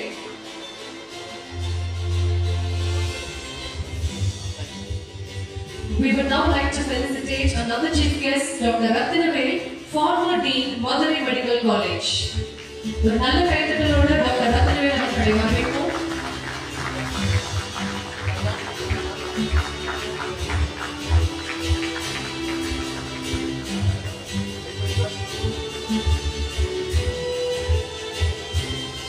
Thank you. Kindly get seated. Now I gently request Professor G. Gnanasambandam sir to please address the gathering.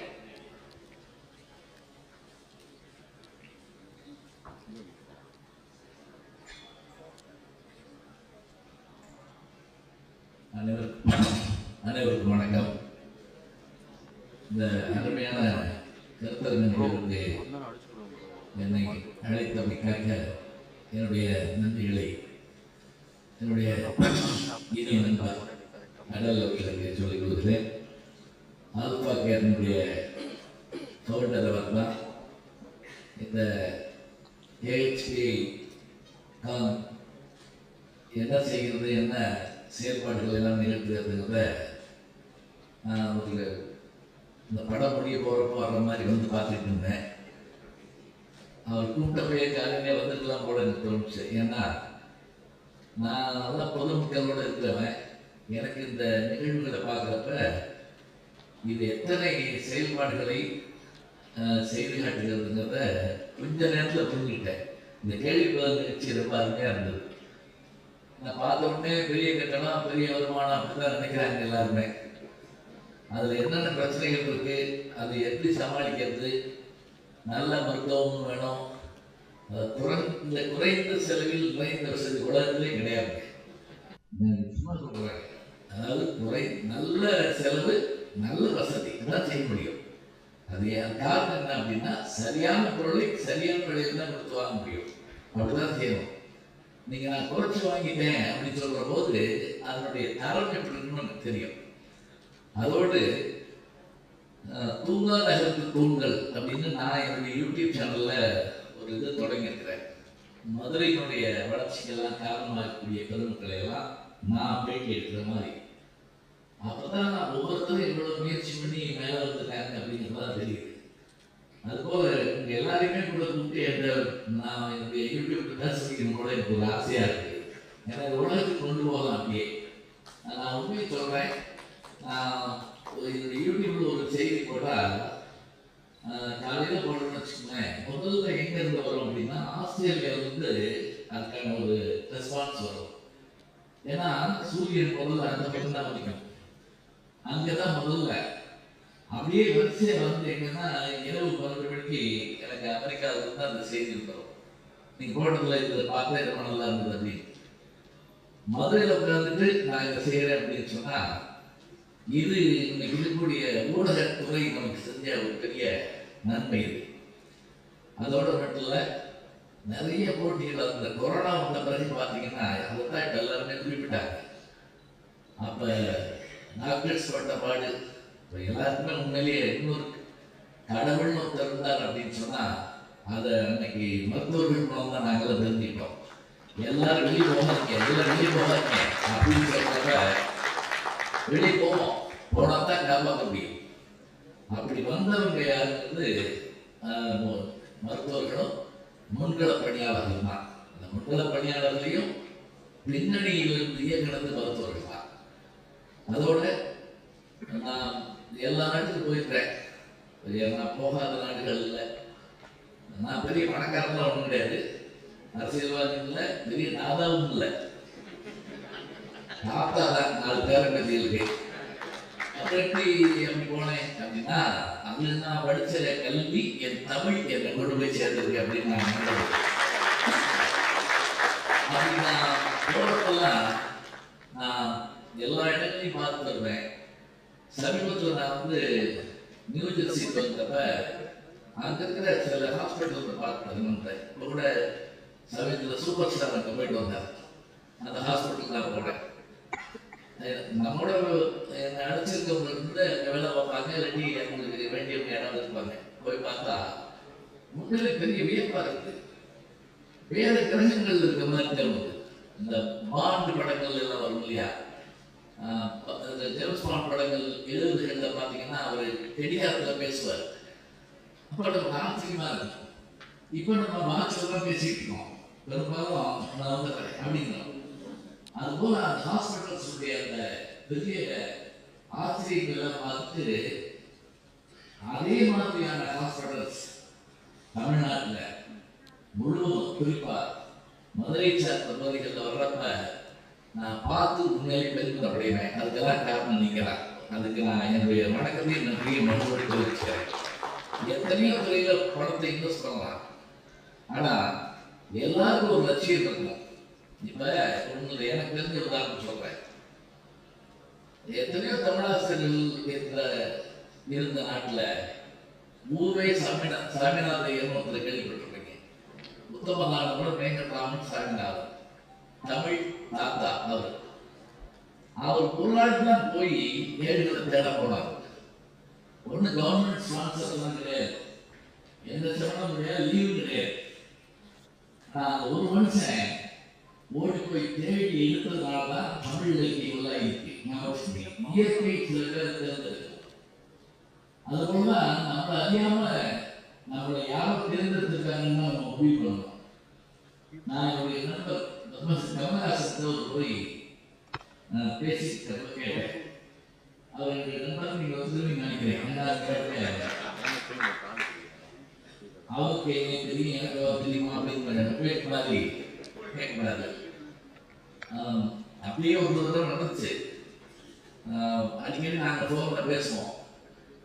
ஒரு நாள் நான் டூவீலரில் வந்துட்டு இருக்கப்போ அவர் கூப்பிட்டாரு. Legal கட்டுற பக்கத்தில் நிப்பாட்டிட்டு அவர் ரொம்ப நேரம் பேசிக்கிட்டு இருந்தேன்.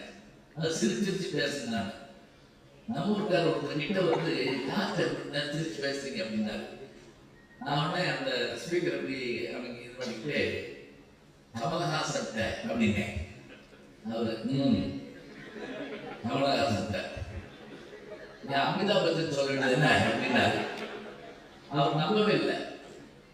அவர் கமலஹாசன் கேட்ட ஒரு பேட்டிலேயே நீங்கள் சாதாரணமாக அழகான சிங்கார வேலையில் வர்ற மாதிரி வந்தாலே இந்த படம் நல்லா ஓடுது, வசூல் வருது. ஆனால் எதுக்காக ஒவ்வொரு படத்துலையும் குட்டையாக வர்றீங்க, உயரமாக வர்றீங்க, முகத்தை கோரமாக வைக்கிறீங்க, பல்ல முன்னாடி வச்சுக்கிறீங்க, வெண்மை இடத்துல வர்றீங்க, நிறைய வர்றீங்களே, இதெல்லாம் இருக்கு. சாதாரணமாக வந்தாலும் எல்லாம் கிடைக்கும்ல அப்படின்னு நான் கேட்டேன்.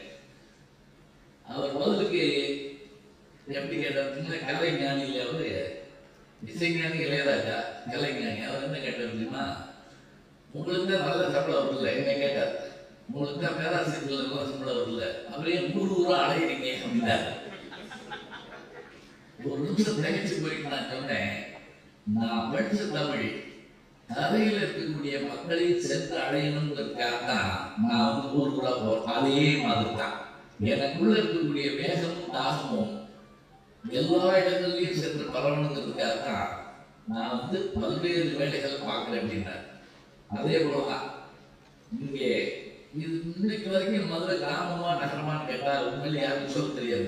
பட்டிக்காட பட்டணமா கூட நல்லா ஓடிச்சிங்க. அதனால தான் இது பட்டிக்காடா பட்டணமா நான் சொல்றதே 40 வருஷத்துக்கு இல்லை. அப்ப இப்படி இடங்கள்ல இந்த மாதிரியான ஹாஸ்பிட்டல்ஸ் உருவாக்கப்ப எவ்வளவு அதனுடைய சிரமங்கள், அதை கொண்டு போய் சேர்க்கிறது எவ்வளவு கஷ்டம். நான் இப்போ இந்த ஸ்பான்சர்ஸ் அந்த கூட பார்த்துட்டு வந்தேன். ஒவ்வொருத்தரும் எத்தனை முயன்று இன்னைக்கு விருதுகளும் பெற இருக்கிறாங்க. நம்முடைய நடக்கக்கூடிய மருத்துவ மேலாளர் டாக்டர் ரத்னவேலன் இங்கே அவங்க வருகிறாங்க. அவங்களுடைய திருக்கரங்களால் நீங்கள் வாங்கியிருக்கிறீங்க. எல்லாருடைய முயற்சிக்கும் கிடைக்கக்கூடிய பெரிய வாய்ப்பு. இப்போ நான் உட்கார்ந்துக்கிற போது அழகா மேனேஜ்மெண்ட்டை பற்றி சொன்னாங்க.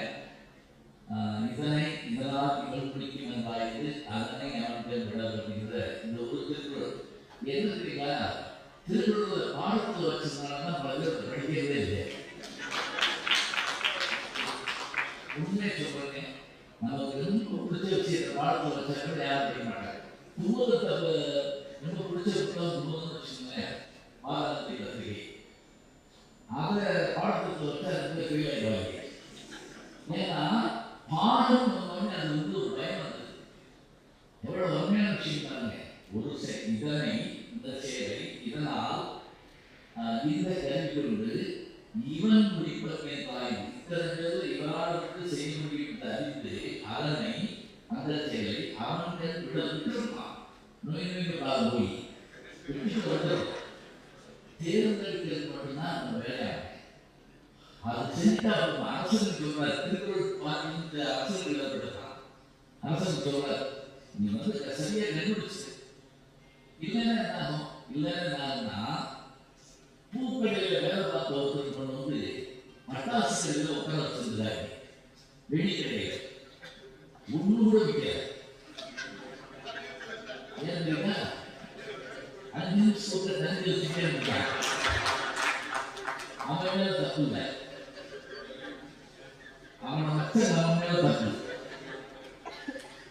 அதே மாதிரி ஹோட்டல்ல வேலை பார்த்த ஒருத்தர் அந்த குச்சி மருந்து கடையில் வச்சிருக்காங்க.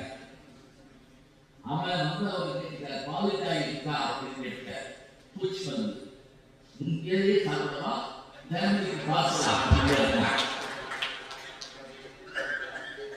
இங்கே ஒரு சாப்பிட்டா இதோட போகும், அங்க போனா ஃபேமிலியோட போயிடும். இது அவன் மேல தப்பா இல்லை, அவன் தேர்ந்தெடுத்த நம்ம இடத்துல தப்பு. நீங்க இப்படி கூட யோசிச்சு பாருங்க, எல்லாத்துக்கும் சரியான விஷயத்துல ஆட்களா ஒரு யோசனை. நண்பா தெரிஞ்சார் சொன்னார், 100% பெர்ஃபெக்டா கண்டுபிடிக்க முடியாது, ஆனா உருவாக்கிக்கலாம். எப்படி ஒரு பேங்க்ல ஒரு சப்ஸ்டாஃப் வேலைக்கு ஆள் எடுத்துட்டாங்க. மேனேஜர் ஒருத்தர் இன்டர்வியூ பண்ணிட்டார். ஒன்றும் பெருசாக கேள்வி கேட்கல. ஆப்பிரிக்காவில் ஓடும் ஆறு, அதே போல அமெரிக்காவில் இருக்கக்கூடிய எரிமலை அப்படிலாம் கேட்கல. அவர் என்ன கேட்டாரு, 10+15 இவ்வளவுதான் கேட்டுட்டார். அது வந்தவன் அப்படி யோசிச்சு 23 அப்படின்ட்டான். நான் எப்படி 10+15 25 தானே, 23 அப்படின்ட்டு. சரி, உனக்கு வேலை கொடுத்தாச்சு, வா உள்ள சேர்ந்து வெளியே வந்தவன் யோசிச்சான், ஆஹா 10+5 10+15 25 இல்லை 23 இருக்கோம். அவன் கவனிக்கல, பெருமன் வரைக்கும் பேச வேண்டாம் அப்படின்னு போயிட்டான். ஆனா 3 நாள் கழிச்சு அவனால் மனசு தாங்க முடியல. வந்து அவர் காலில் தொட்டு விட்டு, சார் இன்னைக்கு தப்பா சொல்லிவிட்டேன், 10 15 25 23 சொல்லிவிட்டேன், நீங்க சரியா கேட்காம இன்னைக்கு வேலையை எடுத்தீங்க, மன்னிக்கணும் அப்படின்னா அவருக்கு முதல் தட்டினார். ஏப்படப்படா, நீ சொன்னவே தப்புன்னு தெரியுமா, ஆனா வந்த 50 பேர்ல நீ தான் நெருக்கி சொன்ன, மற்றவங்க 18 தாங்க 23 25 ஆக்கிடலாம். ஒன்றும் தெரியாதவங்க வேற, எல்லாம் தெரிஞ்சவங்களே வேலை கேட்கணும், இல்லையா சமாளிக்க. நாளைக்கு முதல்ல சொல்லுவாங்க, ஆடிட்டருக்கு மக்கள் தேவை, ஆடிட்டர் முக்கியமா. ஏன்னா நம்மளை பாதி டென்ஷன் குறைக்கணும் அவங்க தான். எந்த எந்த தவறு வேலை பேர் இருக்கோ அதுக்காக. அப்போ ஆடிட்டர் வேலைக்கு ஆள் எடுக்கிறதுக்கு ஒரு பெரிய முதலாளி அதை வர சொல்லியிருக்காரு. 50 பேர் வந்திருக்காங்க. இவர் உள்ள வந்த உடனே பார்த்துருக்காரு, 2 பேர் பார்த்துருக்காங்க அப்படின்ட்டு யார் தேர்ந்தெடுக்கிறதுக்கு அவர் உடனே டக்குன்னு என்ன பண்ணாரு, 84,000 into 48,000 அப்படின்ட்டாரு. இதற்கு சொல்ல அப்படின்ட்டாரு. அப்பெல்லாம் கணக்கு சொல்ல கிடையாது. உடனே எல்லாரும் வேணும் அப்படின்னு போட்டு இருக்காரு. ஒரே ஒருத்தர் மட்டும் இடத்துல வந்து எவ்வளவு வர்ற மாதிரி போடணும் அப்படின்னு கேட்காரு. நீங்க முடிஞ்சு போச்சு. அது 42 84 என்ன நமக்கு என்ன, நம்ம எவ்வளவு கட்டணும்னு தெரிஞ்சுன்னா அதை சொல்லிக் கொடுக்கறது தான் அடிக்கிறார். அவ்வளவுதாங்க. ஒரு செய்தி சொல்லி முடிச்சிடுறேன். ஏன்னா நாங்கள் பெட்டிமன்றத்துக்கு போகிறதுக்கு எப்பவுமே நாம ஒரு சேவை செய்கிற போது அது ஈடுபாடு, அது வந்து ஒரு அந்த உழைப்புங்கிறது ஈடு இல்லாத உழைப்பு தான். எந்த நேரம் அப்படிங்கலாம் சொல்ல முடியாது. அந்த நேரத்தோடு சேர்ந்து எல்லா வகையான சோகம் துக்கம் எதுவாக இருந்தாலும் எல்லாத்தையும் ஓரத்தை வச்சுட்டு ரொம்ப சோர்வு இருந்தால் கூட ஃப்ரெஷ் ஆகிட்டு அப்படியே போய், ஏன்னா டாக்டர் வந்துட்டாருன்னு சொன்னோடனே ஒரு மகிழ்ச்சி ஏற்படணும். அது மாதிரி இன்னொன்று கவலை இல்லை அப்படிங்கிற மாதிரி கொண்டு வரணும். இப்போ ராஜேஷ் அவர்கள் நம்ம தேவதாஸ் அவர்கள் நம்ம தந்தை பெரியவர்கள் சொல்றவங்க நான் சின்ன பிள்ளைக்கு கேள்விப்பட்டிருக்கேன். அவங்க எப்படி கேட்டீங்கன்னா, இந்த கையை வெட்டி இந்த கையில கொண்டு வந்தா கூட அது சேர்ந்துவாங்க அப்படின்னு கிராமத்துல பேசுவாங்க. இந்த அப்படிங்கிற ஒரு வார்த்தை வெட்டப்பட்ட கையை இந்த கையில கொண்டு போனா கூட கொண்ட வச்சுடைய பெருமை அவர் உண்டு அப்படிம்பாங்க. இது சாதாரணமான விஷயம் கிடையாது. இது வந்து அந்த நம்பிக்கையை கொண்டு நிலைக்கிறது சாதாரணம் இல்லை. அப்ப இதுதான் முக்கியமாக வேணும்.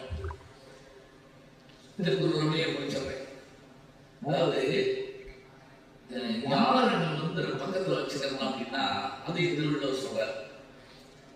இப்ப நான் பேசிக்கிட்டு இருக்கேன், எனக்கு பேச்சு நடுவில் குடிக்க தண்ணி வேணும்னு வச்சுக்கோங்களேன். இப்ப தண்ணி வச்சிருக்காங்க, ஒன்றும் பிரச்சனை இல்லை. பொதுவாக சில இடங்கள்லாம் மேடெல்லாம் இந்த மாதிரி ஏசி அதெல்லாம் இப்படிலாம் இருக்காது. நம்ம போன பிறகு தான் மேலே கொண்டு வாங்கி செலவு நான் பார்த்துருக்கேன்.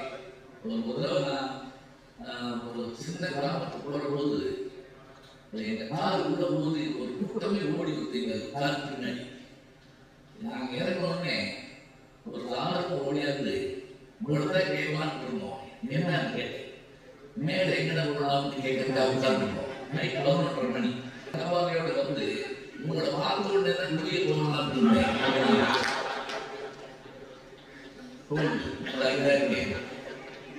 என்ன செய்யறது, இப்படிதான் சில இருக்கும். அதுலயும் அதெல்லாம் சமாளிச்சுட்டு நம்ம பார்க்க பாருங்க, அதான் முக்கியம். இப்ப தண்ணி கிடைச்சிருக்கிறாங்க, எனக்கு குடிக்க தண்ணி வேணும்னு வச்சுங்களேன். பேசிக்கிறப்ப நான் என்ன செய்வேன் அப்படின்னா அப்படிம்பேன்.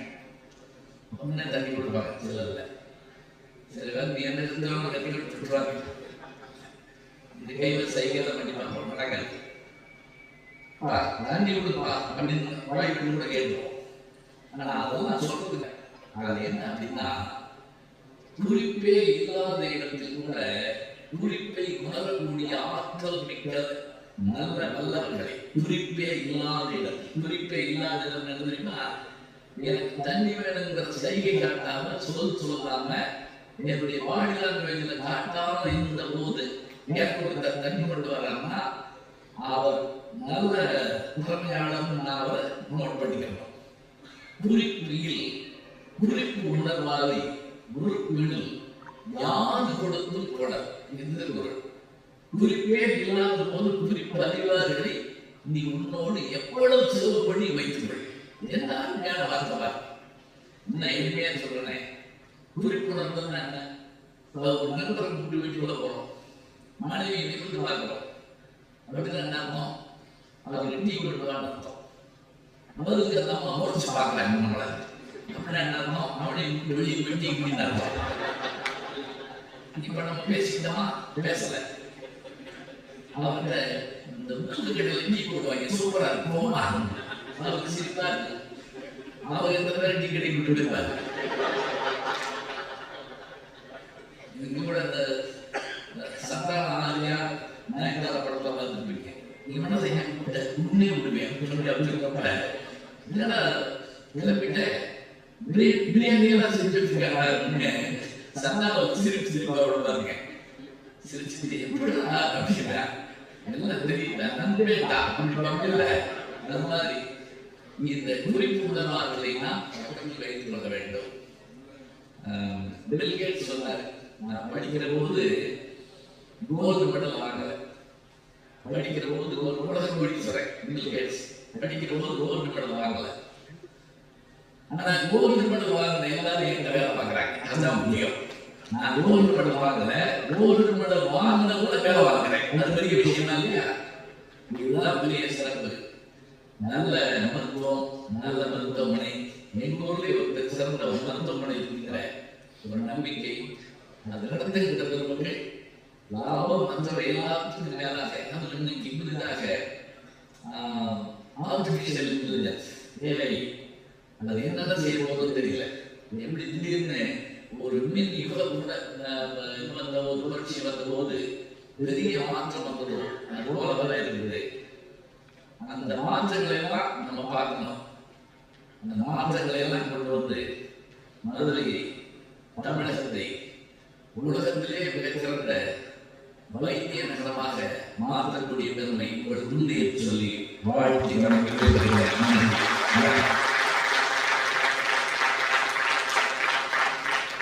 மக்களே எல்லாரும் ஒரு அரங்கம் எடுத்து ஒரு பலத்தை கைத்தட்டி விட்டுலாம்.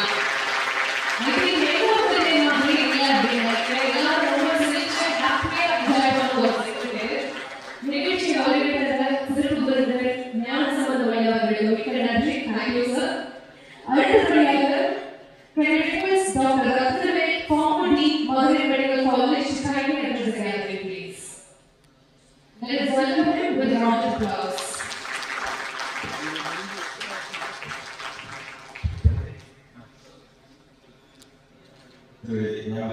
அவர்களே, டாக்டர் சதீஷ் அவர்களே, dignitaries honored of the stage, faculties, delegates from various institutions across the Tamil Nadu, very good evening to all. I may be the misfit for this organization because our administration is only government experience, etc. But being a cardiothoracic surgeon, I operated more than 10 to 15 private hospitals, from corporate to small nursing homes, and renal transplant as many centers and as many small nursing homes as a residence.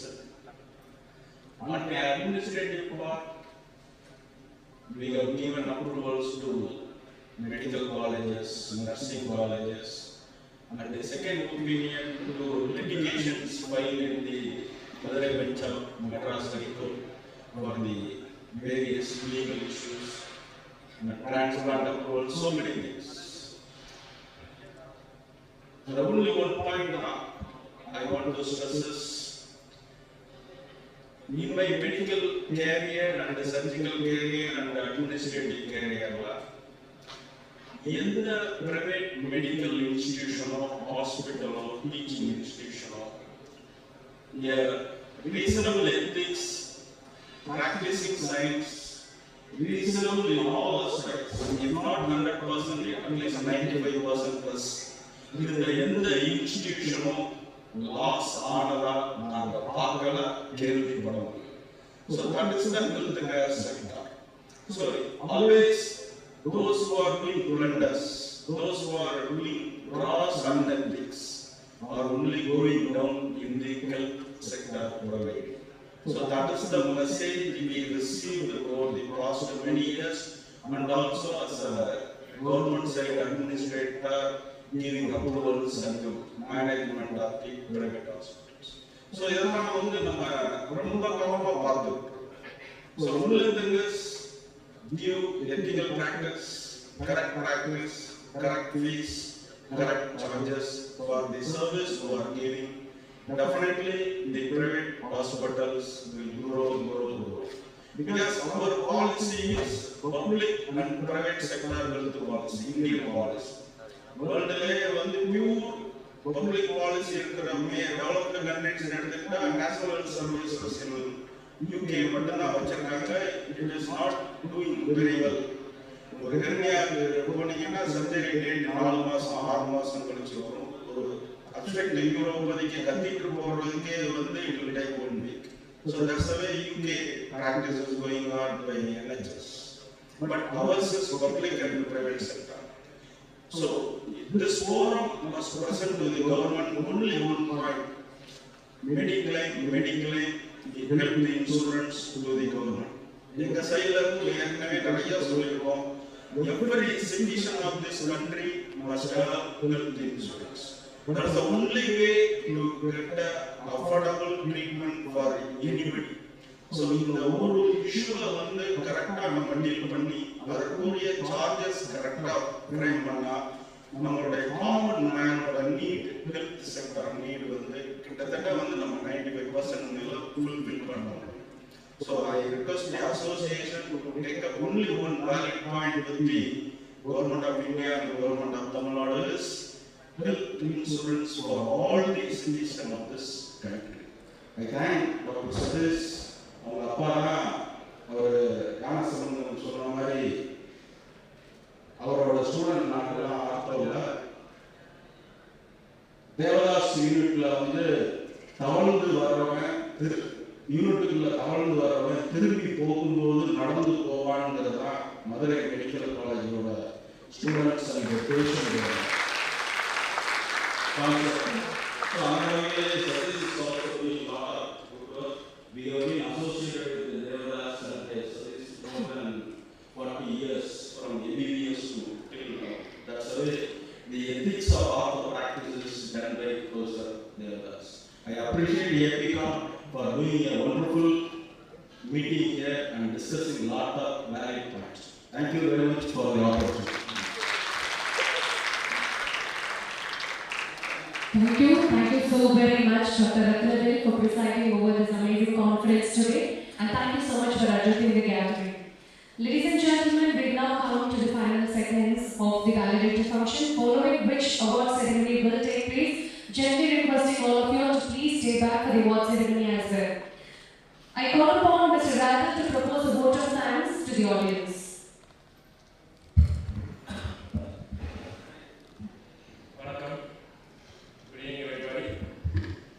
It's been a great pleasure and to see something after working so hard coming to fruit, and this conference was a good experience, and with all the support from Dr. Satish, Mr. Nadu, Gayatri, and our Rajgari, and my fellow committee members in the organizing committee, I thank you all wholeheartedly for all the support and for all the success.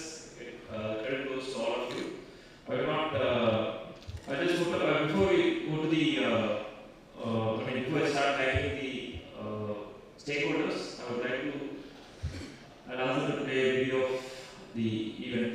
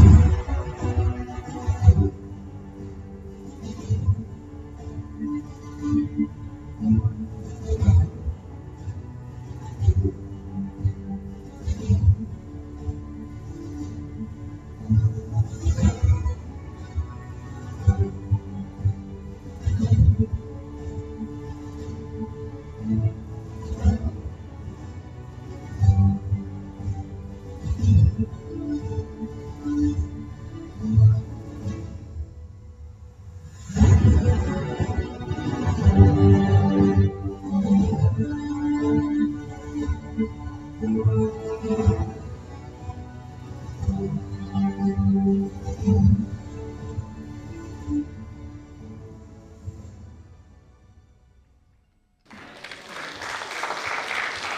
you, Mahadev, for giving all this support to this event. And I would like to formally take the vote of thanks and I will do a different way. So let's play the video for the vote of thanks. I would like to start with Dr. Gyani and Dr. Alex, Dr. Satish, Rambabu, Dr. Gayatri, and my fellow chair, and the advisory committee, and Dr. Raj Sami for all this support. And this is the organizing committee who helped us with the event.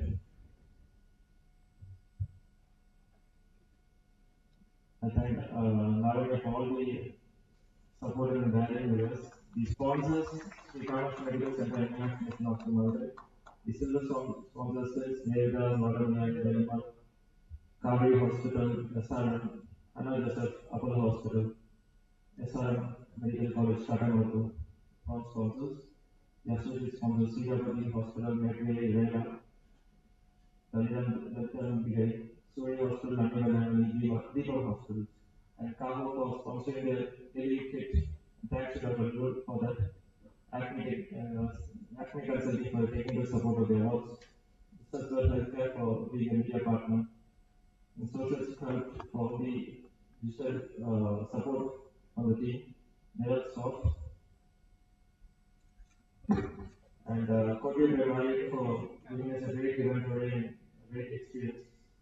Many events, Stanley, Peter, and Shaver for the successful event, and Taro Zoom, Taro Partner, and all the media personnel who attended today's press meet in the morning. And finally, the people of Madurai. And the delegates, finally, I would like to thank you all for staying patiently through the day and attending all these sessions. Thanks a lot. Thank you all. Thank you, Mr. Nadu, for proposing the vote of thanks. We now move forward to the award ceremony.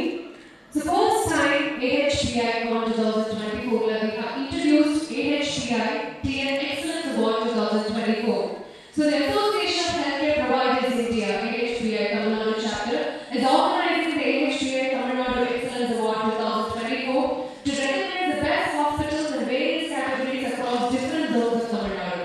So, on the zone, we have been North zone including Chennai, Vellore, Kanchipuram, etc. South zone including Tirunelveli, Nagapuri. Central zone including Madurai, Trichy, Dindigul, etc.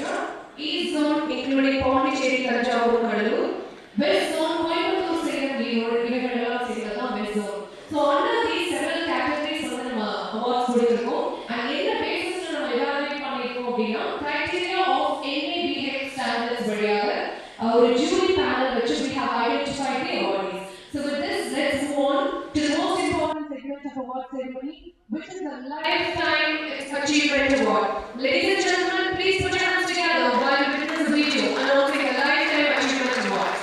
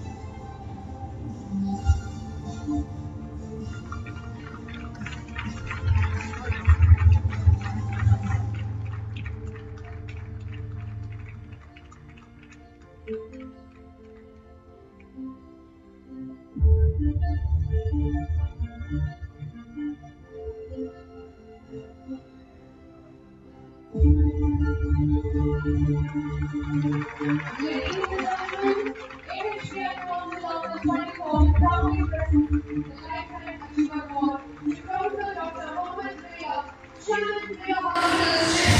Can you all invite from the line and stand up for the standing ovation and the award being presented today. I introduce Dr. Satish to present the shawl to Professor Dr. Mohammed Ria and requesting the chief guest along with the above guests to please present the introduction.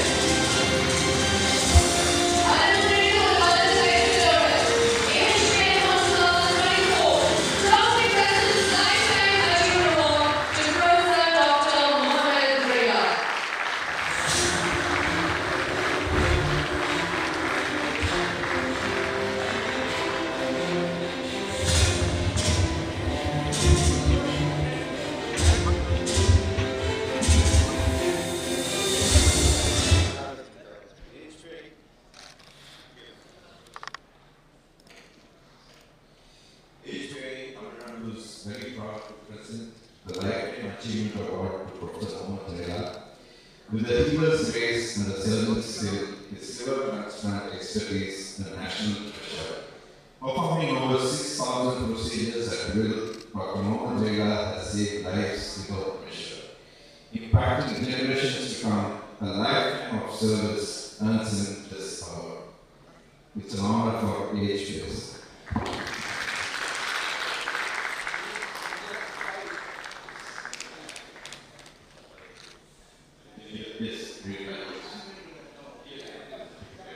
Requesting Professor Dr. Mohammed Ria to please deliver his excellent speech.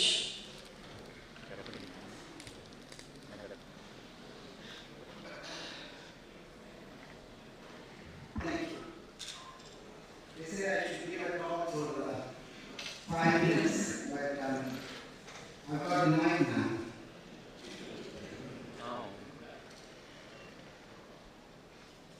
ஒரு வார்த்தை நீங்க போனதுக்கு முன்னாடி ஒரு வார்த்தை பேர் கேட்டு இந்த 2 ஞானிகள் இருக்கீங்க, 2 சீஃப் கெஸ்ட் இல்லையா, ஞான சம்பந்தம் இருக்கீங்க. We have our director general விருத ஞானி, தெலுங்குல ஹிந்தியில ஒரு நிமிஷம் பாருங்க. நம்ம பேர் எப்பவுமே பேர் ஒரு இன்ட்ரெஸ்ட் இருக்கு. நீங்க ஞானின்னு சொல்றீங்க, தமிழ்ல ஞான ஒரு வார்த்தை இருக்கு, அதனால ஞானி. ஞானி சிம்பிளா பார்த்தோம்னா ஒரு அவேர்னஸ், ஞானம். அதான் பாரதியார் சொல்லலாம் இருந்துச்சு, ஞானம் வந்தாத்மே நமக்கேது வேண்டும், ஞானம் வந்தாத்மே நமக்கேது வேண்டும். ரொம்ப அழகா பேசுறாங்க. I want to thank the organizers for giving me this credit. It's very moving for me to get this credit from you. I've always been a clinician and I've now become a service provider. I'm one of you. And when I'm one of you, I'm so grateful that this organization is so important to represent people who are providing medical services. ஞானம் வந்தாத்மே நமக்கு இது வேண்டும். நான் இதை பற்றி பேச போகிறது 2 வாரத்தை பேச பற்றி ஒன்றா இருக்கிற ஒரு முக்கியத்துவத்தை சொல்லணும்னு நினைச்சேன். Unless we are together, we will not survive. அதே பாட்டு தான், ஒன்றுபட்டால் ஒன்று வாழ்வே, ஒற்றுமை நீங்கில் அனைவருக்கும் தாழ்வே, நன்றி நேர்ந்திட வேண்டும், அந்த ஞானம் வந்தாத்மே நமக்கு எது வேண்டும். அதுதான் அந்த ஞானத்தில் இருந்து வருது. அந்த ஞானம் நமக்கு வந்துதான் போதும், ஒன்றுபட்டால் ஒன்று வாழ்வே. தமிழ்ல எல்லாத்தையுமே அடிச்சு பேசுவான் பாரதியார் கவிதையில். ஒன்று பெற்றால் ஒன்று வாழ்வேன்னு நம்ம சொல்லுவாங்க வயசானவங்கெல்லாம். அப்போ நம்ம எல்லாம் ஒற்றுமை அறிங்கப்பா, முன்னுக்கு வந்துருக்கீங்க, அண்ணன் தம்பி அடிச்சுக்காம ஒற்றுமை அறிங்க. But we are all competitors. எல்லாருமே காம்படிட்டர்ஸ் இல்லையா? இன்னொருத்தருக்கு கெட்டது வந்தாலும் நல்லதுன்னு நினைக்கிறதுக்கு ஒரு வாய்ப்பு இருக்கு. பெரிய ஹாஸ்பிட்டல் சரி, சின்ன ஹாஸ்பிட்டல் ஒழுங்கி போனா என்ன அப்படின்னு நினைக்கிறதுக்கு ஒரு வாய்ப்பு இருக்கு. ஆனால் ஒன்றுபட்டால் தான் ஒன்று வாழ்வு, நம்முடைய ஒற்றுமை நீங்கில் அனைவருக்கும் தாழ்வு. அதனால ஒன்றா இருக்கிறது தான் வழி, ஒன்றா இல்லாமல் இருக்கிறதுக்கு வழி கிடையாது. நான் எப்பவுமே சொல்லுவேன் ஔவையாரே சொல்லியிருக்கேன். எல்லாருக்கும் தெரியும். ஆனால் சின்ன வயசுல நமக்கு பாடம் சொல்லி கொடுத்தாங்க. இதில் இருக்கிற டீப் மீனிங் வந்து அதை பற்றி நினைச்சாதான் நமக்கு சாதி இல்லை அப்படின்னு பாட்டு படிச்சுருக்கீங்க. எத்தனை பேருக்கு ஃபுல்லாக தெரியும்னு எனக்கு தெரியாது. நிறைய பேருக்கு தெரியாது. சாதினா என்னன்னு கேட்டால் ஆண் ஜாதி பெண் ஜாதி தான் முக்கால்வாசி பேர் நினைக்கிறீங்க. இதில் எத்தனை பேர் ஜாதினா ஆண் ஜாதி பெண் ஜாதின்னு நினைக்கிறீங்க? சொல்லுங்கள், கை தூக்குங்க. அப்போ எல்லாருக்கும் ஔவையார் சொன்ன சாதி எத்தனை பேருக்கு தெரியும்? யாராவது ஒருத்தர் இருந்து ஔவையார் சொன்ன இரண்டுடைய வேறு இல்லை சாதி எத்தனை பேருக்கு தெரியும்? யாருக்கும் தெரியாது. எல்லாம் ஆண் ஜாதி பெண் ஜாதி தான் நினச்சிட்டு இருக்கீங்க. ஆனால் கை தூக்க மாட்டேங்க. தமிழ் நீங்கள் பேசி அழகாக கேட்டீங்க, நான் தப்பு பண்ணேன், மன்னிச்சிருங்க. அவங்க சொன்னது சாதி இரண்டுடைய வேறு இல்லை சாப்பிட்டுருக்கார். நீதி வழுவா நெறிமுறையின் வேதியில் இட்டார் பெரியோர். இட்டார் பெரியோர்னு சொல்லி நிறுத்தலை. அதுக்கு தான் நான் சொல்ல வரேன். எல்லாரும் என்ன சொல்லுவாங்க, சேரிட்டி ரொம்ப நல்லதுங்க, கொடுக்குற பணமும் எல்லாரையும் ஹெல்ப் பண்ணுவாங்க. யாரும் கொடுக்கல தான் நீ கெட்டு போவேன்னு சொன்னது கிடையாது. ஔவையார் சொன்னாங்க இட்டார் பெரியோர் இடாதார் அதே நாம் பட்டாங்கி உள்ளவர். அதனால கொடுக்காம இருக்கிறதுக்கு சான்ஸ் கிடையாது. நம்ம ஒற்றுமையாக இருக்கிறதுக்கு சான்ஸ் கிடையாது. So we live in a world, and in your 5 minutes I want to talk about this country. I left this country and lived abroad by 25 years I lived abroad. I'm not a citizen currently, but still I passionately feel about it. You wait on.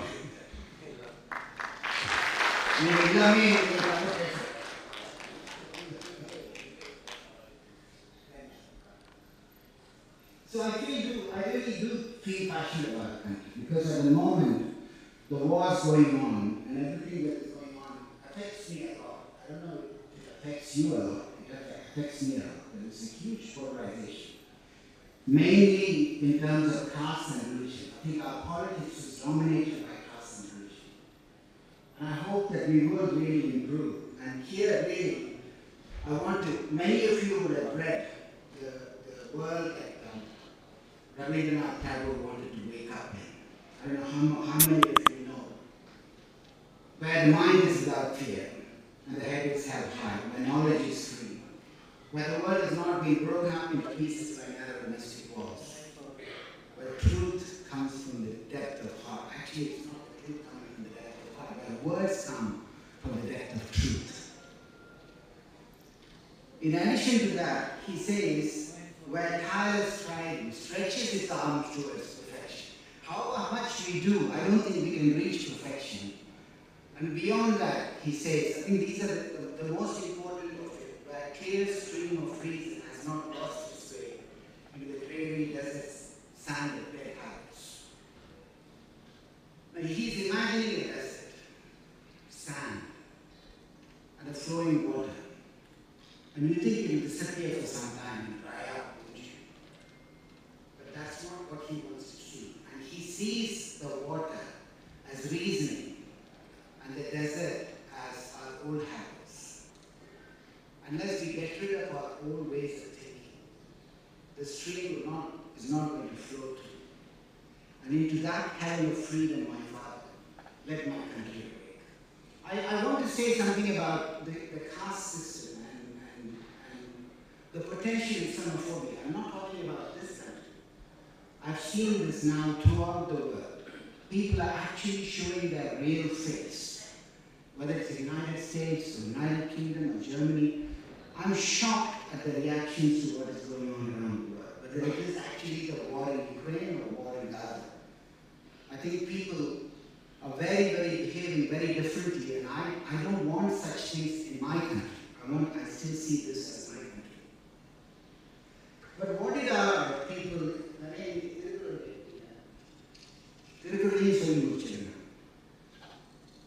Tirukkural doesn't talk about any particular God.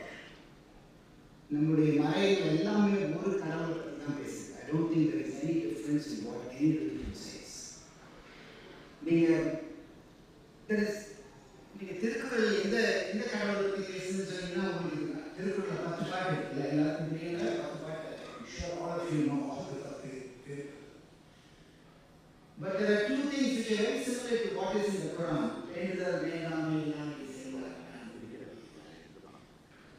God has got no likes and dislikes.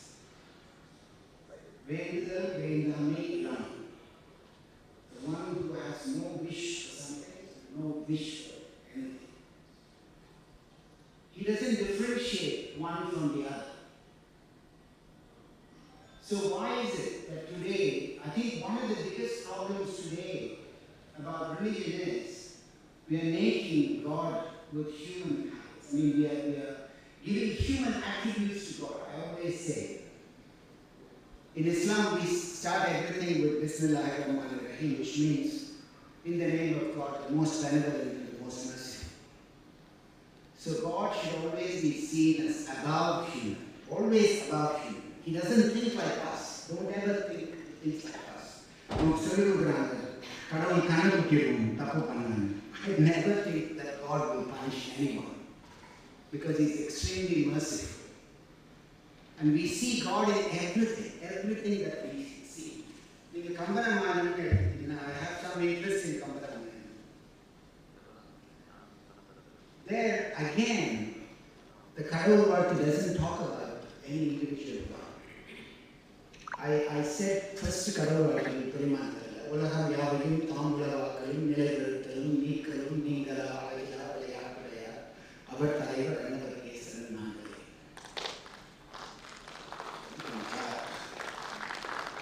So, Kamban, Ramanapati Saravaya, he says, talks about the attribute to God is above us. So, above Ulaham Yavayum, Tam Ulavakalim, He created the whole world. Nilaiparathalam, He maintains. Nilaiparathalam, Neekalam, He destroys. And when He does this, He's not strained. He's not doing it with any difficulty. He's doing it like a child's play. Alakina Vilayatulaya. Our Taliban, He's my God. He doesn't talk about any individual God. So everyone has said, whether it is Kamban, whether it is Thiruvalluvar, whether it is Bharatiya, we've always been taught about a single God.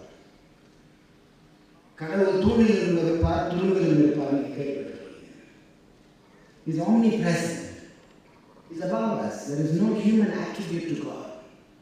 He's omnipresent. And Bharatiya says that in a very crude manner that you will understand right to the bottom. I'll tell you that. Kelappa Sidani, when somebody asks, where is God? Who is God? Kelappa Sidani, Karudayonde, Kirana Pandri, Tele Kandu, Tali Patu, Iru Karam Sarane Kupi, Sankara Sankara into Bangalore. Kelappa Sidani, Karudayonde, Kirana Pandri, Tele Kandu, Tali Patu, look down, Iru Karam Sarane Kupi, Sankara into Bangalore. He didn't stop there. Because the true meaning of Thunilum Irupar, Thunilum Irupar, enna artham? Koolathaiyum, Malathaiyum vanangiruven. Kuppaiya kuda kadavul irupar. Even the excreta has got God in it. It's only then God is in every atom. If you think excreta is not where God is, you can't actually say God is in every aspect of every atom of the body. So his understanding of God is everything. Everything around you is God. So if everything around you is God, where is hatred? Your enemy is your God. If there is every atom. I think I won't go anymore. I wanted to say this because in today's world of people thinking differently of each other, we all feel they're different from the other. There's a fear of not knowing what the other person is thinking of, what the other person is worshipping. That is what is separating us, and that is what is the most dangerous thing for us. If anybody told me I'm an infiltrator, I would be offended. deeply in the south of India, and you can look at my color and say, I'm the most Dravidian of all. So I would be offended, but I may not be a Hindu person. So all I'm telling you is, we see God around us, and if we live that life, we will progress to be better than anyone else, because I don't see that in any other part of the world. Thank you very much. Thank you for inspiring us with your speech, sir. And thank you so much for accepting the award as well. Thank you. Ladies and gentlemen, can you please hear a round of applause for Professor Dr. Mohammed.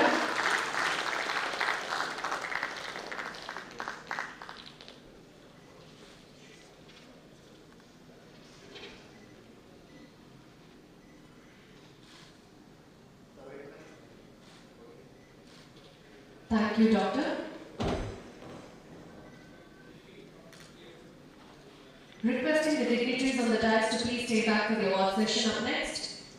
The next segment is AHPI Tamil Nadu Awards 2024-25 Excellence Awards. As I call out the awardee's name, please kindly join us on the dais as we receive the award.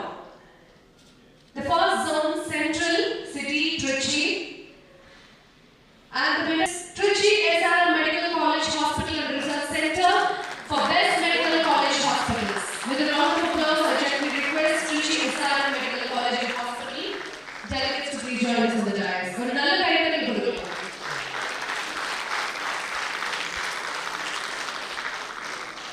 and they are backing the award for Best Medical College Hospitals.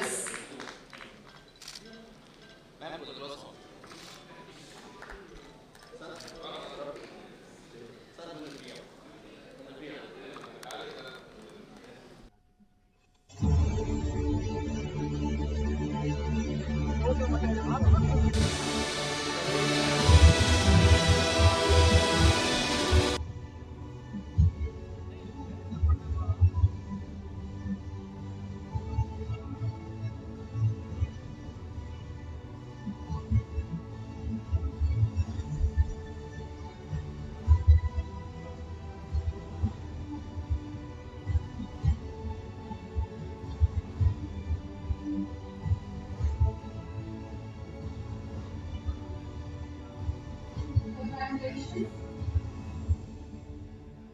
Congratulations to TSM. So, another award goes to Video Patakalam. Adukapram award announce pannikalam. Let's go for the next awardee. Let's play the video, please.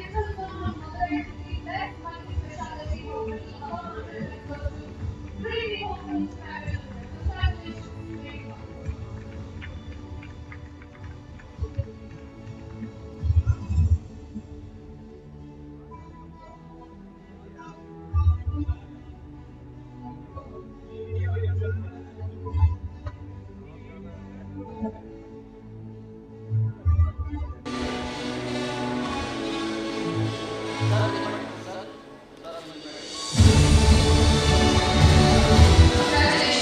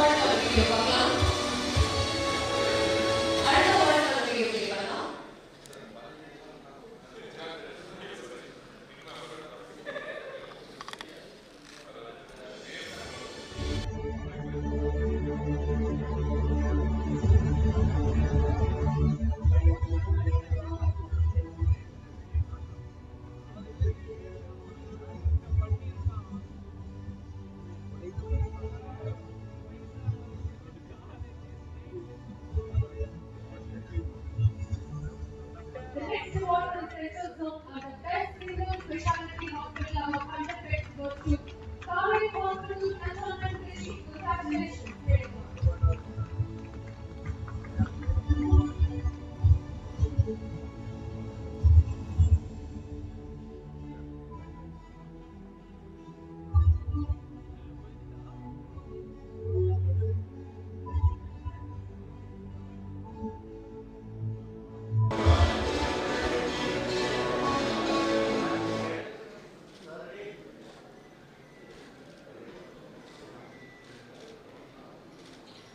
அடுத்த award நடிகை பார்க்கலாம். அடுத்த award நடிகை பார்க்கலாம்.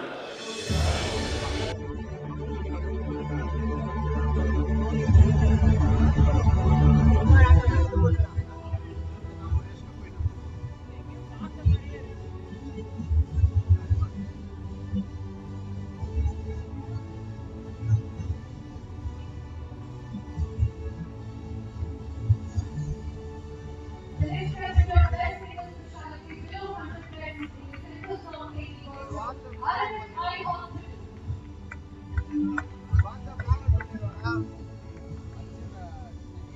The hospital of city is scaling, the award goes to AHPICON Hospital.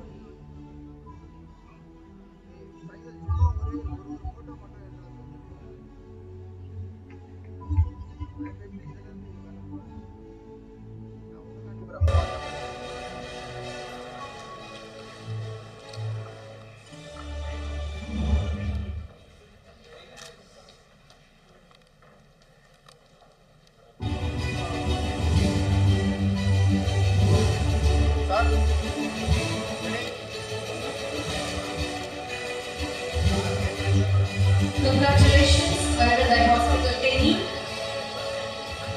வாழ்த்துக்கள். அடுத்த அவார்டுக்கான video play பண்ணலாம்.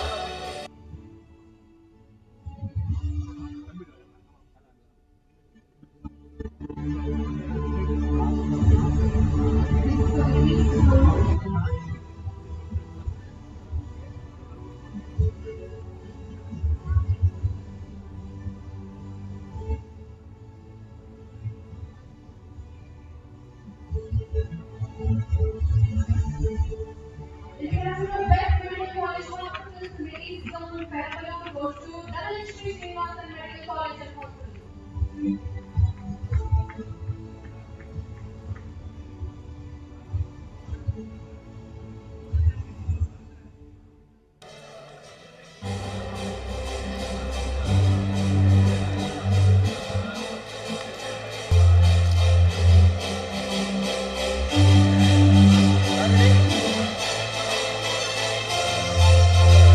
Congratulations to Dhanalakshmi Srinivasan Medical College and Hospital team. Thank you. அடுத்த வீடியோ ப்ளே பண்ணலாம்.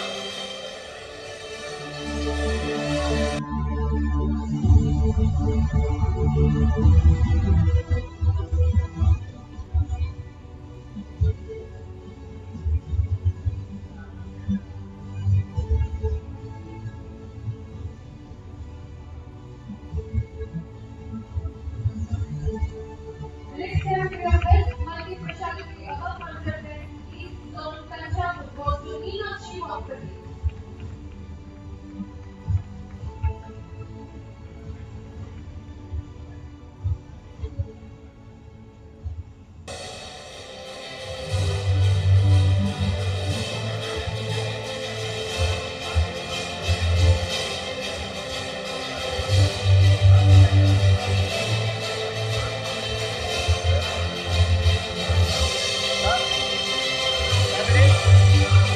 Congratulations, வாழ்த்துக்கள் to Meenakshi Hospital team.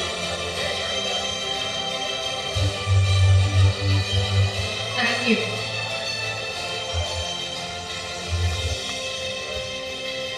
Let us move forward to the next video. Next comes the North Zone.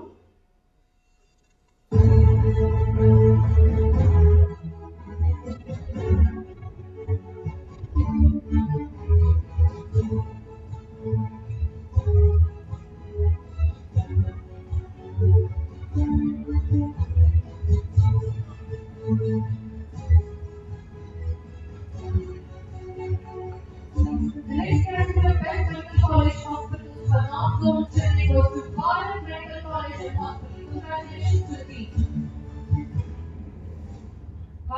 This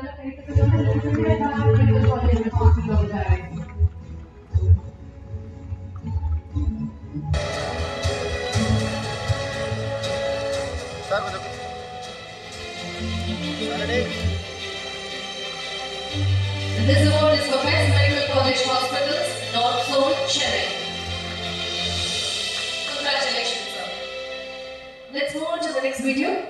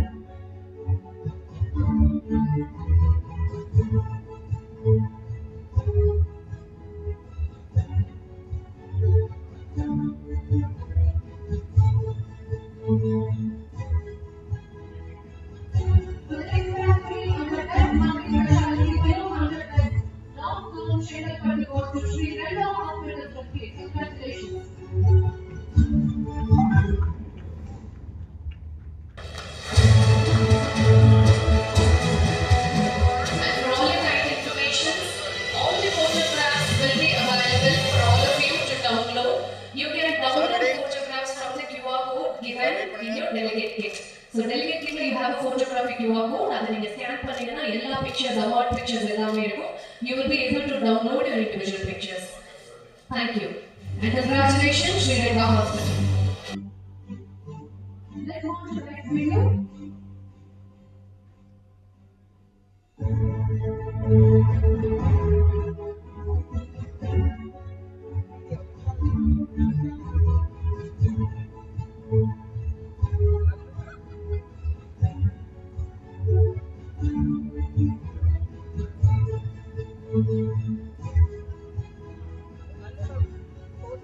The next category of best Indian specialty above 100 North Zone Chennai goes to Medical Research Foundation Shankar Netralaya.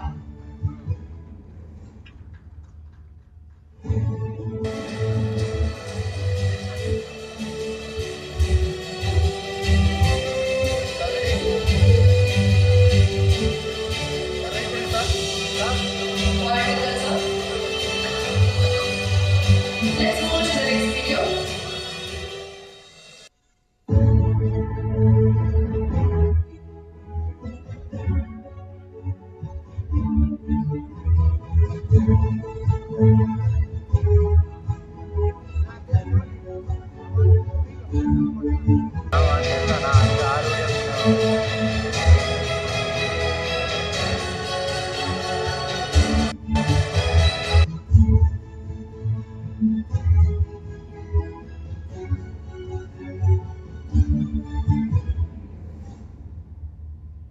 Best legal specialty below 100 best Chennai North goes to Medway Hospital, which is the unit of United Alliance Healthcare Private Limited. Congratulations.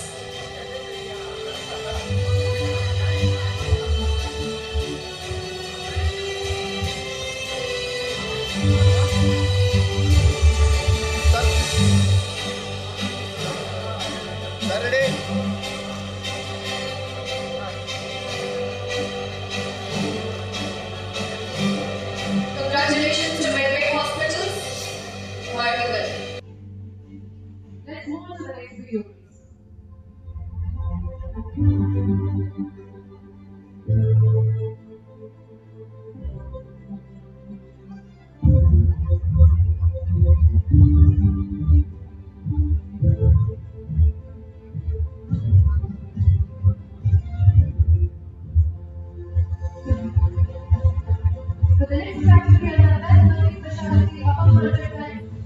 Police Council goes to Dr. Jayashankaran Hospital at Nadu.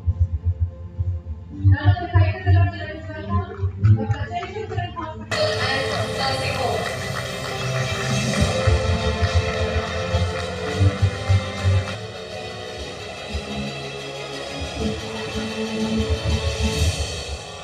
Saturday.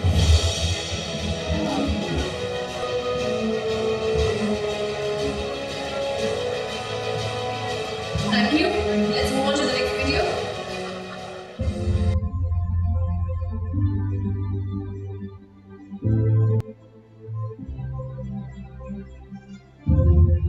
Moving on to the West Zone.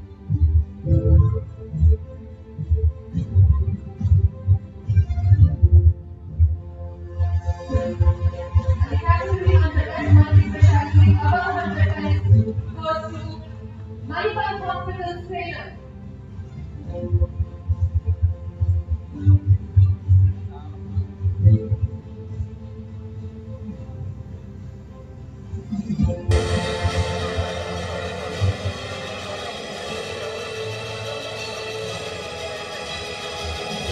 Saturday. Congratulations to Manipal Hospitals and team. Thank you. Let's move on to the next video.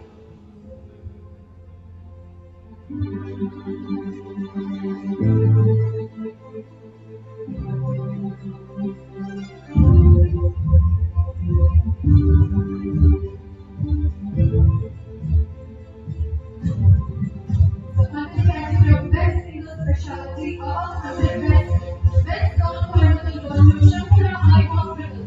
Congratulations.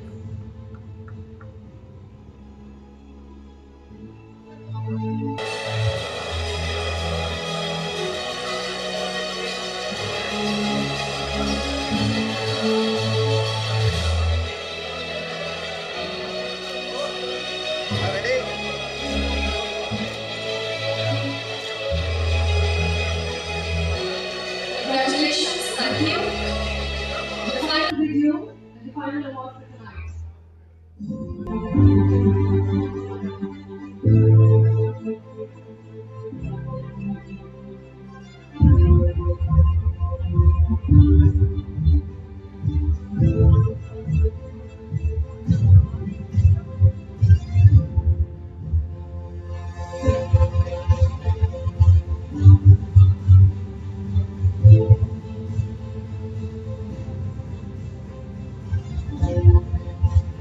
For the Best Single Specialty below 100 beds, final two beds goes to also one orthopedic specialty hospital.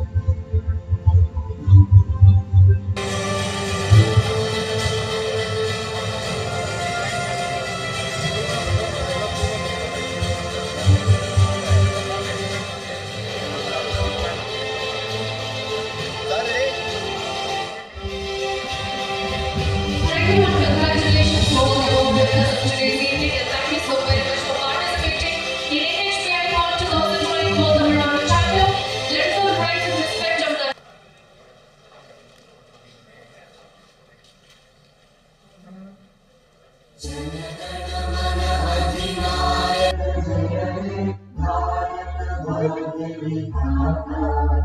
Punjab Sindh Gujarat Maratha Dravida Utkal Banga Vindhya Himachal Yamuna Ganga उच्चल जगति तरंगा तव शुभ नामे जागे तव शुभ आशीष मांगे गाहे तव जय गाथा जन गण मंगलदायक जय हे भारत भाग्य विधाता जय हे जय हे जय हे जय जय जय जय Thank you. Thank you so very much, and my final words Thanks to the dignitaries on the dais.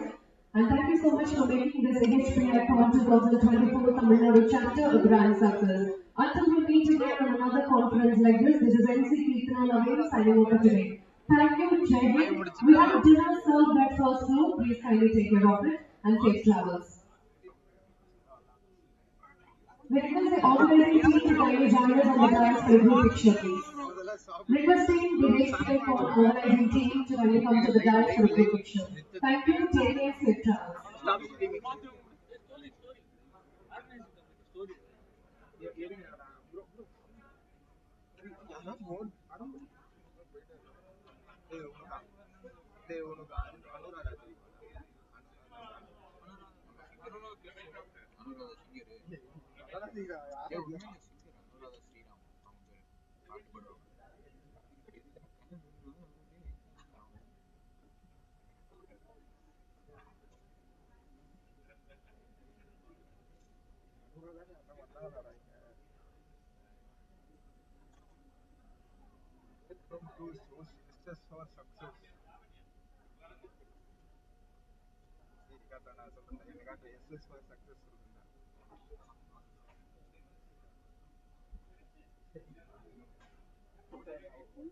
success.